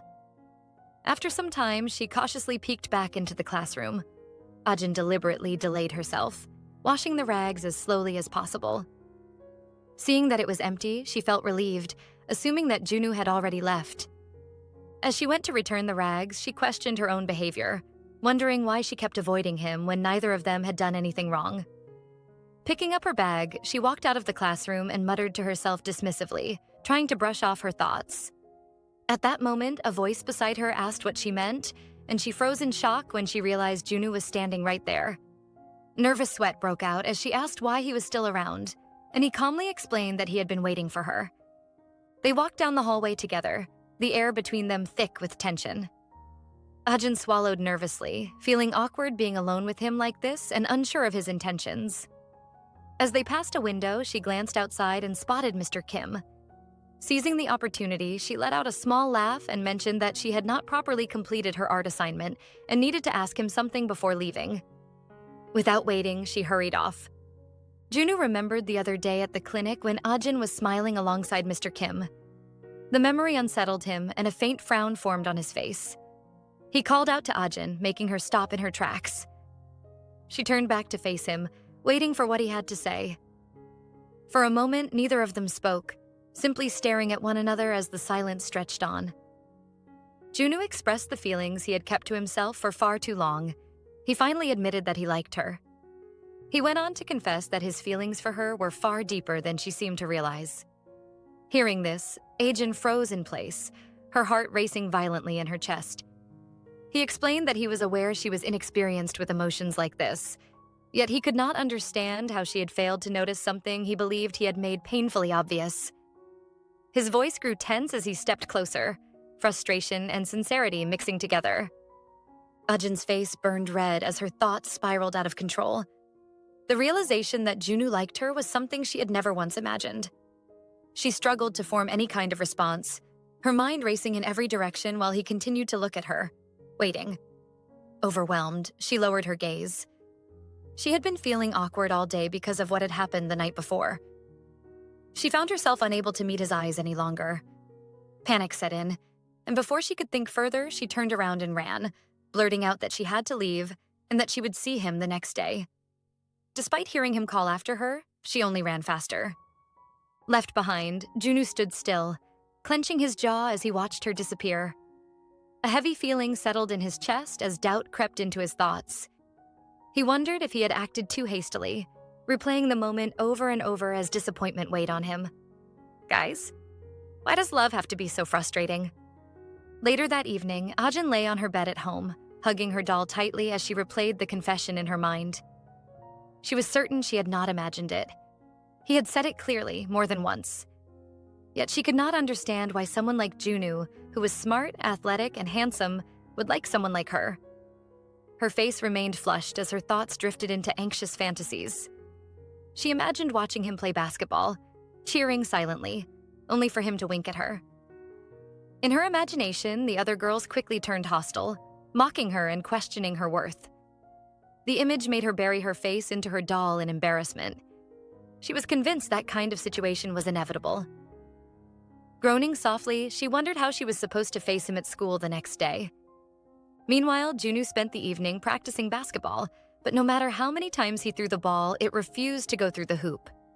Frustrated and exhausted, he finally dropped to the ground, wiping sweat from his face. His mind kept drifting back to the moment Ajin ran away. A sinking feeling took hold as he questioned whether her reaction meant rejection. Gripping the ball tightly, he wished she felt the same way about him, but admitted to himself that even if she did not return his feelings, he doubted he would be able to stop liking her. The next day at school, Ajin sat quietly reading when she heard a familiar voice greet her. Recognizing it immediately, she flinched before forcing herself to respond casually, commenting on the pleasant weather and how warm it had become. Junwoo took a seat beside her and observed that she looked tired and asked her if she had not slept well. She denied it, but he made it clear that she knew it would only make him worry the more. And just like that, her nervousness got heightened. Her face heated up again as she reached a conclusion. She could not remain beside him like this. Abruptly, she stood up, claiming she needed to use the bathroom, and hurried out. By lunchtime, the cafeteria buzzed with noise and excitement as students lined up with their trays. Ajin, however, kept her head down, sighing quietly. She had been deliberately avoiding Junwoo since the previous day, and the tension was exhausting. Suddenly, she felt a flick against her hair and turned to see him standing there. He said he wanted to talk and suggested they eat together. The girls nearby immediately noticed, their excitement barely contained. One of them nearly spoke up, but the other stopped her, urging Ajin to go. Her face flushed intensely, and she lifted her tray slightly to hide it. Eating alone with him would only draw attention. Frozen by indecision, she groaned inwardly, unsure of what choice to make. Later on, the two of them finally sat down to eat together. Junwoo called Ajin's name, prompting her to lean closer and quietly warn him that whatever he was about to say, he should keep his voice low. He leaned in as well and asked why she had been deliberately avoiding him, pointing out that it was not like he had officially asked her out. At those words, Ajin flinched and coughed lightly before leaning back in embarrassment. Junwoo straightened himself and repeated the question more calmly, asking again why she was acting that way. Ajin, folding her hands tightly on her lap, explained that it should have been obvious. She could not understand how he expected her to behave normally after hearing something like that, especially when no one had ever confessed their feelings to her before. Hearing this, Junwoo clenched his fist against the table in frustration, realizing that he had rushed things far too much. Ajin then looked at him carefully and admitted that she simply wanted to be sure he was not joking. Junwoo responded by asking whether he looked like the type of person who would joke about something so serious. She replied that she found it difficult to believe. Lowering her gaze, she explained that the idea felt unreal to her. When Junwoo asked what she meant, she nervously toyed with her food and pointed out that the two of them were very different people. Junwoo immediately rejected that notion, stating firmly that he had never once thought of them as different and urged her not to speak that way about herself. Ajin could only stare at him, unable to find the words to respond. Sensing her discomfort, Junwoo softened and told her that she did not need to give him an answer. All he wanted was for things to return to how they were before. Hearing that, Ajin smiled faintly in relief. Unbeknownst to them, Cho-hui had been watching the entire exchange from a distance, her expression dark with anger. After school ended that day, Ajin and Cho-hui walked home together. Although they were side by side, Ajin's thoughts lingered on everything that had happened earlier. She felt relieved that Junwoo had gone back to treating her the same way as before, as she had feared things would become unbearably awkward between them. Her thoughts were interrupted when Cho-hui suddenly mentioned that there was something she wanted to talk about. Ajin encouraged her to go on. Cho-hui stared ahead, nervously biting her nails as she admitted that she felt a little embarrassed. Ajin looked at her in surprise, having never seen her friend so hesitant before. Trying to ease the tension, Ajin smiled warmly and reassured her that whatever it was, she would help however she could. After all, they had been friends since elementary school, and she urged Cho-hui to speak freely. Inside, Cho-hui smirked to herself, convinced that her act of hesitation was working perfectly. Maintaining a light tone, she confessed that there was someone she liked, turning to Ajin and holding her hand. Ajin immediately brightened, excitedly asking who it was, why she had not mentioned it sooner, and whether she knew him. She expressed genuine happiness for her friend. Cho-hui then leaned in closer and quietly revealed that the person she liked was Junwoo. In that instant, Ajin felt the world go cold. Cho-hui's grip on her hand tightened as she asked for her help, reminding her that they were friends and should support each other. Ajin did not know what to say. All she could manage was a quiet promise that she would try. Cho-hui beamed at her, calling her the best as she wrapped her arms around Ajin in a tight hug, telling her how much she loved her. As Cho-hui held her, an evil smirk curved her lips. At the very least, Ajin would understand that her role was to always help her. God, Cho-hui knows exactly how to make my blood boil. Later that night, Ajin scrolled aimlessly through her laptop, but her thoughts refused to settle. Cho-hui's voice echoed in her mind, confessing that she liked Junwoo. What was she supposed to do? She had promised to help Cho-hui, yet Junwoo's own confession resurfaced just as clearly, and Ajin sighed heavily, sinking back into her chair. The question repeated itself until it ached. What would she do? The next day at school, her book lay open in front of her, untouched. Though the classroom buzzed with quiet studying, Ajin's mind was elsewhere, restless and overheated. She had not slept at all the night before. Junwoo noticed almost immediately. He asked if something was wrong, if she was feeling unwell. Ajin flinched and stammered that she was fine. Her reaction only deepened his concern. He pressed gently, pointing out that something was clearly wrong. She laughed nervously and confessed that she had not slept enough. Junwoo studied her face, unconvinced. Then he asked if something had happened between her and Cho-hui. Ajin stiffened, flinching hard. She waved her hands quickly, insisting they were friends and that nothing had happened. Junwoo nodded and said that was good, though doubt still lingered in his eyes. Before he could say more, the classroom door opened. The teacher stepped in, apologizing for being late due to a long school meeting. She asked whether the students had been studying quietly as she walked fully into the room.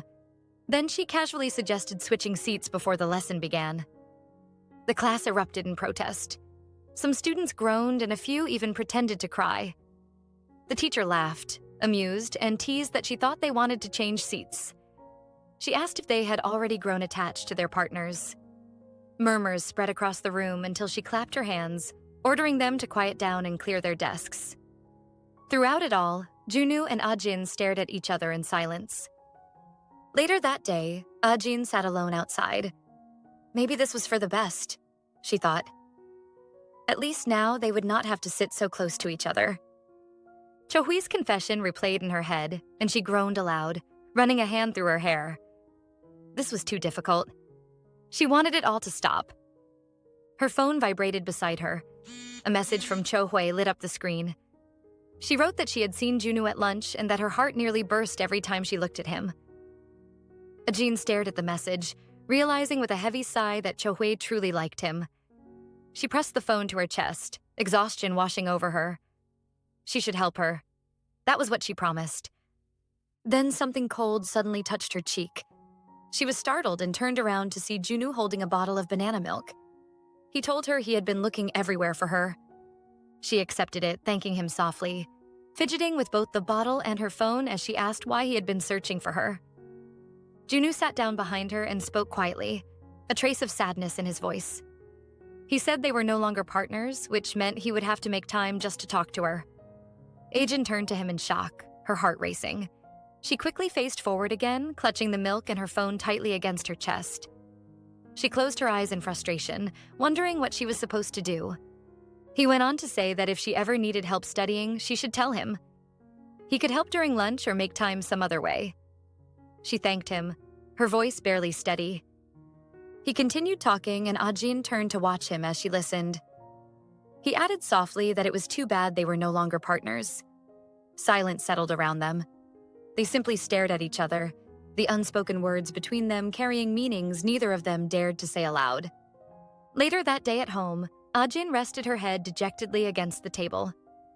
Chohui and Junwoo were both important to her, and she didn't want to lose either of them. Her phone vibrated beside her, reminding her that it was time to film her banana bread baking video. She straightened quickly, clutching the phone as if it could pull her thoughts back into order. At this rate, she would spend the entire weekend trapped in her head. And when her thoughts tangled like this, she knew one thing always helped. Nothing beats baking. She mixed the eggs with more force than necessary, her frustration bleeding into the motion. She considered pairing banana bread with meringue cookies for a prettier thumbnail. The contrast would look nice. But even her thoughts betrayed her, the bananas in her head chatting and flirting when she needed silence. She needed to heat the oven. Ajin hurried over and turned the knob. Nothing happened. Her chest tightened. She tried again. Still nothing. Fear crept in as she remembered her mother complaining about the oven, suggesting it might be time to replace it. She pressed her palms to her head, shoulders slumping. Was it really broken? She had already posted the upload notice. Her viewers would be waiting. After a long pause, she pulled out her phone and posted an apology instead, her expression heavy with disappointment. The next day, Saturday, Junwoo picked up his phone and stared at the screen, wondering what Ajin was doing. He almost sent her a message, but hesitated for a second, then decided against it. He headed for the door and told his mother he was going out. She asked if he was heading to Youngmin's place, and he nodded. She followed him, smiling brightly, and mentioned that she had a special guest coming over, so there was no need for him to rush back. He simply nodded, slipping on his shoes. She asked him if the guest could stay for a while, and he said that he was fine with it. Once he left, his mother hurried into the kitchen, laid out utensils, wondering if it was enough. Since the guest was making the effort to come, she wanted everything to feel intentional. She was about to bring out new plates when the doorbell rang. She smiled to herself and rushed to answer it. At the door, she asked if her place had been difficult to find. The person replied that the place was closer than she thought and thanked her for inviting them. When the face of the guest came into view, it was actually Ajin. As she led Ajin into the house, Junwoo's mom spoke excitedly.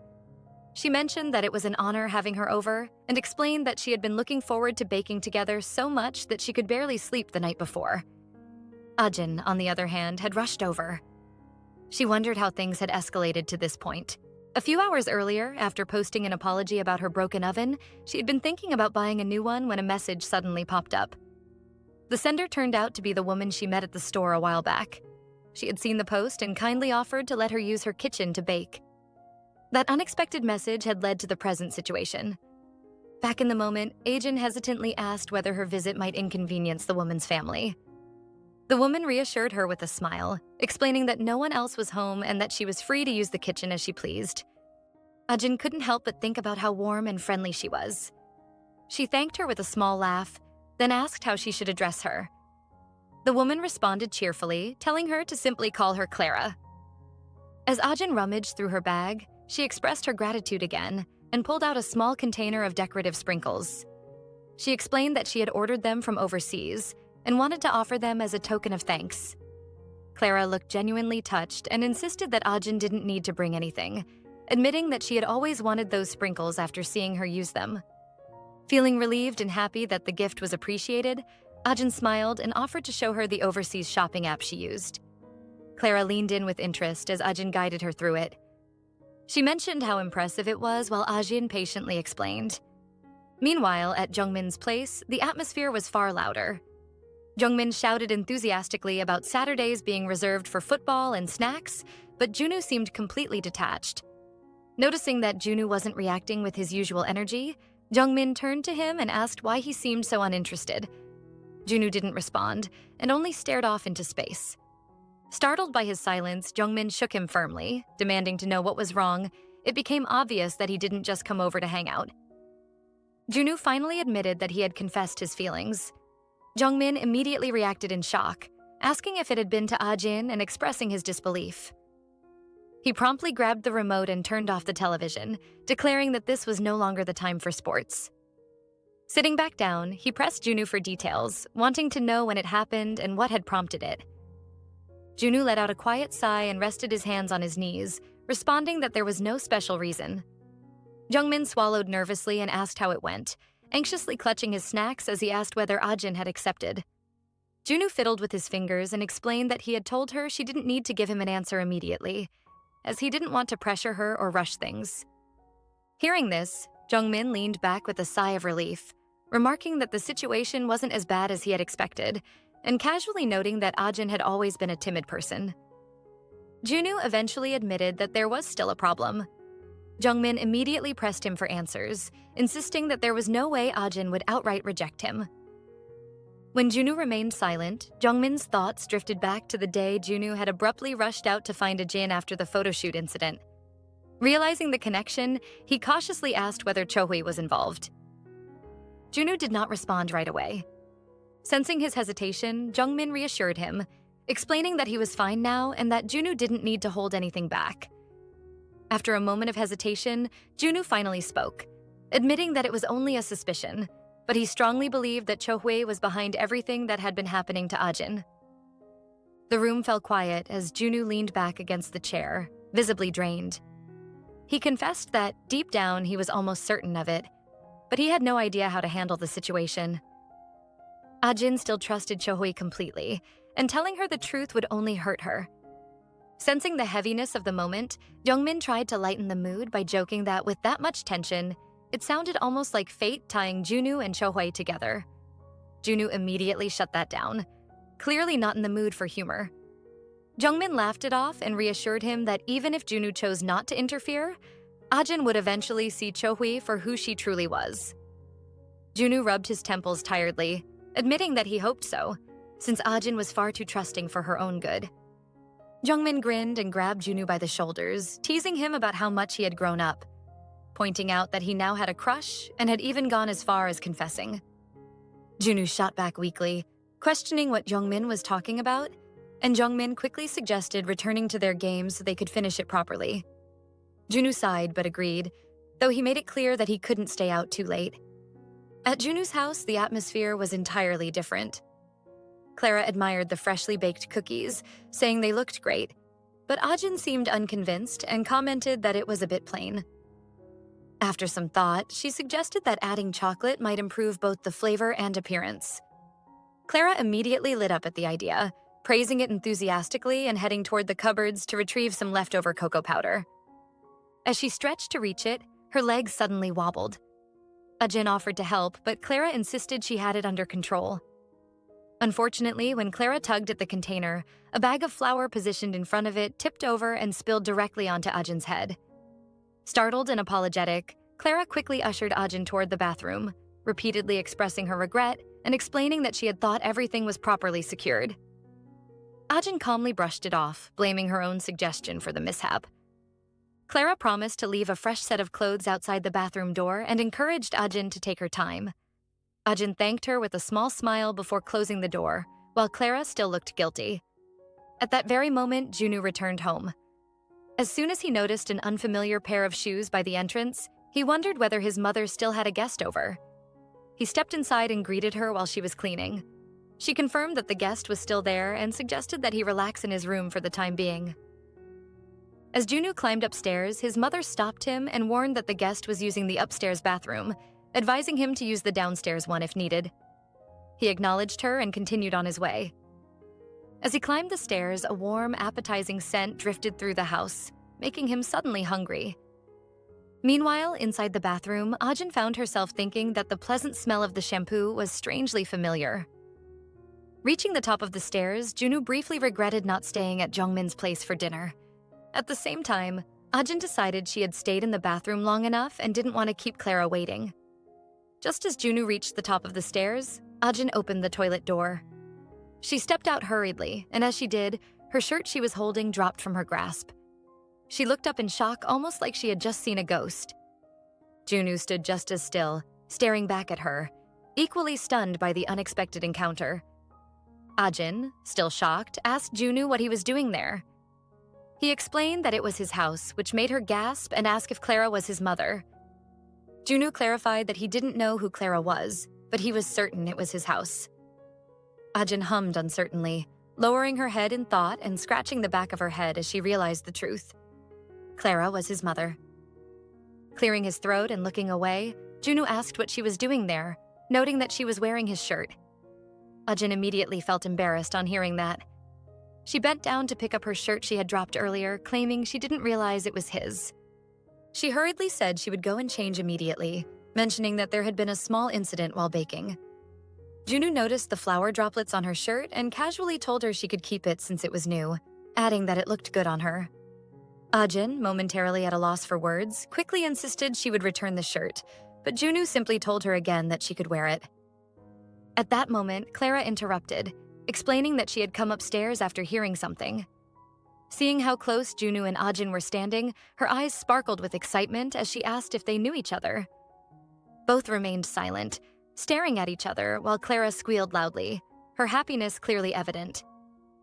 Later that night, Chohui sat on her bed at home, fuming as she stared at her phone. Ajin had promised to give her an answer, yet she hadn't sent a single message. Chohui worried that Ajin might be angry because she had confessed her feelings for Junwoo. Threw her phone onto the bed in frustration and muttered that there was nothing Ajin could do about it. Just then, her phone dinged and she saw a message from Dojin, saying he had booked her favorite restaurant and would pick her up the next day at 10. As she replied, her mind raced with thoughts of how she would break up with him, feeling that even responding was a waste of her time. Once she replied to him, she flopped back on the bed in exasperation, finding the situation deeply annoying. Meanwhile, back at Junwoo's house, Clara and Ajin were done cooking. Clara, happily munching on the cookies, said she was surprised that Ajin and Junwoo were friends. It really was a small world. Ajin and Junwoo sat close together in silence, while Clara smiled and called it fate. Junwoo warily asked his mother what she meant, and Clara explained the improbability of her favorite idol turning out to be his friend, addressing Ajin respectfully as Miss Ajin. Ajin smiled, feeling nervous, and asked her to simply call her Ajin. Clara enthusiastically encouraged her to treat her home as a friend's house. She asked her to swing by often so they could bake together, and mentioned that her Matfair baking supplies she had ordered overseas would be arriving soon. Ajin gasped at the thought. They were professional French baking tools. She was thrilled at the opportunity, and thanked Clara excitedly. Junwoo, on the other hand, said nothing. He simply picked up a cookie, ate it, and grinned to himself, quite satisfied that things seemed to be working out in his favor. After some time, Ajin looked outside and noticed it was getting late. She mentioned that she needed to leave since she had some editing to do. Clara suggested that it would be a shame for her to leave just like that and proposed that they have dinner together. Ajin waved her hands frantically, expressing her gratitude for being allowed to use the kitchen. Junwoo then stood up, surprising his mother, who asked what was wrong. He explained that it was quite late and that he would walk Ajin to the bus stop. Clara smiled excitedly, praising him as her boy, and reminded him to make sure she got on the bus safely. With that, Junwoo and Ajin left. As they walked, Ajin told Junwoo that he didn't need to accompany her to the bus stop, but he replied that it wasn't far, and that friends could see each other off, and there was nothing wrong with it. Ajin agreed, acknowledging that he was right. The walk was quiet, and Ajin thought she should say something. She mentioned that while baking, his mother had told her that her son was gruff, and she guessed that must have been him. Junwoo responded casually with a simple, yes, which made Ajin feel awkward. She realized he really was gruff, and she could understand why his mother might feel a little hurt. Feeling bold, Ajin walked faster and lightly grabbed his shirt. When he turned to her, she asked if he could take his mother out once in a while, suggesting that even a simple lunch would make her happy. Junwoo faced her fully, and she laughed sheepishly, telling him to thank his mother on her behalf for letting her use the kitchen. She explained that when her oven had broken earlier, she had panicked because her head was already a mess. Junwoo immediately asked her what she meant by that and why her head had been a mess. Ajin hesitated, unsure how to answer. They stared at each other for a moment before Junwoo said he hoped it had been because of him. He began walking closer, making Ajin's heart race. She told him he might have to wait a while and apologized, but Junwoo simply stared at her, sadness in his eyes, and they both stood there in silence, staring at each other. Back at home, Ajin started sending her video to her system for editing, thinking about her fans and how she wanted to do better than usual since they had been waiting. 3 hours later, her baking video was ready, thanks in part to Clara's help. When she checked the comments, she was pleased to see that people seemed to like it. She smiled, lying on her bed, glad she had uploaded the video that day. She sighed tiredly, reflecting on how much had happened. Her gaze fell on the shirt hanging nearby, a reminder of Junwoo. Her phone then vibrated. When she opened it, she saw a message from Cho-hwee. Ajin gasped, realizing she had forgotten to reply earlier amidst the hectic day. She began typing a response, but froze as she remembered Junwoo's words from earlier. She quickly deleted the message she had been writing and composed something else instead. The next evening, Junwoo and his mother sat at a restaurant. His mother was genuinely smiling, surprised that he had invited her to dinner, something he had never done before. Junwoo, meanwhile, mumbled quietly to himself while looking at the menu, his thoughts drifting to Ajin and the moment she had suggested he take his mother out more often. He mentioned to his mother that Ajin said she'd like it, and she looked taken aback. After processing his words, she gasped, covering her mouth and leaned closer, asking if there might be something between him and Ajin. Junwoo quickly cut her off, returning his attention to the menu and insisting that it wasn't what she was thinking.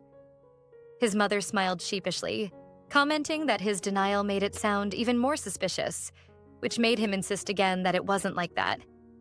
She laughed, saying, "Not yet," and Junwoo called her out loudly, which made her laugh even more. Later, Cho-hwee and Dojin entered the same restaurant. The host greeted them warmly and led them to their table after Dojin mentioned that he had reserved it in his name. Dojin asked what she thought about the place, adding that getting a window seat was difficult, but he pulled it off. Cho-hwee replied that the place wasn't bad as she unknowingly walked past Junwoo. He immediately recognized her, and his unease grew when he realized her table was directly behind him. Cho-hwee and Dojin sat down, and Junwoo could hardly believe he had run into her there. While browsing the menu, Cho-hwee felt Dojin's hand touch hers, and he mentioned that he would take some good photos of her with the food when it arrived. Cho-hwee removed her hand, joking that he needed to let go or she wouldn't be able to choose a dish, though inwardly she was fuming, feeling disgusted and anxious that someone she knew might see her. Dojin then ordered lobster for himself and asked Cho-hwee what she wanted. She sighed angrily, wishing he would stop using her name, and told him she would have the same. After placing the order, Dojin asked her about Ajin. Cho-hwee rummaged through her bag and asked him why he was bringing that up, saying she didn't want to discuss unpleasant memories in a nice place. Junwoo flinched on hearing Ajin's name mentioned. Dojin smiled, explaining that he was interested in everything about her, and added that he had heard the police had called her, while Junwoo listened attentively. Cho-hwee waved it off, saying it didn't matter, and quickly changed the subject by reminding him about a concert he had invited her to. At that moment, Junwoo's mother smiled and mentioned that he should ask Ajin to come hang out again, and he agreed he would. Cho-hwee froze at the mention of Ajin, and recognizing the voice, glanced back nervously and saw Junwoo, who was still eating casually. She faced forward, hoping he hadn't overheard their conversation, and wondered how his mother knew Ajin. Junwoo's mother then showed him her phone, noting that the banana bread they had baked together had been posted and that Ajin's Instagram account was popular among bakers. Cho-hwee's hands trembled violently as she processed the information. She realized Ajin had been at Junwoo's house and imagined her feeding him cookies, and recalled that she had told Ajin that she liked him. Cho-hwee's mind raced with anger as she concluded that Ajin had lied to her and met Junwoo behind her back, acting friendly in front of her while flirting with him privately. Dojin, noticing her distraction, waved his hand frantically, asking if she was listening and if she would take photos of the food. At that moment, Junwoo stood up, saying he was going to the bathroom. Chohui watched him leave while Dojin suggested they take photos before they eat their food. Noticing Junwoo glanced back slightly. Chohui realized that Junwoo already knew she was there and quickly decided to excuse herself to the bathroom as well, taking her bag with her. Chohui had run quickly and called out to Junwoo, claiming that she knew he was aware of her presence, laughing as she noted his sly side. She confessed that she knew he liked Ajin. She took out her phone, asked if he knew that Mr. Kim had been Ajin's first love. She turned the phone toward him, showing the photos, and asked him if he knew how much first love meant to Ajin, which took him by surprise. She smiled mischievously, insisting that she didn't want to show him the photo, but was only telling him for his own good, urging him to keep it in mind. Junwoo, however, turned to look away, remarking dryly that anyone who went around taking such photos must have nothing better to do. Chohui, taken aback, flared up, questioning if he could really say that after seeing the photos. Junwoo turned back and, in a firm tone, told her that he had only one thing to say. She should never dare harass Ajin with that, adding that it wouldn't change anything. Shocked by his tone, Chohui shouted that he shouldn't act so special, and as he entered the bathroom, muttered that looks weren't everything if he knew, before covering her mouth and looking down, realizing that someone had heard her. Inside the bathroom, Chohui glared at her reflection in the mirror. She blamed Ajin for everything. If it weren't for her, Junwoo would have chosen her instead. Ajin had good parents, a nice home, and everything else. So why did she want to take this away from her? Chohui reminded herself of the things she possessed, her bag from Dojin and the heels from Sangyun, things Ajin could never have. She believed she had won. Yet, staring at her own reflection, she felt a sudden emptiness, realizing that despite being better than Ajin in many ways, she still felt miserable. Her frustration culminated as the makeup she was holding fell to the floor. The next day at school, gossip spread among the students, particularly the girls, who claimed they had seen Junwoo and Chohui together at a department store. One of the girls gasped, suggesting that the pair looked good together and speculated that they might become the school's hottest couple. As Junwoo walked past, another girl commented on the striking combination of their appearances, only to be shushed by her friends. Junwoo's eyes widened as he spotted Ajin nearby. He clenched his jaw and quickly approached her, then began explaining that he had run into Chohui at the department store and apologized for not informing her sooner. Ajin flinched and stepped back, asking what he meant. Junwoo clarified that nothing had happened between him and Chohui, emphasizing that they had not been on a date. Ajin, confused, pressed him, stating that it seemed random since she hadn't heard anything from anyone. Junwoo smiled nervously, glancing away and brushed it off, telling her not to worry. Curious, Ajin asked what date he was referring to, but Junwoo quickly denied any involvement. She stepped closer, pressing for an answer, but he remained at a loss. Finally, Ajin whispered to confirm if the date he was talking about was that he had taken his mother out, and Junwoo relaxed, admitting that he had. The conversation hung in the air, tense and heavy, before Junwoo surprised her by asking her out on a date. The night before the date, Ajin stared at a text from Junwoo, reminding her that the movie would be starting by 12, so they had to meet up by 11:30. The reality of it finally sank in. She couldn't believe how quickly the moment had arrived. Remembering how she had backed out of their plans the previous time, she became determined not to repeat that mistake. Her gaze lingered on the dress she had already prepared, and with a long, nervous sigh, she reminded herself that she needed to sleep. The following day began in chaos. Ajin rushed toward the theater, breathless and flustered, unable to believe she had overslept on a day like this. She tried to console herself by thinking it was not entirely her fault. She had been awake until morning, desperately trying to fall asleep, and as if that was not enough, her phone had chosen that exact day to break. No matter how many times she tried to turn it on, it remained dead. She remembered the moment it slipped from her hand while boarding the bus and berated herself for her clumsiness. By the time she finally arrived at the theater, her nerves were frayed. Without a phone, everything felt inconvenient, and she had no way of knowing whether Junwoo had already arrived. When she spotted the time display, her heart lifted. There were still 5 minutes left. She had made it early. Relief washed over her, and she silently thanked God before sitting in a visible spot near the front, certain Junwoo would pass by there. Looking down with a shy smile, she let herself feel excited. Elsewhere, Junwoo was having a very different kind of morning. At the hospital, he repeatedly tried to call Ajin, only for each attempt to fail. After yet another unsuccessful call, he leaned his head back against the wall in frustration. He wondered why she wasn't picking up. He checked the time and realized the movie had already started. Without the tickets, Ajin would not even be able to enter. With a tired sigh, he walked over to his mother and tried to reassure her, reminding her that the doctor had described the surgery as simple. His mother, however, was barely holding back tears, admitting that she had feared the worst when his father collapsed. When she asked about his plans that day, he hesitated. Leaving her alone did not feel right, especially with his father still in surgery. Although the doctors had said it would not take long and that they could see him by early afternoon, Junwoo decided to stay. He told his mother that his plans had been canceled and promised to remain with her until his father woke up. Grateful, she squeezed his hand and expressed how glad she was to have him there. Back at the theater, time dragged on mercilessly. By 12:45 p.m., Ajin was still alone. Around her, people reunited with those they had been waiting for, laughter and relief filling the space. She remained seated, feeling small and forgotten. Her lips pressed together as her earlier excitement slowly dissolved, leaving only uncertainty behind. At the hospital, Junwoo's father finally regained consciousness. Both Junwoo and his mother called out to him at once, their voices filled with relief. His father reached for his wife, asking if she was all right and whether he had frightened her. She clung to his hand, assuring him that everything was fine now and admitting how worried she had been. Junwoo smiled at the sight, but there was a distant urgency in his eyes. When his parents noticed his expression, he explained that now that his father was awake, he needed to step out briefly.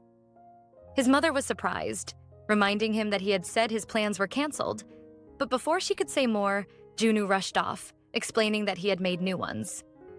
By the time it was nearly 1:30 p.m., Ajin was still sitting in the same spot. The movie was almost over, yet she had not moved. She wondered why she was still waiting, but a stubborn part of her believed Junwoo would still appear. Her eyes stung as tears threatened to fall, and she felt rooted to the seat. She felt that something must have happened to him. Leaving now felt impossible, especially since he would not be able to reach her with her broken phone. She decided to wait just a little longer. When someone suddenly stopped in front of her, her heart leapt, and she looked up with fragile hope, only for it to collapse when she realized it was not Junwoo, but Mr. Gwanghyun. Meanwhile, Junwoo ran through the streets, lungs burning as he checked the time again. It was already 1:40 p.m. Logic told him she would be gone, yet he refused to give up. He scanned the area, changing direction again and again, searching every place he could think of. Gripping his phone tightly, he continued to look around, unwilling to stop, driven by the hope that he might still find her. Elsewhere, Ajin found herself seated across from Mr. Gwanghyun, who said that running into her there had been unexpected. She responded lightly, agreeing that it was indeed a coincidence. When he asked why she was at the theater and whether she had come alone, she visibly stiffened. After a brief moment of hesitation, she fidgeted and explained that she had been waiting to meet a friend. Mr. Gwanghyun looked taken aback by that answer and asked why she was sitting by herself if she had plans to meet someone. Ajin was just about to clarify when she suddenly felt a gentle tap on her shoulder. At the same time, her name was called, and she immediately recognized the voice. Her heart skipped as she lifted her head and saw Junwoo standing there.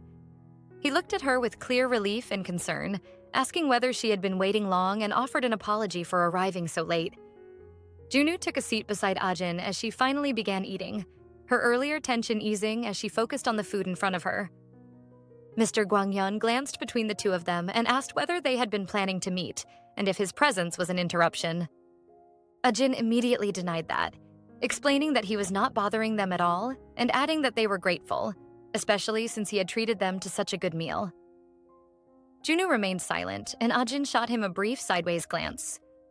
Noticing this, Mr. Gwanghyun laughed lightly and suggested they all eat while the food was still warm. He added that it was nice seeing Ajin again now that his student teaching period was almost over, admitting that he had been genuinely surprised to run into her at Seorin High. Ajin smiled and replied that she was happy to see him too. When he asked whether she still had the portable charger, Junwoo visibly stiffened. Ajin sighed and explained that the charger had worked really well but had eventually reached the end of its lifespan, so she had let it go. Mr. Gwangyeon simply smiled, commenting that it had lasted quite a long time. Ajin agreed, saying she had used it for a good while. While the conversation flowed easily between them, Junwoo simmered quietly, gripping his glass of juice tighter than necessary. His thoughts drifted back to the time Ajin had been so insistent about the importance of that charger, demanding he bring it to her the very next day. Unwanted memories followed, including the photo Cho-hwee had shown him. He found himself wondering whether Ajin still harbored feelings for him.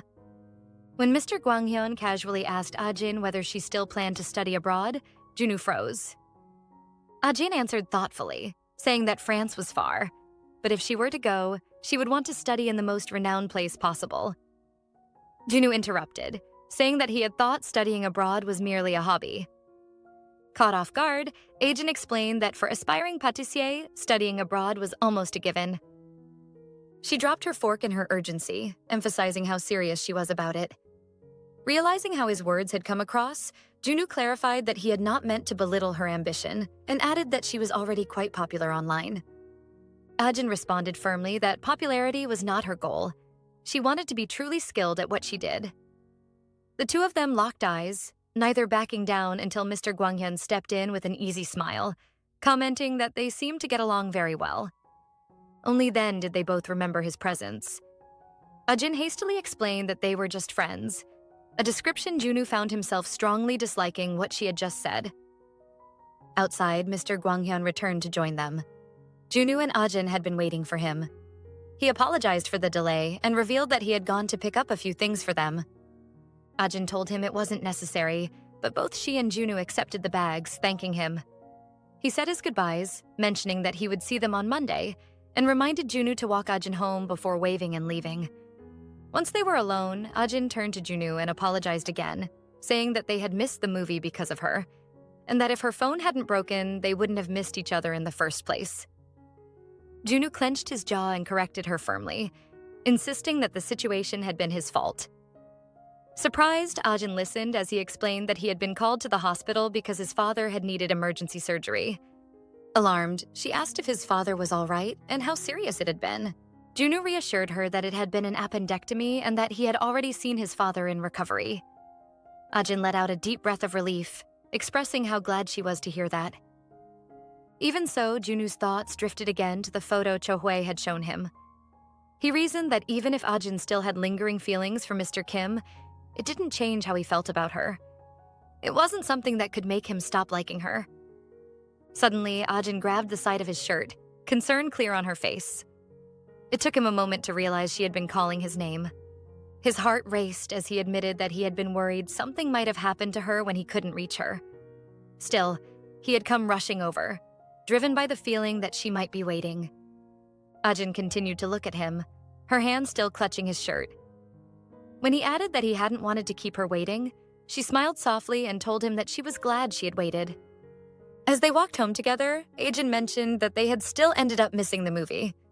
Junwoo responded by calmly asking what she meant. Ajin kept her eyes forward and didn't answer, but inwardly she felt disappointed. To her, it felt like a missed chance, and the silence between them made it heavier. Junwoo quickly caught up to her and poked at her gently. He pointed out that it wasn't the only movie available and that they could always watch something else.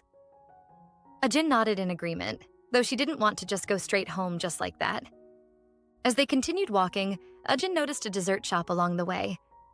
She stopped and turned toward Junwoo, asking if he wanted to get dessert. Her face lit up as she added that she would treat him. The wide smile she gave made it clear that she genuinely wanted to spend a little more time together. Meanwhile, somewhere else, Cho-hwee was holding a man's phone while he asked her whether she didn't trust him. She asked if there was something on the phone that she wasn't supposed to see. He assured her that there was nothing like that, claiming he had nothing to hide. As she went through his messages, she said she had believed he was clean, but in truth, she had heard rumors about him meeting younger girls. He laughed nervously and repeated that there was nothing suspicious. As Cho-hwee continued checking the phone, she noticed that all the blocked accounts belonged to girls. That detail immediately unsettled her, making her feel that something was off. Her attention was drawn to one particular woman, and she held up the phone to ask who the person was, casually commenting on how pretty she looked. He let out a loud sigh and explained that she was someone he had met the previous year, but that she had suddenly changed and caused him trouble. He added that it had been a long time since they last met, and claimed that all he wanted now was to spend time with his princess, Chohui. Chohui handed the phone back to him, apologizing and saying that there didn't seem to be much on it. She then excused herself, saying she needed to use the bathroom. Once inside, Chohui scrolled through her own phone endlessly. The woman she had seen earlier looked young, and curiosity pushed her to check her recent posts. She froze when she came across a photo of the woman holding a scholarship certificate, with a caption revealing that she was a freshman. A slow smirk spread across Chohui's face as the realization settled in. To her, it was now clear that the rumors she had heard were true after all. Later that night, a car stopped near a mall, and Chohui stepped out. She thanked the man for the shoes he had bought for her, lifting the bag while forcing a polite, artificial smile. The man told her that he would call her, and after she shut the car door, the vehicle sped away. The moment it left, the smile dropped from her face and a frown returned. She groaned softly, still staring at the shoes as she began walking home, deciding that she would wear them to school the next day. Unbeknownst to her, 3 girls seated nearby had been watching her closely, quietly questioning among themselves if she was really Chohui. As she continued walking home, she kept glancing anxiously at her phone, wondering if the woman had seen her messages and why there had been no reply yet. When a new notification suddenly appeared, a satisfied smirk slowly formed on her face. The woman had finally replied, and the message confirmed exactly what Chohui had already suspected. The next day in class, as Ajin stood up to leave, she lowered her gaze and a faint smile appeared on her lips. Her mind drifted back to what she remembered as their outing together. She recalled the moment before they started eating when she had nervously insisted on taking a picture first, while Junwoo had simply stared at her quietly. She remembered the time they played a game together, and the moment she had accidentally fallen asleep on his shoulder on the bus. She had tried to straighten up out of embarrassment, but he had gently indicated that she should rest instead. Back in the classroom, her heartbeat grew louder, and she wondered if it had been too much for her to think of it as a date. The thought startled her, and she quickly straightened, mentally questioning herself. At that moment, her friend Ajin rushed into the classroom, calling out to her urgently. Ajin asked if she had heard the rumors spreading around school. Caught off guard, Ajin asked what the rumors were about, though her thoughts were already drifting elsewhere. Ajin then revealed that people across the school were saying that Chohui had a sugar daddy. The shock left Ajin momentarily speechless as she processed the information. Elsewhere, Chohui stood partially hidden behind a wall, quietly listening to students gossip about her. One student remarked that she was much lamer than they had expected, while another said they had always assumed she was extremely rich. Hearing this, Chohui let out a quiet, almost hysterical laugh to herself. She convinced herself that they were simply jealous, deciding that they could continue talking as much as they wanted without affecting her. Soon after, she heard someone calling her name. Ajin came running toward her, slightly out of breath, explaining through strained breathing that she had been searching everywhere for her. Chohui, wearing a small smirk, asked why Ajin had been looking for her so urgently and whether something had happened. Ajin approached her and indicated that nothing serious had happened. Standing beside her, she gave Chohui a genuine smile and suggested that people often like to gossip about others, especially when the person in question seemed to be doing well. Chohui leaned closer, seeking confirmation that Ajin truly believed she was doing well. Ajin responded with a wider, reassuring smile and a small nod, encouraging her not to worry too much about what others were saying. Chohui stared at her silently for a moment, her face unreadable, before suddenly pulling Ajin into a tight hug. The sudden movement caught Ajin off guard, her body stiffening slightly in surprise. Still holding on to her, Chohui admitted that she had been worried Ajin might believe the strange rumors about her. Ajin, steadying herself in the embrace, reassured her that she would not believe such things. She told Ajin that she was grateful to have her. After a short pause, something seemed to occur to her, and she mentioned that she hoped Junwoo would not misunderstand anything, adding that she genuinely liked him. Pulling Ajin slightly away from the hug while still holding on to her arms firmly, she warned her not to break her heart since they were friends. When she noticed the shift in Ajin's expression, she reminded her quietly that she was the only friend she had. Ajin, caught off guard by the weight of those words, could only respond with a small, quiet agreement. As Ajin walked back toward the classroom, she released a soft, heavy sigh. She thought about the promise she had made to help Cho-hui get together with Junwoo. Pressing her palm tightly against her face, she felt regret creeping in for the first time since making that promise. Suddenly, someone called out to her, startling her out of her thoughts. It was Junwoo, who quickly reassured her not to be frightened after noticing her tense expression. Seeing that it was him, Ajin relaxed slightly. Junwoo then extended a banana milk drink toward her. While scratching the back of his head in a slightly awkward manner, he asked when she would like to go watch the movie. Hearing this, Ajin stiffened and looked away, her cheeks warming. She told him that she would check her schedule and let him know later. Junwoo's gaze dimmed slightly as he watched her, noticing the faint beads of sweat forming on her face. He gently patted her head and told her not to feel pressured, explaining that there was no time limit or urgency. Ajin let out a small, startled sound as she clutched the banana milk tightly, fully aware that he was affecting her emotions more than she wanted to admit. Later that day, it was time for PE class. The teacher explained that they would be timing a long-distance run. He instructed that the boys would run first, followed by the girls. Noticing the reluctant expressions on some of the boys' faces, he added that even walking would earn them points as long as they finished, encouraging them not to give up. Some of the girls waved and cheered for the boys, wishing them luck before the race started. Before the run began, Jungmin suggested to Junwoo that they run together and match their pace, and Junwoo had agreed. However, the moment the final whistle blew, Junwoo sprinted forward without hesitation. Jungmin shouted for him to slow down and wait, but Junwoo continued running ahead of everyone. Jungmin struggled to keep up until they finally reached the finish line. Junwoo stood there casually drinking from his can of water, even though sweat soaked through his shirt, while Jungmin collapsed onto the ground, looking like he might faint. Between breaths, he threatened that Junwoo would pay for abandoning him. Junwoo responded calmly that he had earned a point thanks to him, but he argued loudly that he would have gotten the point regardless. Junwoo's attention soon shifted elsewhere while Jungmin weakly asked him for water. The girls' race had already started. Junwoo tossed the water can toward him and said he would be right back.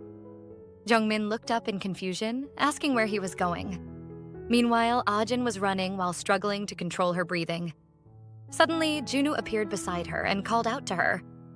Surprised but still focused on running, she said she thought he had already finished. Junwoo glanced at her and explained that he assumed she might take a while, so he decided to run beside her. Ajin turned toward him in surprise, though part of her wondered how he could still run after already finishing the race. Facing forward again, she wiped sweat from her face and told him she could run faster and had only been catching her breath. Trying to increase her speed, she insisted that she could manage on her own. Junwoo, still facing forward, commented that she looked like she was jogging in place. Ajin stared at him in disbelief, her expression sour. Junwoo turned to her with a small smile and asked if she planned to keep staring at him the entire time. Embarrassed, she quickly looked away as they continued running. After a while, she asked if he was not tired, and he responded that he was not particularly tired. Then, he moved ahead slightly and commented that she was very slow. Ajin sighed and tried to run faster, explaining that she was only pacing herself. Junwoo replied that it was a good strategy. Ajin shot him an annoyed look and asked if he was just there to tease her. He responded casually that he was. She stared at him in shock as he ran ahead, while she called after him, already feeling irritated. In Cho-hui's classroom, the bell rang loudly. While her classmates busied themselves with other activities, Cho-hui stood near the window, her posture stiff and unmoving. She watched Ajin and Junwoo running together outside, her fingers slowly curling into a tight fist. Her thoughts turned bitter as she questioned what Ajin was doing. To her, this was typical of Ajin, acting kind and supportive in front of her while getting close to Junwoo behind her back. She began convincing herself that Ajin was two-faced and silently decided that she would make sure Ajin paid for it. After PE class ended, the students dragged themselves back into the classroom, exhaustion visible on every face. Ajin lowered herself into her seat with relief, silently grateful to finally sit down. Her legs felt extremely heavy and sore. As she replayed the earlier run in her mind, she remembered that Junwoo had run beside her even after already finishing his own race. Concern surfaced within her, and she wondered if he was all right. She turned slightly in her seat to glance at him. Seeing him sitting quietly, she noted to herself that he was probably tired from all the running. Junwoo, unaware of Ajin's lingering gaze, simply sat and looked out the window, his posture relaxed but distant. Ajin quickly turned back to face forward, as if she had never looked at him at all. Just then, her phone vibrated softly against her desk. When she checked it, she saw a message from Chohui. In the message, Chohui expressed that she was upset about the rumors and mentioned that she hated people who lied. Ajin immediately assumed that Chohui was referring to the rumors about her having a sugar daddy. Feeling sympathy, Ajin thought that Chohui must be having a hard time dealing with everything. Remembering how emotional Chohui had seemed during their hug earlier, Ajin quickly typed a reply, saying that she understood and that she also did not understand why people lied. When Chohui read the reply, her expression hardened. To her, Ajin's response felt shameless. In her mind, Ajin was getting close to Junwoo while pretending to be supportive. The more she thought about it, the more upset she became. She thought about how Ajin had promised to help her, yet the moment she was not around, Ajin and Junwoo would laugh and spend time together. After thinking carefully, she decided on her next move. She then sent another message, telling Ajin that she had a shoot coming up at a new location that Saturday. She added that she felt she would perform better if Ajin was there to support her and asked her to come along. After sending the message, Chohui felt satisfied with herself. In her mind, this would ensure that Ajin would not be able to meet Junwoo during the weekend. Saturday arrived faster than expected. The camera shutters clicked repeatedly as Chohui posed, moving her body exactly as instructed by the photographer. At one point, the photographer even commented that Chohui seemed to be in an unusually good mood that day. Standing off to the side, Ajin watched Chohui with a soft smile. To her, seeing Chohui so focused on something she loved was admirable. It almost felt like she was watching a completely different side of her. Quietly, Ajin hoped that one day people would look at her the same way. She held the box of macarons tightly in her hands, careful not to drop them. Before long, Chohui was given a short break. Hearing this, Ajin called out to her excitedly and waved slightly. Chohui immediately rushed toward her. The moment she reached her, Ajin praised her enthusiastically, saying that she had been amazing. She then extended the macarons toward her, explaining that she had made them for her to give her strength. Unnoticed by both girls, a man nearby had been observing them. After a short moment, he walked toward them and asked Chohui if Ajin was her friend. His first remark was that Ajin was pretty, which immediately caused Chohui's expression to dull slightly. Chohui confirmed that Ajin was her friend, while Ajin politely greeted the man. The man then told Ajin that she could easily become a model. Hearing that, Ajin felt her face grow warm with embarrassment. The man handed his business card toward her, telling her to contact him if she was interested.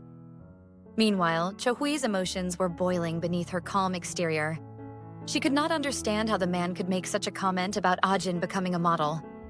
Without hesitation, she quickly took the macarons from Ajin's hands and began guiding her toward the exit in a hurry, not even giving her a chance to take the business card. She told Ajin that outsiders were not allowed inside and explained that since she would be busy there for a while, Ajin could go ahead and leave first. As Ajin stepped outside, Chohui thanked her for coming and mentioned that she would text her later. Still flustered from everything that had happened earlier, Ajin could only mutter a small acknowledgement. A voice then called out to Chohui from inside the studio.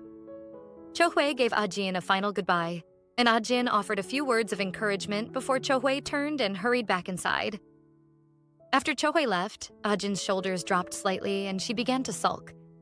She had really wanted to watch Chohui's shoot. Preparing to leave, she slipped her hand into her pocket but froze when she couldn't find what she was searching for. Panic quickly set in. She pulled both pockets inside out, her movements growing frantic, but her wallet was nowhere to be found. With no other choice, she decided to go back into the studio area. As she walked, she hurriedly sent Chohui a message, explaining that she had lost her wallet. Anxiety continued to build as she wondered what she would do if the wallet wasn't inside the studio. Then she remembered Chohui mentioning that outsiders were not allowed inside. Her expression soured as she hesitated, unsure if it was okay to enter. she didn't want to interrupt the shoot. Just then, she noticed that the studio door was slightly open. Seeing an opportunity, she carefully approached and peeked inside. When she spotted Cho Hui, she started to call out to her as quietly as possible. However, her voice caught in her throat as the scene unfolding in front of her froze her in place. Cho Hui opened the macaron box that Ajin had given her and dumped every single macaron into the trash bin. Ajin had not expected that at all. Standing nearby was the same man who had earlier tried to give Ajin his business card. He commented that the macarons looked perfectly fine. Cho Hui replied firmly that while they might look fine on the outside, they were rotten inside. With a dramatic sigh, she added that Ajin had been practicing baking and had probably just dumped the leftovers on her without caring whether she got sick or gained weight from eating them. The man reacted with exaggerated surprise, saying that it was mean, especially since Ajin had seemed nice on the outside. Cho Hui then said that even though Ajin was her friend, she didn't know when the macarons were made, so throwing them away was safer. The man agreed, saying it was better than risking a stomachache and adding that it must be difficult having a friend like Ajin. Meanwhile, Ajin heard every single word. There were no clear words to describe how she felt at that moment. But Cho Hui still wasn't done. She continued by saying that Ajin didn't have any friends, which was why she had spent time with her in the first place. She added that since then, Ajin had become overly attached, even going as far as giving her useless trash. And she kept going, continuing to speak badly about her without stopping. Later, Ajin sat quietly on a bench at a bus stop, staring blankly at her phone. The message thread between her and Cho Hui was still open, showing Cho Hui thanking her for the macarons. Ajin remembered how hard she had worked to make them. A sad thought crossed her mind. If she had known, she would have simply shared them with her family instead. Slowly, she pressed the side button and locked her phone. At that exact moment, someone approached and called her name, asking what was wrong. When she looked up and saw Junwoo, she sniffed loudly and softly called his name. Sometime later, the two of them sat inside a small espresso shop. Ajin asked what he was doing in that area, and he reminded her that his father's dental clinic was nearby. She let out a quiet sigh. Junwoo then gently asked what was really going on. Ajin paused for a long moment before finally speaking. With clear pain in her voice, she explained that she had seen Cho Hui throwing away the macarons she had given her. She added that Cho Hui had called them useless trash. Lowering her head, she quietly wondered aloud if Cho Hui hated her, admitting that she had truly believed they were friends. Junwoo, however, reacted differently. Instead of looking surprised, he seemed almost relieved by this development. He called Ajin's name, lightly tapping on the table to get her attention. After clearing his throat, he prepared to tell her things about Cho Hui that he felt she deserved to know. After some time, Junwoo finished explaining everything he knew. Ajin could only stare at him, her eyes searching his face as if silently hoping he would suddenly say it was all a lie. Her hands trembled slightly around the cup she was holding, the faint shaking betraying how overwhelmed she felt. The realization that everything had been Cho Hui's doing felt impossible for her to fully accept. Junwoo let out a low groan, admitting that he felt uncomfortable sharing all of it. To him, it felt like he had been tattling. Ajin slowly thanked him, a sad, restrained smile forming on her lips. She wondered how she had failed to notice any of it when Cho Hui had been her closest friend. Then another thought surfaced. Maybe she had noticed, but had chosen to ignore it because she had been afraid of losing her. Later, as they walked home together, Ajin quietly admitted that she guessed she had been the only one who truly believed that she and Cho Hui were real friends. Hearing this, Junwoo stopped walking immediately, his body going still as Ajin continued a few steps ahead. She felt foolish for believing so strongly in something that now seemed one-sided. Junwoo's jaw tightened as he instinctively reached his hand out toward her, wanting to stop her or comfort her. However, Ajin stated that she would walk the rest of the way alone. He slowly pulled his hand back, rubbing the back of his neck as he stood there, silently watching her figure grow smaller as she walked away. That night at home, Ajin lay on her bed, her thoughts twisted and tangled. Just then, her phone vibrated, signaling a new message. She picked it up and opened it, only to find a message from Cho Hui thanking her for the macarons and assuring her that her wallet had been found. Her fingers loosened around the phone, and she dropped it back onto the bed before turning to the other side, rustling frantically against the sheets. A dull ache pulsed through her head, making her squeeze her eyes shut as she pressed her face into the pillow. Her head really hurt. At Junwoo's house, he tried his best to focus on the study video playing in front of him. The bright screen reflected in his eyes, but his attention kept drifting back to Ajin and the way she had left earlier. After a while, he slowly raised his head, a frustrated sigh leaving him as he felt like the one who had been stupid. He leaned back into his chair, running a hand through his hair as he stared blankly. The next day, Sunday, the weather forecast predicted clear skies and bright sunshine, but Ajin's mind was anything but clear. She sat moodily on a chair at home, her shoulders slightly slumped, lost in thought. Her phone vibrated again. When she checked it, she saw a message from Cho-hui asking what she was doing. Immediately, her mind flashed back to the moment Cho-hui had thrown away the macarons she had given her, along with every harsh word she had said about her. Her grip tightened around the phone unconsciously. The sound of her mother's voice pulled her out of her spiraling thoughts. Her mother asked if she could help pick up a bottle of bulgogi sauce since she planned to make bulgogi for dinner. The request seemed to snap something inside Ajin back into place. She quickly got up and ran to her mother, wrapping her arms around her from behind in a back hug, forcing a big smile onto her face as she mentioned that she would also buy ice cream for herself. Her mother agreed and told her that her card was inside the bag hanging by the front door. As Ajin prepared to leave, her mother reminded her to be careful while crossing the road. Ajin replied that she would be back soon. She deliberately left her phone behind. After buying everything she needed, Ajin stood by the roadside, preparing to cross. Her mind drifted again, replaying memories of her friendship with Cho-hui. It had felt so beautiful back then.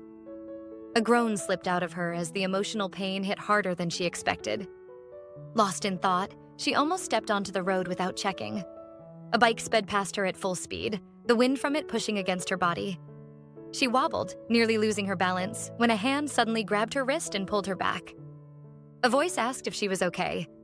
It was Junwoo. She turned quickly, surprise spreading across her face as she saw him standing there. She asked what he was doing there, noting that the place was very close to her house. Junwoo stared at her for a moment, seemingly unsure of what to say. After a pause, he explained that since she had not been answering, he became worried and decided to come by.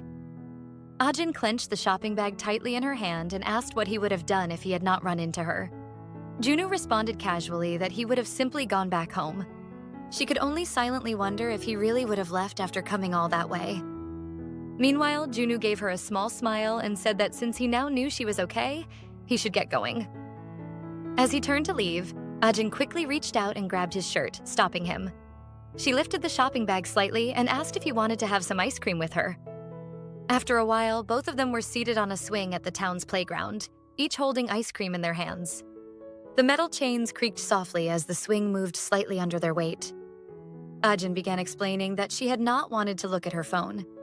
She admitted that after hearing everything Cho-hui had said, she did not want to deal with anything related to it. Junwoo turned slightly to glance at her, his brows faintly furrowed as she continued speaking. She said that she knew Cho-hui must have had her own reasons for doing what she did, but no matter how much she thought about it, she simply could not understand those reasons. The ice cream in Ajin's hand had already started melting, dripping slowly down her fingers, but she did not seem to notice.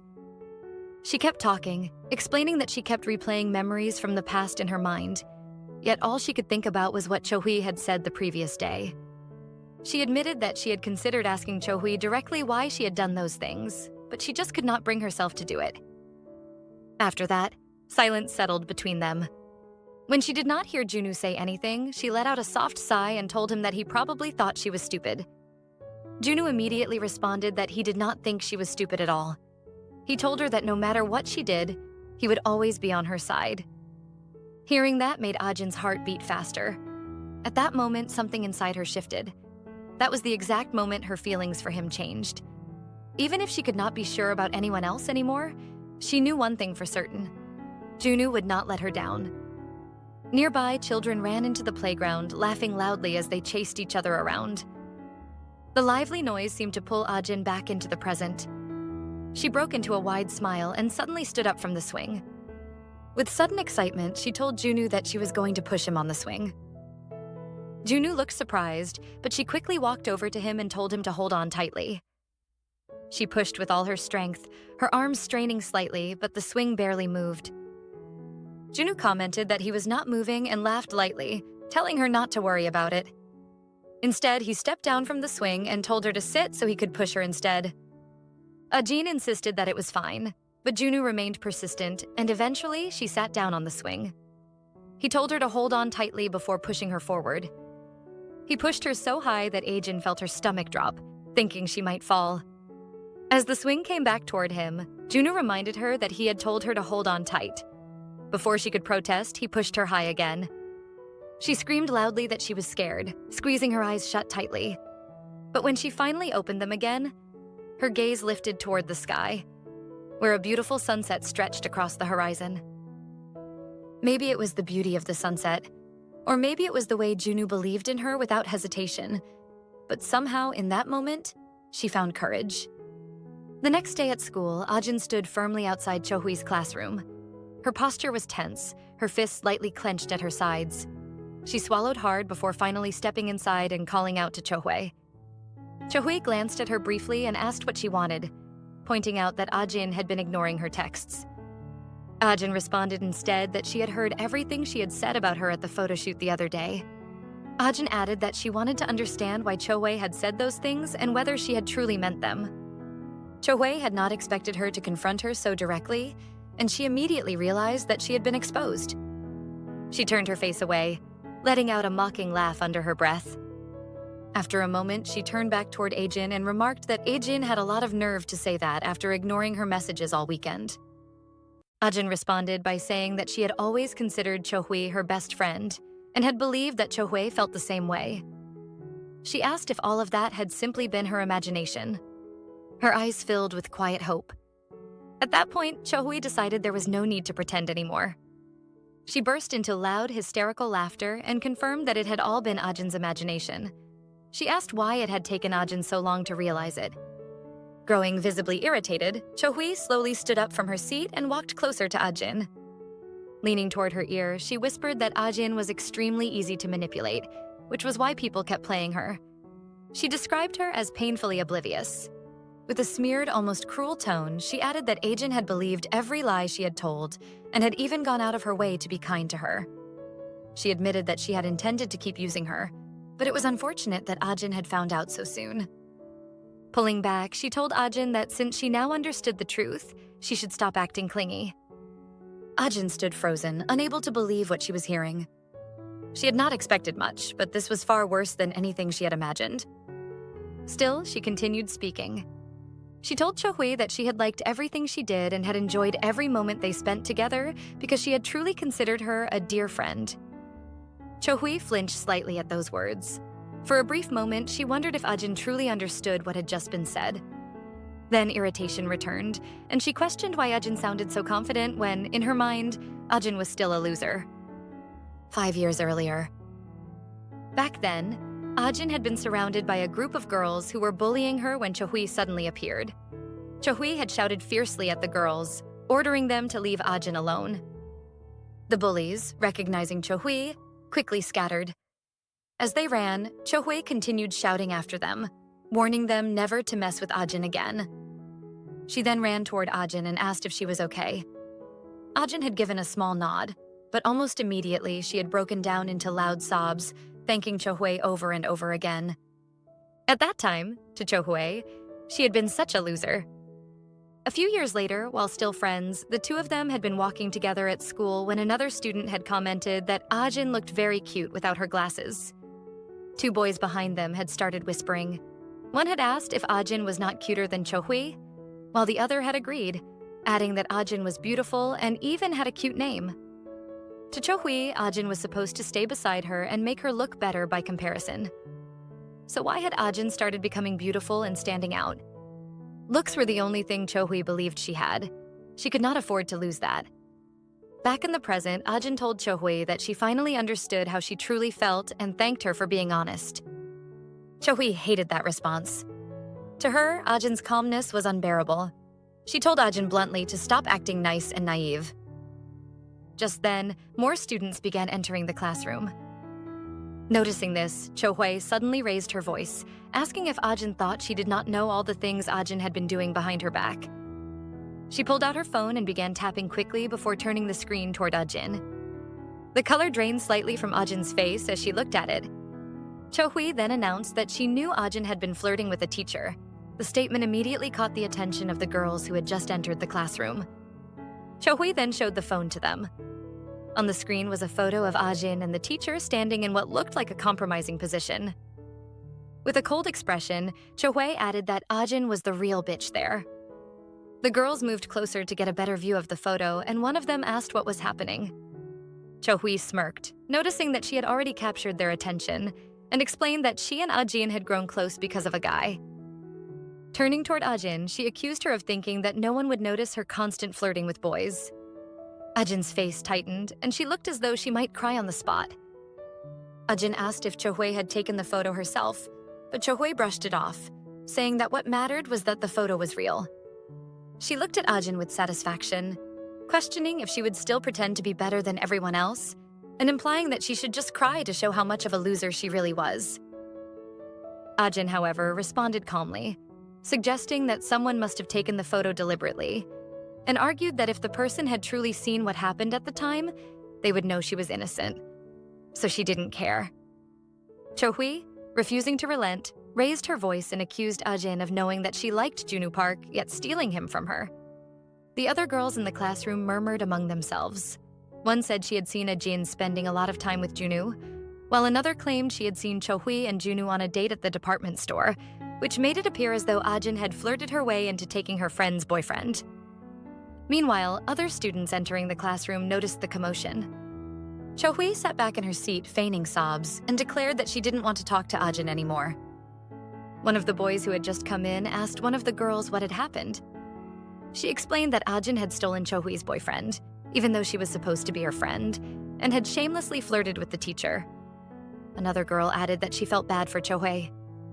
All of this visibly upset Ajin, and she clenched her fists tightly. She turned toward Cho-hui, saying that she had nothing more to say, and began to walk out of the classroom.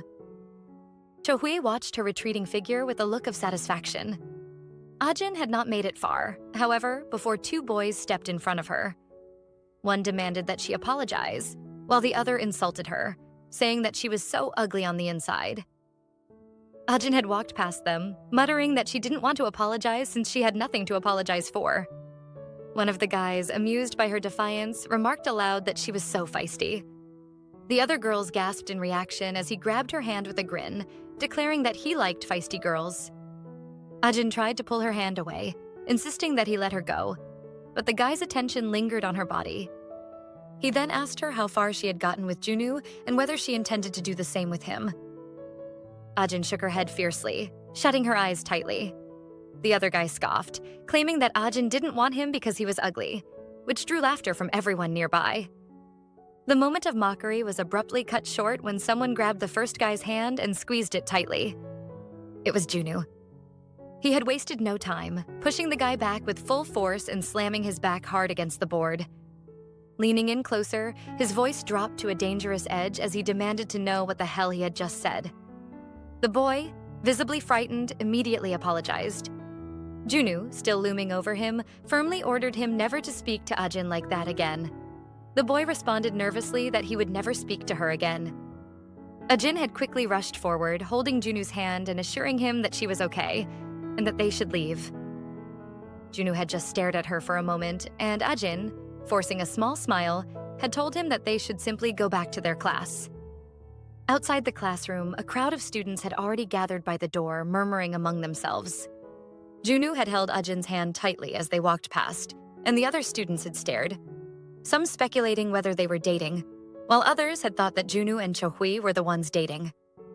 The boy whose back Junwoo had slammed against the board breathed a sigh of relief as a friend checked if he was all right. The girls nearby had whispered about how cool Junwoo was and expressed envy toward Ajin. Meanwhile, Cho-hui was furious.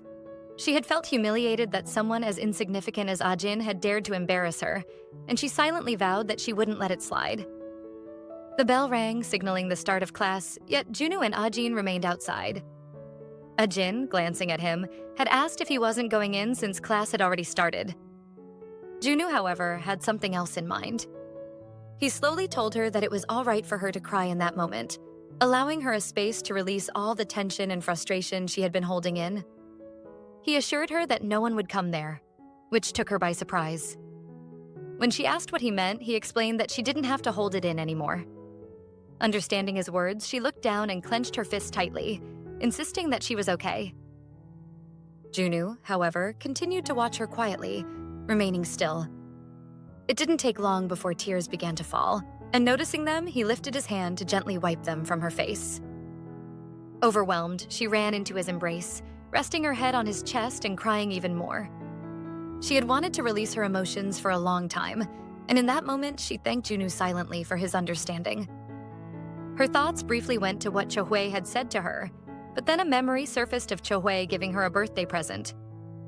The memory stung, and she wondered why, after hearing something so cruel, her mind could only recall the kind moments, making her cry even harder.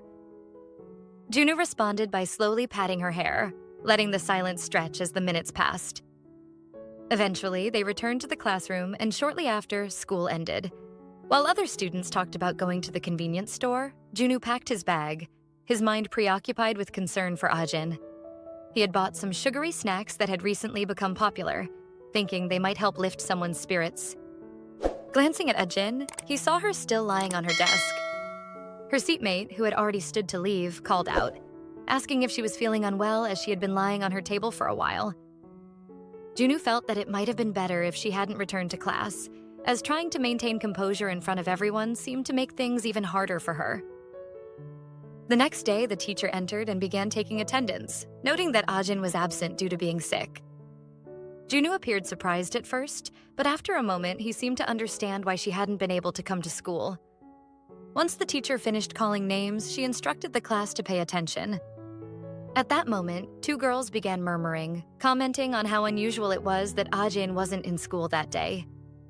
When one of the girls asked what the other meant, she suggested that maybe the rumors were true, that Ajin and Chohei had fought the previous day, and that Ajin had supposedly hit on Junwoo and Mr. Kim. Junwoo, who was sitting behind them, interjected sharply, insisting that Ajin would never do such a thing. One of the girls countered, saying that everyone was talking about Ajin being a boyfriend stealer, and that photos were even circulating. Yujin, speaking loudly, declared that Chohei was the actual boyfriend stealer, prompting the boy beside her to shriek as she had screamed directly into his ear. Meanwhile, Junwoo, who had been trying his best to focus on his homework, eventually dropped his pen onto the book and gazed out the window at the sky. The sight seemed to calm him slightly, allowing his thoughts to settle. The next day, Ajin announced that she was heading to school and began making her way out of the house. On her walk, she worried about facing Junwoo, remembering that she had cried over his uniform the previous day and had even left traces of snot on it. As she walked, she spotted Junwoo ahead and called out to him. She rushed over, asking what he was doing in her neighborhood. Junwoo simply said that he wanted them to go to school together. Surprised by his response, she asked if something had happened. He replied that nothing had occurred, aside from her absence from school the previous day. As they walked together, he told her to hurry up or he would leave her behind. Ajin paused, recalling the message he had sent her the day before, asking if she would come to school, to which she had replied that a short break had helped her feel better. She quickly caught up to him and asked cheerfully if he had come because he was worried about her. Junwoo, however, continued walking faster ahead, repeating that she should hurry or they would be late. Watching him move ahead, Ajin paused, taking a deep gulp, probably wondering why his behavior seemed to have changed so suddenly. As they arrived at school, Ajin cautiously asked Junwoo if he wouldn't come to pick her up the next day as he had that morning. Junwoo replied that he didn't know. Just then, 3 girls passed by and began whispering among themselves, one asking who she was, another asking if it was really her, and the third asking if they had seen the photo of her kissing Mr. Kim. Ajin's expression immediately dulled. Noticing the change, Junwoo quickly shifted the conversation, asking if she had tried the new snack that was all the rage at the moment. Mala chocolate chip cookies with cilantro flavor. Interested, Ajin admitted that she had heard people talking about it some time ago. Junwoo let out a small sigh and looked away. Seeing this, Ajin laughed softly, telling him that she always enjoyed trying new snack flavors and hadn't realized he liked that kind of thing too. Junwoo simply replied that he had only checked them out. As they continued walking, Junghwa, standing ahead, called out to Ajin, asking if she was all right, while Jungmin beside her waved at them. Seeing Junghwa, Ajin rushed forward, exclaiming that she had missed her. As they embraced, a voice behind them whispered that she was talking to boys again. Junwoo's eyes narrowed, and he cast a deadly glare toward the whisperers.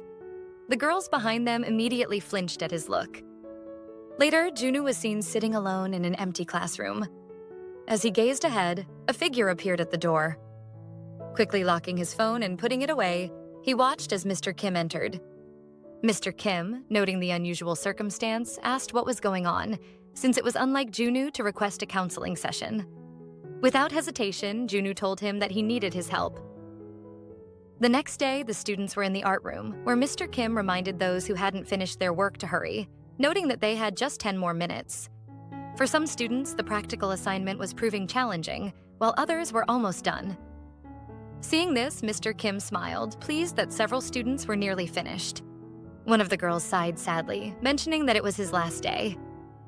The boy beside her asked why she felt that way, joking that there was someone else who seemed even sadder, laughing and saying it must be a real shame for that person. Ajin, sitting not too far away, tried to maintain a neutral expression, while Yujin glanced at her. The girl sitting opposite the talkative boy sternly told him that it was enough. When he asked if he had said something wrong, Mr. Kim clapped his hands to get the students' attention. Once the room quieted, he reminded them that it was indeed his last day and thanked them for always paying attention in his class. All the students listened intently, and Junwoo appeared hopeful for something.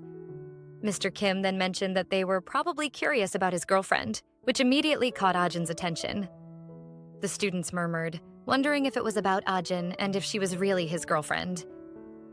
Ajin clenched her fist tightly on the table as Mr. Kim explained that he was usually shy and tended to hide such things, but today he would be brave since they were curious.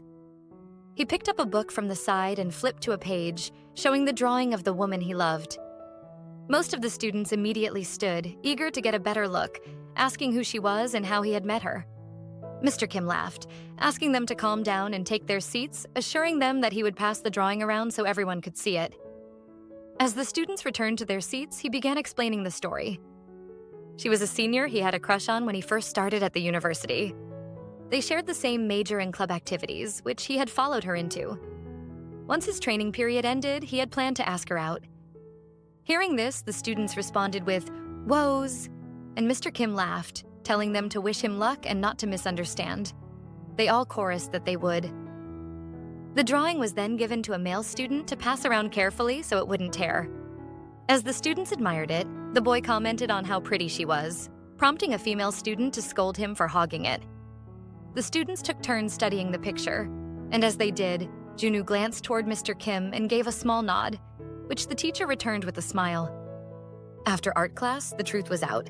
The rumors were fake. The talkative student approached Ajin to apologize, begging her to forget everything he had said. Ajin simply told him that she would, and as he walked away, Yujin glared at him, remarking that he shouldn't have crossed the line if he was going to apologize. Younghwa, holding on to Ajin's arm, suggested that they return to the classroom.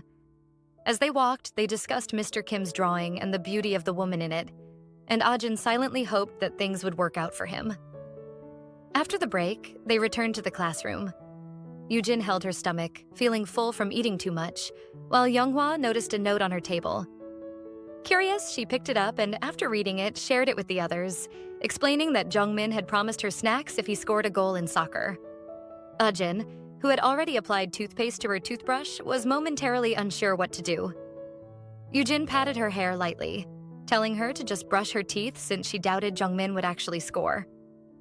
Younghwa then asked Yujin if she would accompany her, and when Yujin agreed, Ajin smiled and waved them goodbye. As Ajin walked toward the bathroom to brush her teeth, she overheard two girls talking ahead. One remarked that Chohui had been the one to spread the rumor, while the other called Chohui a sugar baby, yet noted that she had still spread rumors. The second girl laughed, dismissing it as immature behavior. Entering the bathroom, Ajin was relieved that few rumors were circulating about her, though Chohui's situation continued to attract attention. She felt a pang of compassion for Chohui, despite everything. Ajin brushed her teeth vigorously, repeating to herself that she didn't care. Suddenly, the door behind her flung open and Chohui appeared. Ajin trembled slightly at the sight of her. Chohui huffed in annoyance as she walked past, colliding with Ajin's shoulder, and muttered that it was so irritating before slamming the bathroom door hard. Ajin had to lean against the sink for balance, letting out a long sigh. She realized that handling this was going to be difficult. In the evening, as Ajin and Junwoo walked home, a long silence stretched between them. Finally, Ajin remarked that Mr. Kim must really like the woman, seeing that he had even announced it publicly. She smiled faintly, looking away, and added that thanks to him, the rumors about her had finally died down. Junwoo smirked at her comment and asked if she wasn't sad that Mr. Kim was leaving. Ajin quickly replied, questioning why she would feel sad. Junwoo suggested that it was because she was close to him, which made Ajin laugh softly, saying he was just someone who looked out for her. She turned her gaze away, taking a small step, then muttered slowly that although it was a bit sad that he was leaving, she still had Junwoo. The statement shifted the atmosphere immediately. Junwoo walked closer to her, speaking slowly as he asked if he could take her words as an answer to his question about asking her out. Ajin fidgeted with her hands, gripping them tightly, as she finally faced the truth she had been desperately avoiding. After a long pause, she slowly nodded. She realized she had only hidden her feelings out of fear. As Junwoo leaned closer and kissed her, she acknowledged that he had finally responded to her long-held emotions, as if it were perfectly natural. As they continued to kiss, Ajin squeezed Junwoo's hand softly. He pulled back slightly, and they held each other's gaze, their eyes meeting with an intensity that spoke more than words ever could. After a moment, he drew her closer again, deepening the kiss with more passion than before. Eventually, the couple walked home together, their hands intertwined. Along the way, Ajin told Junwoo that they should keep their relationship a secret for the time being. When Junwoo asked why, she explained that although the rumors about her had died down, some students still believed them. Junwoo paused, looking at her attentively. Ajin added slowly that she didn't want to risk ruining his reputation, recalling what some female students had said in the hallway at school just days before. She gave him a small, reassuring smile. Junwoo responded by squeezing her hand a little tighter and telling her that it didn't matter whether others knew. Ajin felt a quiet relief at his words. Later that night, Ajin lay on her bed, clasping her feet together as she stared at her phone. She tapped gently, making small adjustments to how she had saved Junwoo's name, and soon finished. The realization hit her fully. As she and Junwoo had grown closer in secret, they had confirmed their feelings for each other and taken on the role of his girlfriend that so many had speculated about. Overcome with joy, she buried her face in the bed, the happiness and excitement swelling inside her. He was truly her boyfriend. The next day at school, the math teacher shouted at the students, asking if no one could solve the question on the board. He glanced toward the back and called Junwoo up, giving him a thumbs up. Junwoo got up and walked to the front, carefully dropping something onto Ajin's desk as he passed. Curious, Ajin glanced at the folded note. When she opened it, she saw Junwoo had written that they should take a walk near the gym after lunch. Her cheeks flushed, and she looked around nervously, wondering if anyone had noticed.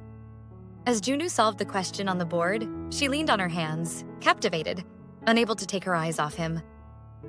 Later, as they walked together, Ajin asked quietly why he had to do that during class.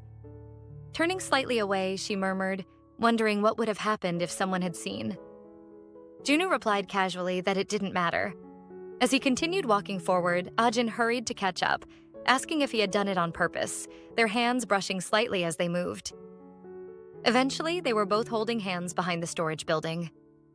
Ajin fidgeted with her feet, then admitted that she still felt a little uncomfortable in the classroom, but felt much better when it was just the two of them.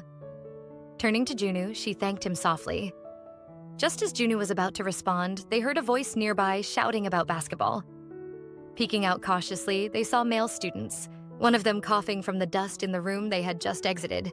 Ajin, panicked, whispered to Junwoo, asking what they should do.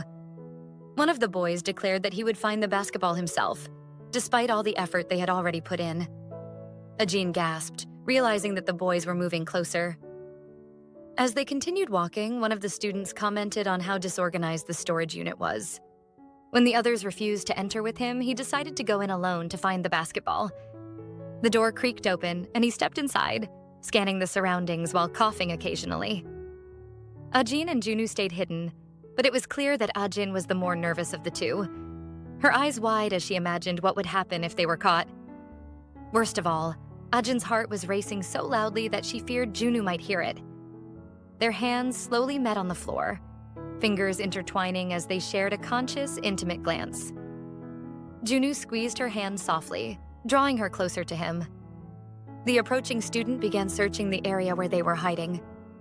When he finally spotted the basketball, his attention was momentarily drawn to something else behind it. Junwoo holding Ajin close to himself.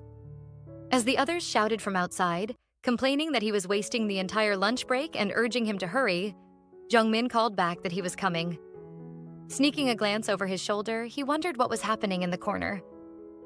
Once he left, Junwoo continued to hold Ajin close, keeping her pressed gently to himself.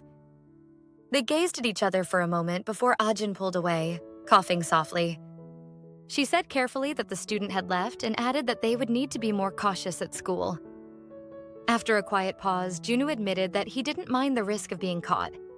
Turning toward her, he explained that they couldn't go on a date at school and suggested that they go out on a day like Sunday, when there were no classes. Ajin nodded happily, agreeing with his suggestion. Near the classroom on the staircase, Ajin told Junwoo that he should enter the classroom a little later, after she had settled in. Junwoo asked cautiously if it was really necessary, and she insisted that it was. She then walked into the classroom, leaving Junwoo as he rubbed the back of his neck, waiting for her to settle first. As Ajin opened the classroom door, Junghwa immediately called out, asking where she had been since there were new flavors to try. Jungmin glanced at her curiously, wondering why she had come in alone, as he had been certain he saw her with Junwoo in the storage unit. Moments later, Junwoo entered the classroom, and Jungmin chuckled quietly to himself. Even though they had deliberately entered at different times, he had seen through their plan. As Junwoo approached, Jungmin smirked, telling him that he had seen everything. Junwoo simply told him to move aside, explaining that he needed to get ready for class. Jungmin stood a little straighter, leaning closer and teasing Junwoo smugly, confirming that he had indeed seen him with Ajin in the storage unit. Junwoo remained silent, only meeting his gaze. Jungmin laughed, noting that he knew Junwoo was surprised but reassured him that he would keep the secret. As the conversation continued, Jungmin remarked that it looked like Ajin had already agreed to go out with Junwoo, and Junwoo quietly confirmed it. Watching Ajin with her friends, Junwoo could only smile. Seeing this, Jungmin realized that even if he kept his mouth shut, others would eventually find out. Playfully sniffing, he wished Junwoo happiness. Sunday arrived sooner than expected. Junwoo stood at the bus station, checking his watch, wondering if he had arrived too early. Just then, he heard Ajin call out to him. Looking up, he thought she looked unusually beautiful that morning. Rushing to him, Ajin smiled and remarked that it was good she had come early, since he had also arrived ahead of time. She explained that for some reason she had woken up easily that morning and wanted to be the first to wait for him, but he had beaten her to it. Junwoo simply stared at her, slightly lost in the moment. She asked if he had waited long, and turning away to clear his throat, he said he had just arrived as well. At that moment, the bus arrived. Inside the bus, they sat close, holding hands. Soon, they arrived at the location for their date and headed first to the photo booth. Ajin wore the cat ears for Junwoo, holding hers in her hand. After she had adjusted them, she went to another side of the room and asked what they should use for the background color. Before long, they were ready for their photos, though Ajin realized they hadn't planned their poses. After the first photo click, she teased that they should have decided on a pose beforehand. Turning to him, she suggested they try a heart-shaped pose, and he agreed. Soon, click after click captured their images. After finishing the photos, a voice announced a bonus shot. Ajin panicked slightly, unsure of what pose to strike. Junwoo gently grabbed her shoulder and pulled her close, and just like that, they captured a perfect photo together. Exiting the photo booth, Ajin commented that the photos were nice and asked Junwoo if he wanted a copy, which he agreed to. At that moment, a familiar voice, Junghwa, asked what they were doing there. Seeing her, Jiwon, who had been ahead, muttered that Junwoo had already been caught even before a week, and quickly covered his mouth as he realized he had spoken too loudly. Junghwa turned to Jungmin, asking if he had known, but he vehemently denied it. She then went to Ajin, shaking her lightly. Ajin laughed and apologized for not telling her sooner. Junwoo came closer, suggesting they should move on, noting that Junghwa and Jungmin also seemed to be on a date. Junghwa immediately denied it, explaining that they only knew each other from class. Jungmin agreed, saying they were just hanging out as friends. Seeing them all together, Jungmin suggested they hang out since they had bumped into each other. Junghwa, excited, proposed an escape room, and Ajin agreed that it sounded fun. With that, they all began to enjoy their day together. Elsewhere, in an elevator, Chohui rubbed her toes, exhausted from standing all day due to her modeling job. Her phone rang, and even though she didn't recognize the number, she answered as she stepped out of the elevator. She froze as she listened to the caller. A&C Entertainment were offering her an audition for a movie. She happily confirmed her availability and agreed to attend. When the call ended, she smirked widely. She had always known that with her looks, it was only a matter of time before she became a celebrity. Walking toward her door, she felt certain that her days as a model and her previously difficult life were finally over. Entering the house, Chohui greeted her mother and asked if she had arranged the house because of the boxes piled up in front of her. Her mother called out, saying that she needed to talk to her about something. Chohui, however, just passed by, assuring her mother that she was listening as she entered her room. Her mother followed her in, asking her to look at her, but Chohui, weary, told her she was tired and asked her to keep it short. Her mother then broke the news. She and Chohui's father were getting a divorce. She remarked that Chohui herself had once said it wasn't better to live with someone who spent his time with another woman. She remained silent, staring at her mother as the words sank in. Her mother went on to explain the decision she had made. Both of them were to go and live in the countryside. Chohui froze, her chest tightening. In alarm, she asked her mother what she meant by saying they should go live in the countryside. Her mother explained that it was where her grandmother lived, which Chohui knew, and added that everything was already prepared for their move. Hearing this, Chohui's frustration boiled over. She raised her voice, demanding what her mother expected her to do in the countryside. Clenching her fists tightly, she told her mother that she should have gone through with the divorce sooner. The memory of the audition call for a movie suddenly came to mind, and she shouted even louder, refusing to go.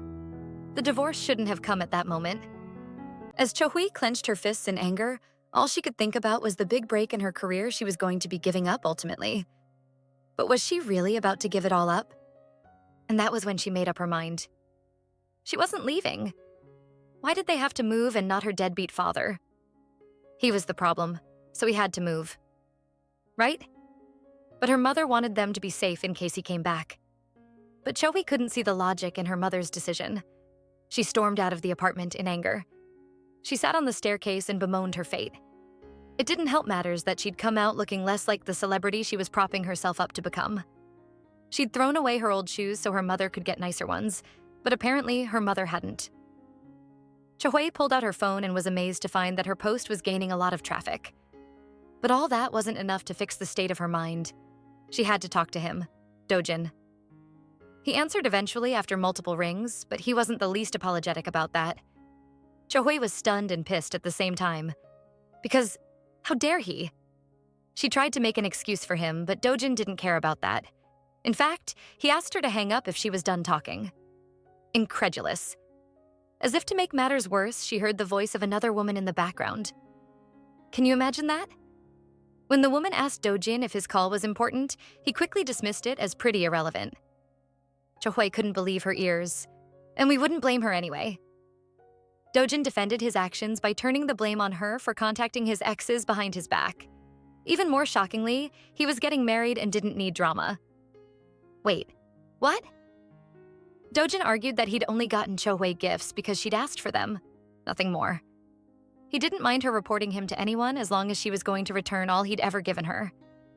With that, he ended the call abruptly.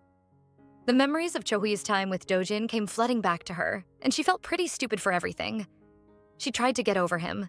After all, he wasn't the only name on her contact list. As she scrolled down, she froze in alarm as her eyes caught Ajin's name. Memories came flashing through her mind of the times Ajin always had her back. And for the first time since we started this recap, it looks like Chohui actually feels some sort of emotion. Meanwhile, elsewhere, Ajin and Junwoo were on their way back home from their date. Well, she admitted it didn't go as planned because Junghwa and Jongmin hijacked the evening with their unplanned appearance. But she still thought they brought along some fun anyway. But Junwoo wished their next date was more private. Ajin saw how much it made him sad, and she promised the next date would just be the both of them.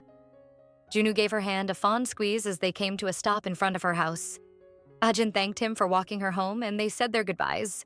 But almost immediately, their hands slipped away from each other. She felt lonely again. Perhaps the night didn't have to end so abruptly.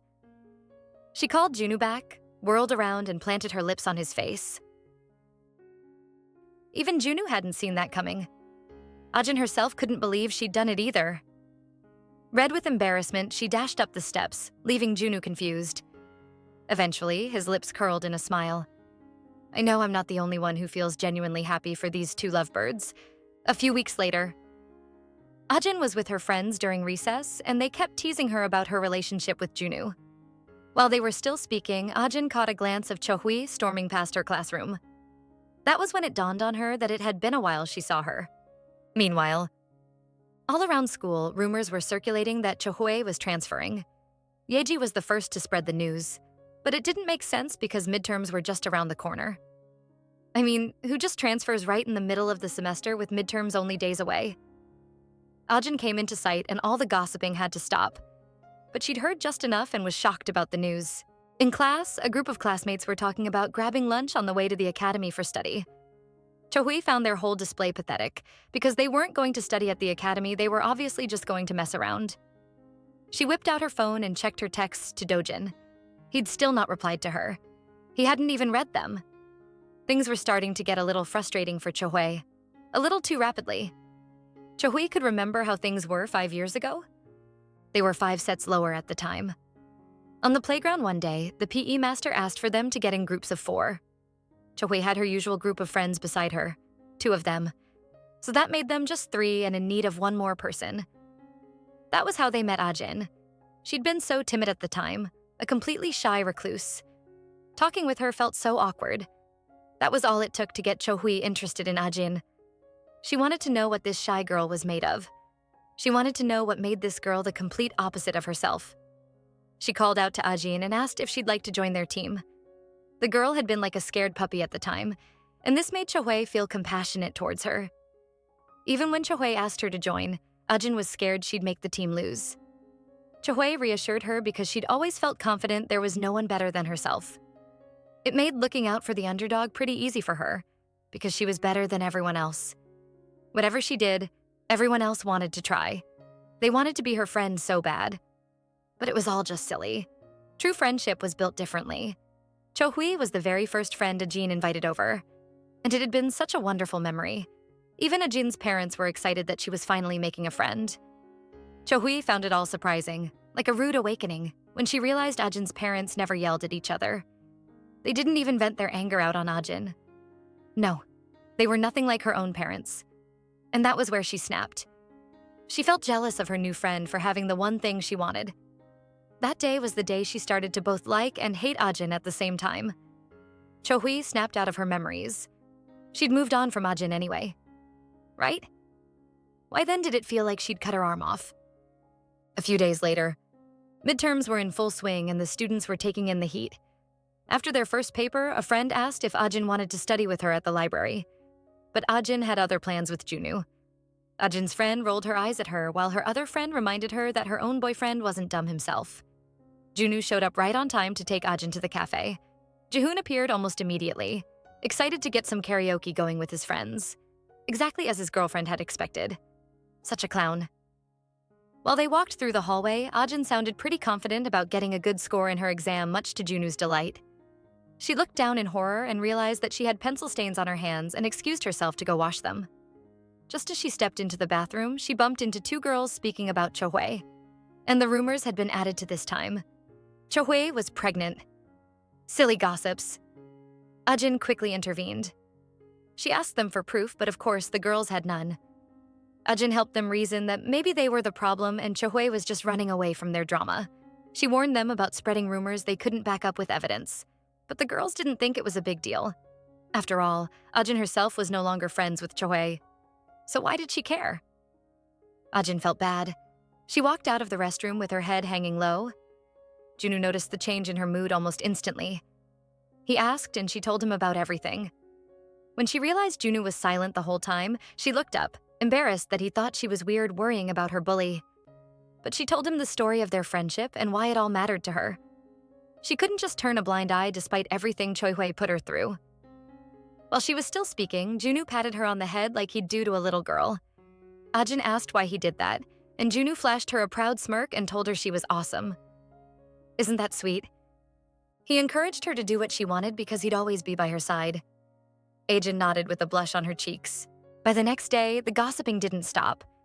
Chohui's business was on almost every pair of lips in school. And worse still, they knew about Dojin. When she entered to grab some of her stuff, scornful eyes welcomed and followed her immediately. Chohui couldn't pretend not to feel it. The awkwardness in the atmosphere was evident and she knew she was better off by herself. And she couldn't stop them from talking. All she could do was get angry. Elsewhere, Junwoo and Ajin teamed up in a game of badminton along with Junghwa and Jungmin. Ajin, of course, was having a hard time and Junwoo didn't hold back teasing her about it. While they were playing, Chohui passed by, on her way out of the school. Junghwa teased Jungmin about missing his old crush, and the latter was quick to deny any old feelings. While Junghwa was trying to make it into a big thing, Ajin told Junwoo she was going to say bye to Chohui. They'd been friends after all. Junwoo nodded in approval. Ajin called out to Chohui just before she could get to the gate and asked to confirm if she was really transferring.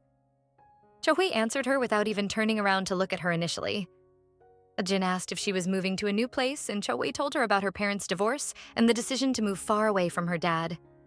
Ajin fell into an awkward silence before cheering her old friend up.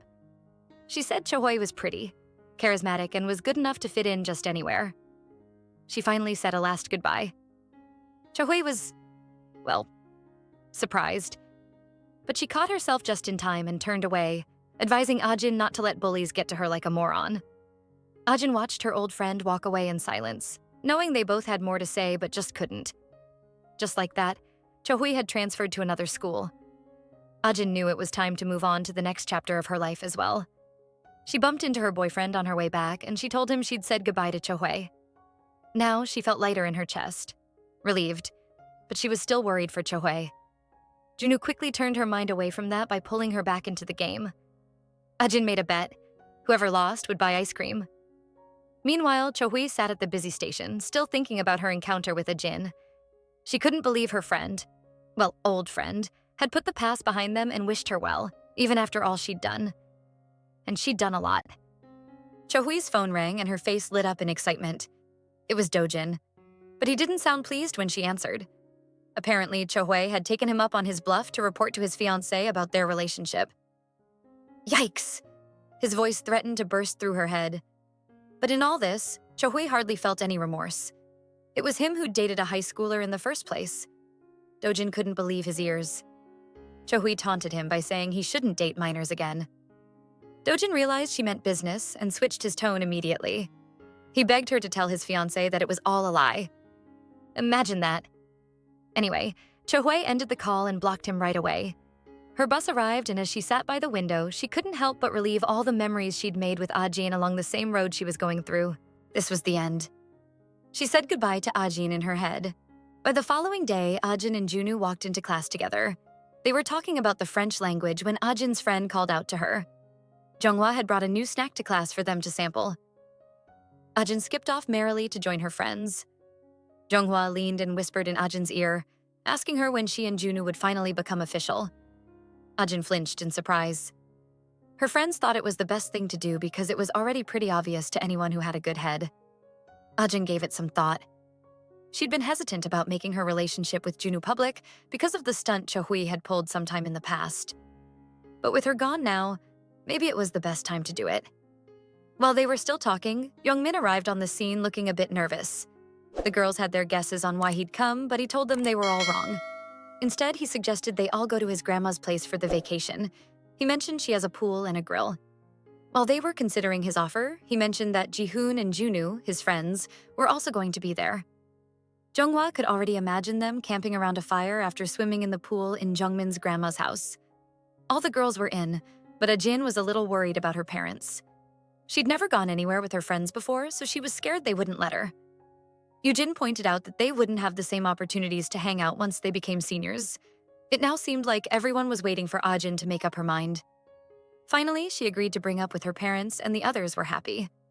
Ajin went off to submit the class assignment to the teacher, and on her way back, she couldn't help but fantasize about what a vacation with her friends would look like. She was already excited about it. Unexpectedly, she bumped into a senior who introduced himself as Junghoon Ha. Ajin was confused and worried about why a senior was talking to her. Meanwhile, Seonho, a classmate of Junghoon's, happened to be walking down the hallway at the same time and found them both together. He had to go ask Jungmin just to be sure, because everyone knew Junghoon was single. Unless, out of curiosity, he wondered if the two were dating. Jungmin quickly snapped him out of his growing assumption. But Seonho wasn't about to just let go of his theory. Ajin was cute and nice. Who wouldn't want to date her? He asked Jungmin what he thought about him asking Ajin out. And you know what? Junwoo was behind Jungmin the whole time. We can only imagine the awkwardness Jungmin must have felt. Seonho considered asking Junwoo for his opinion, but Jungmin pulled him in the direction of the convenience store to stop him from saying more. He also expressed his displeasure with his friend's behavior on the way. Junwoo watched on in silence, trying to make sense of what he just witnessed. Meanwhile, Junghoon was still talking with Ajin and asked about her relationship status. She was caught off guard and didn't know whether or not to tell him about Junwoo, since they were still keeping things private. But Junghoon was a man of few words. He went straight to the point and told Ajin he liked her. Ajin was shocked, but he helped her see the subtle signs he'd been leaving, hanging around her at the cafeteria and everything. Ajin had never even thought much about it. While Junghoon was still trying to shoot his shot with Ajin, Junwoo finally showed up to her rescue and mentioned she already has a boyfriend. As expected, Junghoon was embarrassed to learn she already had a boyfriend. But wait, he wasn't the only one to learn that. Everyone else had heard Junwoo. As if to make his point clearer, Junwoo repeated his words again. He and Ajin were a couple. Officially. It was all everyone in school could talk about. Ajin confirmed Junwoo's claims when she overheard someone suggest Junwoo was just covering for her, and Junghoon had no other option but to admit defeat before walking away. It felt so awkward as he walked past the sea of eyes looking at him. Ajin was concerned that their relationship wasn't private anymore, but Junwoo reassured her. How long could they have kept it a secret anyway? Ajin blushed at his words, but she was grateful to have a boyfriend who could stand up for her anytime and anywhere. Soon, school was over and Ajin was walking home beside her boyfriend. Just when she was about relaxing into the new feeling of being open about her relationship with Junwoo, she heard something. People were gossiping. Already. And they had a lot to say. Oh, a whole lot. But in the end, it all made Ajin grateful to have Junwoo by her side. She was so excited to share her future with him. The scene then shifts to Ajin at home, going through her last upload to her channel, a tutorial video on how to make cookies. Just then, her phone rang and it was Junwoo's mom calling. They hadn't spoken in a while. The older lady was calling to ask if Ajin wanted to try out some baking together. Ajin was already excited about the prospect. It was summer break and she was free to come anytime. They ended up making an appointment for their little baking session, and Junwoo's mom promised to make lunch for her that day. Isn't that sweet? When the day finally came, Ajin got to the house under the hot sun and she was in a little early. Junwoo's mom welcomed her in with a smile. Ajin, being the thoughtful and kind person she was, got her a gift. The cookies she'd made from the recipe she'd put up on her channel the other day. Junwoo's mom was deeply touched and thanked her for the cookies. She ushered Ajin into the house so she could treat her to a very nice reception. Just as they were walking into the house, Junwoo called out to Ajin. He was surprised to find her in his house because they hadn't really talked about her visiting. Junwoo dashed up to go get ready and join them in the kitchen. Meanwhile, as he walked up the stairs back to his room, Ajin gushed over how cute he looked, even with his messy hair. Moments later, they were at the table, and Ajin was mind-blown by how pleasant everything looked. She also thanked Junwoo's mom for letting her try out her baking tools the last time because it had helped her save up enough money to get one she wanted. Junwoo's mom told her she was up for even more excitement this time around. Ajin was curious and wanted to know if some of the pastry was going to be a gift, but Junwoo's mom said she was actually considering entering a competition by the end of the month. The competition was being hosted by a famous pastry school in France, and they kept it open to special students from around the world. More excitingly, it was being held in Korea for the first time. Ajin was even more curious now. Junwoo's mom offered to send her a link and mentioned that the winner was going to get a 6-month free course at the school. And getting certified by the school was going to help with college admissions. This got Ajin completely hooked. What more could she ever dream of in life? Junwoo's mom forwarded the link and asked her to consider it. Ajin agreed. Lunch soon ended and they had to get down to some baking. Junwoo's mom handed her an apron and had to go off to the pantry to look for a second one. For the first time and at the most wrongest of moments, Ajin struggled with tying the apron around her waist. Junwoo noticed her struggle and immediately jumped in to help. Ajin thanked him, but she was just too aware of his presence just behind her. Junwoo asked her if she was coming to Jungmin's with the rest of the group and she said yes. Her parents had granted her permission. Just then, Ajin heard footsteps. Junwoo's mom was coming back to the kitchen. She quickly moved out of his reach just as he finished doing the bow behind her, and Junwoo's mom walked in immediately after. She apologized for taking so much time and was surprised that Junwoo was still in the kitchen.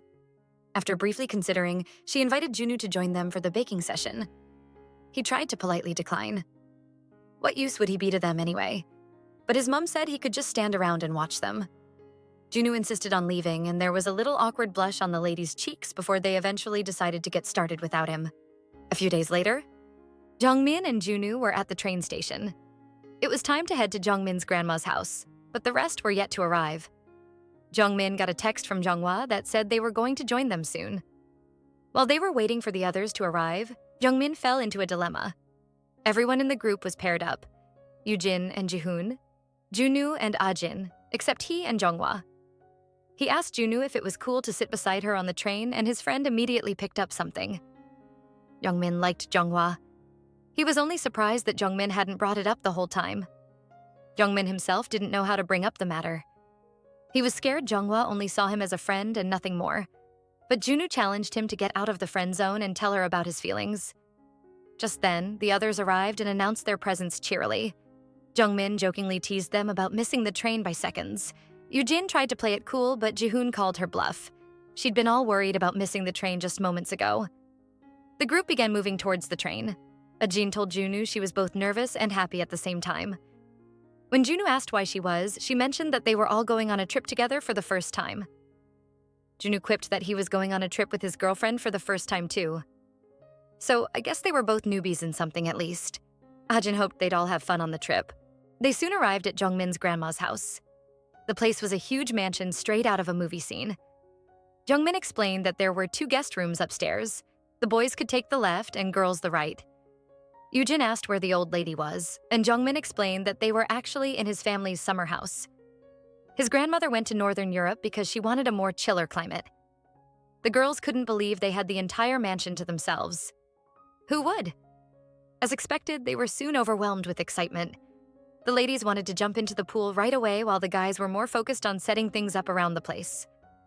Jungmin went to check on the ingredients in the fridge and smiled at his grandmother's generosity.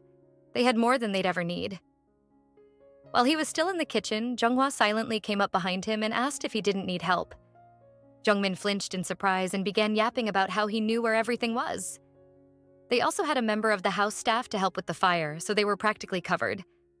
Junghwa turned to leave and Jungmin urged her on. Would he finally say the words to her?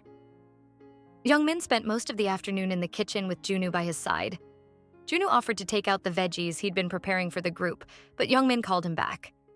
Jungmin glanced around to be sure they didn't have company, and then he whispered in Junwoo's ear. As if he didn't get the memo. You know, how Jungmin wished to keep the matter a secret? Junwoo asked if he was proposing they take a courage test. Jungmin cringed at how loud his friend was and brushed it aside as he happily announced that he was finally going to ask Junghwa out during the game. He only needed his friend's help. Junwoo could only help but stare at his friend's exaggerated optimism. Jungmin was the same person who was scared of ghosts. Can you believe that? How did he expect to manage a courage test? Jungmin was pretty confident in himself. He told Junwoo he trusted him to help out, and Junwoo nodded in agreement. Junwoo went back to the poolside and found just Ajin nestled inside an inflatable. The rest had gone to make dinner. Ajin hadn't even known he'd left the pool earlier. Junwoo asked if she wasn't tired of swimming, but the girl's mind was on other things. Let's start with how she could actually see through Junwoo's shirt. Her face was red with a blush, and Junwoo mistook it for a skin reaction to the sun. Ajin tried to assure him that she was okay. The others were done with the food and invited them over to eat. Junwoo offered her a hand and helped her out of the pool. The others had gotten some steak roasting on the grill, and it was sure tasty. While Junwoo was setting a table, he put a towel over Ajin's shoulders, much to her surprise. The sweet gentleman didn't want his girlfriend to catch a cold. Define love in a person, please.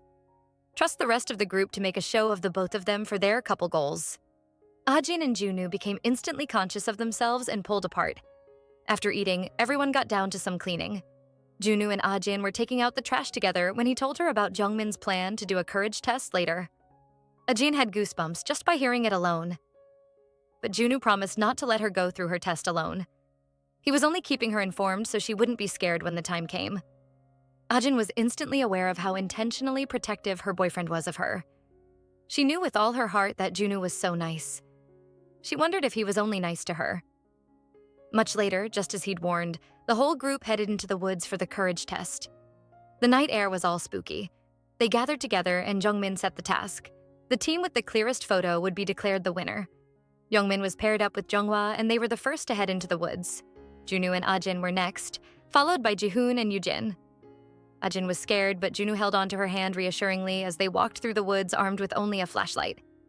While they were in the woods, Ajin flinched in horror as she heard a sound from the shadows. Luckily for the couple, they were only being ambushed by an innocent rabbit, nothing more. Junwoo urged Ajin to look at the cute little rabbit, but she was a little too scared to move in the darkness. Junwoo offered to take her somewhere else since she was too scared. She was curious about where he had in mind, and he asked if she liked looking at the stars. They went out under the light of 1,000 stars, and Ajin's eyes widened in wonder. She'd never seen so many stars. Elsewhere, Jihoon and Junghwa had come across a small side gate on the edge of the property. Jihoon suggested they take a break inside the house, sitting on the other side, even though he was scared himself. Things had looked pretty different when he'd come earlier in the day, less scary. He turned to be sure Junghwa wanted to go inside the house with him. But Junghwa led the way, much to his surprise. She wasn't scared of haunted houses after all. Now he was the only scared one. Silly guy. Junghwa seemed genuinely intrigued by the house, unlike her scared partner who couldn't help but tremble like a kitten caught in the cold. For everything Jihoon found creepy, Junghwa found it interesting. And this curiosity led them to a room with burned-out candle stumps. Junghwa was excited to find a real shaman shrine. The gentle evening breeze rustled the pieces of paper peeling off the wall. Jungmin didn't want to agree that he'd led them both to a shaman shrine, but Junghwa, on the other hand, found it to be the most logical explanation for why the place was the way it was. If only she knew the true story. You see, earlier, Jungmin had set up the place so he could properly ask Junghwa out in a very romantic way. But for some reason, the plan collapsed on itself. Junghwa noticed his dismay and asked if he was okay. She mistook his despair for fear, but he finally took the bold step to confess his feelings to her. He finally asked her out. But Junghwa chuckled a little at how worked up he was getting about everything. She'd been waiting for him to say it the whole time. He'd been scared for nothing.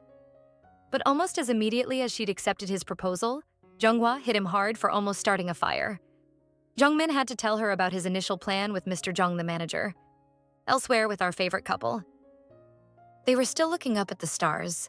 Ajin admired how much things looked different in the countryside than in the city with all the noise. She felt empty of all her fears. Junwoo's attention was piqued at the mention of her worries. Ajin blushed and tried to wave it off, but she ended up talking anyway. The competition Junwoo's mom had talked to her about had gotten her so worried. She didn't doubt her skills, but she worried that she might find better people. Junwoo reassured her with his faith in her abilities.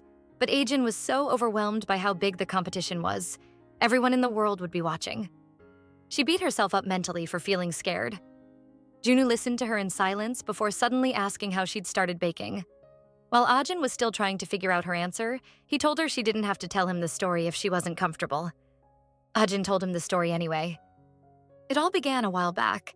When she'd been the target of constant bullying, baking was the only thing that kept her going. She forgot about her worries whenever she baked. She felt comfortable. It was more practical. More focus meant better results all the time. So there was really nothing to worry about. It all depended on her efforts. That was when it all clicked together for her. Her friendships could get better too if she put in effort. Junwoo remarked that baking was really special to her from all indications. He urged Ajin to be more confident and just give it her best. He was sure she'd have more regrets for not participating at all than losing. And what did it matter if she met better people? She could put on her best too. He promised to be in the front row cheering her on. Aw, such a supportive boyfriend. Junwoo asked her to give it her best without worrying about winning. But Ajin gave it a thought and realized she barely stood a chance of winning. She couldn't imagine going abroad. Junwoo casually shrugged and said he'd go with her anywhere if she won. This got Ajin thinking. Winning looked more interesting now. She made up her mind to win right away. She didn't care about winning or losing. All that mattered was the lessons she stood to learn. With that, Junwoo put his arms around her and offered to be her official taster. Talk about couple goals. Ajin reminded him that he'd said he didn't like sweet things, but he waved it off. He could make exceptions for anything she made. Ajin felt more confident by his confidence in her. They'd spent quite a while in the woods and decided it was time to go back. Meanwhile, the rest of the group had gathered at the meeting point already. They were starting to get worried about Ajin and Junwoo. You can imagine the air of relief that settled on them when the pair came into sight finally. Ajin apologized for making them all worry, and Jungmin tried to put her on the spot when he asked how she'd gotten sidetracked while taking the courage test, but the tide soon turned back to him. Why was he and Junwoo holding hands? Ajin asked with animated awe if the haunted house had scared them so much that they were holding hands like an old couple. The group had a go at teasing Jungmin before Ajin suggested they return to the mansion to roast some marshmallows. As they walked through the darkness, Ajin nearly succumbed to her fears, but Junwoo's reassuring squeeze of her hand kept her going. The group huddled over a campfire, roasting and enjoying their marshmallows. Jungmin was being the perfect gentleman with Junwoo, feeding her the marshmallows carefully so she didn't get burned by the heat. The poor guy soon realized his hand was just underneath Jungwoo's and almost lost it. When Junwoo said she didn't really like the marshmallow as much as she'd expected, he quickly offered to give her his, but she declined immediately. It was all funny and cute to watch. As Ajin ate her marshmallow, she thought back on her conversation with Junwoo back in the woods. She was more certain she wanted to enter the competition, whether or not she won. Junwoo caught her looking up at the sky and asked if it was about to rain. But Ajin wasn't staring at the clouds for that. She'd been looking at the stars again. They were a rare sight back in the city. Ajin was certain she was never going to forget the trip in a while. Junwoo proposed they come back again to have marshmallows and stare at the stars. It was a very wholesome moment. Once they were back from the trip, Ajin got down to work preparing for the competition. She tried her hands on some croissants. Junwoo, her ever-so-caring boyfriend, had rented out a studio just for her. What is this love? Ajin was worried the noise wouldn't let him study, but he dismissed her worries with a smile. Quiet places weren't exactly ideal for studying anyway. According to him, it can make you nervous while preparing for exams. Ajin was relieved. She asked him if he'd picked a major to study in college, and he said he'd picked med school. Cool, right? Ajin was curious to know why he'd picked medicine of all disciplines. Junwoo told her he'd always gone volunteering with his dad for free medical outreaches. He loved to help people who couldn't afford to go to the hospital get free health care. Besides, he enjoyed studying anyway, and thought it was a worthy challenge to study incurable diseases. Ajin was confident he'd do well. Junwoo promised to be her personal doctor once he became one. Ajin blushed and promised to bake him all his birthday cakes forever. Aren't these two the sweetest couple in the whole world? Ajin could already picture setting up her bakery next to his hospital, and Junwoo liked the idea. Finally, the day of the event came. There was a beehive of people at the venue, and Ajin got nervous instantly. Junwoo reassured her and asked her to do her best and forget the rest.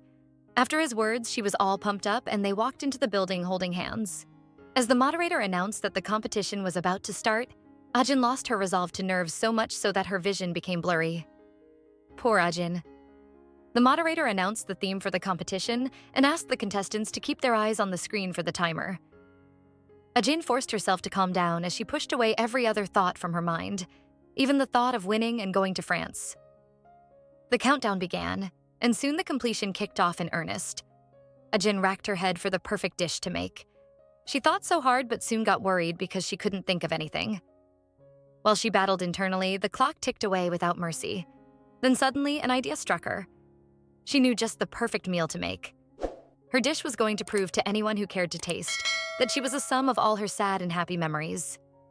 The competition soon ended and the results were called, until it was just the first-place winner left.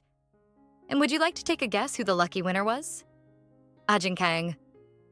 She was so surprised because she'd never expected to win. The moderator invited her up to the stage and heaped praises on her dish before the other contestants and spectators. When she was asked why she'd chosen the dish she made, Ajin spoke about how the different ingredients and layers came together to create one harmonious taste. Every time she'd felt happy or sad, she'd baked, and by doing so, she'd built her experiences into memories. Ajin joked about baking once she got home, and the moderator said he'd love to try out whatever she made. He handed her the trophy and announced that she'd also been awarded a scholarship to get trained in France. Ajin flinched and paused in shock. It had happened. It had all finally happened. She'd won, and now she was going to France. On the way home, Junwoo mentioned that Jungmin was planning a party for her at his place the following day. Even though she sounded excited and enthusiastic, Junwoo could still see a hint of hesitation. She didn't appear so happy when she'd received her prize, and this disturbed him so much. Ajin suddenly stopped and asked if she'd be right to give up going to France. Junwoo looked at incredulously and asked what she was saying. She'd wanted to go abroad, so why change her mind now? But Ajin knew the struggle within her heart. She was merely asking him to make her not go to France. Ajin tried to wave it off, but Junwoo was fully invested. Hard as she tried, he could still see past the facade. He turned her around to face him, his hands sitting on her shoulders as he tried to talk some sense into her. But her Ajin's phone rang and cut him short abruptly. It was Junwoo calling. Even as Ajin turned to take her call, Junwoo struggled in his mind about letting the matter go so easily. Meanwhile, the whole group was already gathered at Jungmin's house, and Junwoo was tying up a balloon in readiness for their party. Ajin was surprised when her friend told her this, because she'd thought it was going to be the following day. Junwoo confessed that they'd planned to surprise her. The others quipped that she couldn't miss the party for any reason, especially because it was for her. With that, Junwoo hung up and Ajin looked up to ask Junwoo if it was okay for them to go to the party. Junwoo easily agreed, but before they could take another step, he called her back. Ajin could already tell he hadn't let the question from earlier go, and she felt sorry for getting him worried over her. But they'd ended up going to the house anyway. Once they joined the rest, Jungmin playfully tried to recreate the prize-giving ceremony from the event. Ajin was really delighted to have her friends put up a little show just for her. They kept singing her praises. She'd gone up against the best and won. Ajin, modest as ever, tried to put it all on luck. But Jungmin pointed out that even luck needed skill to manifest. Yujin brought up the pending trip to France for the 6-month-long training and how it set Ajin up perfectly for the elite course. Ajin wasn't aware of this elite course, but Yujin had heard of it. If Ajin did well in the training course, she'd get a scholarship to a regular university afterwards. She had absolutely no idea. This bit of information brought back her worries from earlier. Why was her boyfriend so indifferent about her traveling abroad? Jihoon expressed his admiration for Ajin's goals.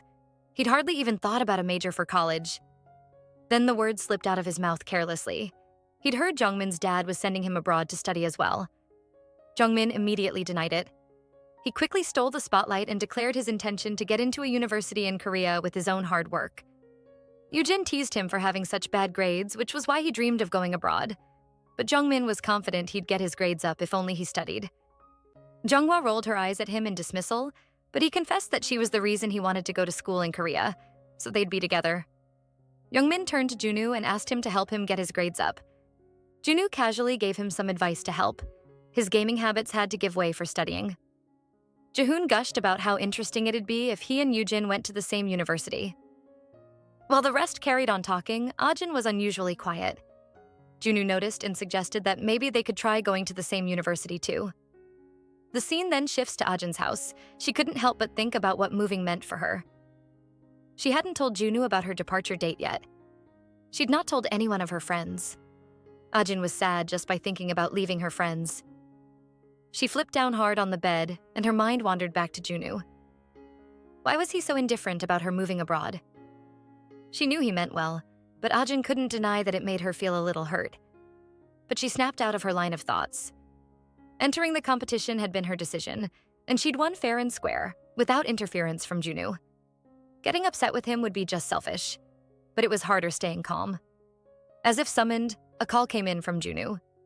When she answered, Junwoo said he was in front of the house and asked if she could come out for a second. It was pretty late in the day, so Ajin was quite concerned that he'd come all the way. Junwoo told her he couldn't sleep because he'd been thinking. He couldn't get his mind off the way she looked even after winning the competition. She looked upset. Ajin fondled her dress idly as she admitted mowing about studying abroad and feeling glad about winning. But it made her sad that he didn't seem sad about her leaving.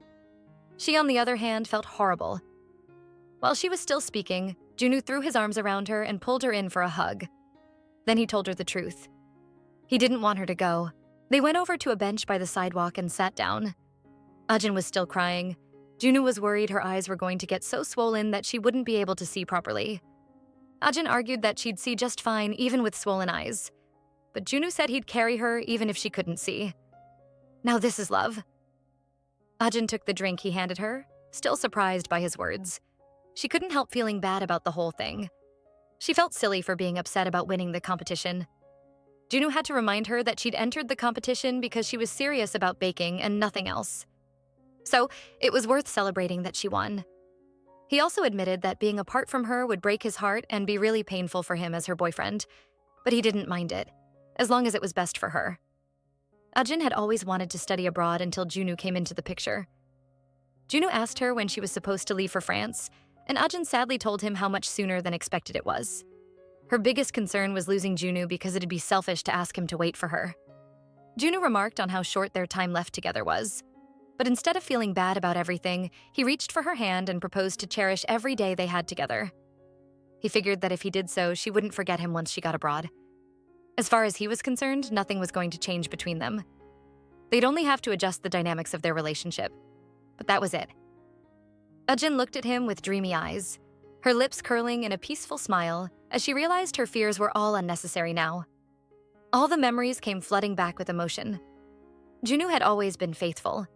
Even when she was timid and distant, his belief in her kept her going. It made her believe in herself. Ajin didn't realize she'd been staring at Junwoo in silence for so long until he asked if he'd said something wrong. All she could do was thank him. Thanks to him, she'd finally gotten over the mountain of worries that had come with winning the competition. Ajin warned him to never consider cheating on her, and while he was still reassuring her that she had nothing to worry about, she pulled her lips up to him. This time, she didn't run back into the house in embarrassment. A man of his word, Junwoo made sure they enjoyed every single day that passed. They made even more memories, enough to last a lifetime. But soon, it was time to say goodbye. For their last date, Junwoo's mom paid for a meal at an expensive French restaurant as a congratulatory gift to Ajin. She'd been so happy to hear that Ajin won the competition. Ajin had never been to such an expensive place before, and she felt pretty awkward. But Junwoo gave her a few tips which she didn't exactly grab right away, so he helped her choose a meal based on what he knew she really liked.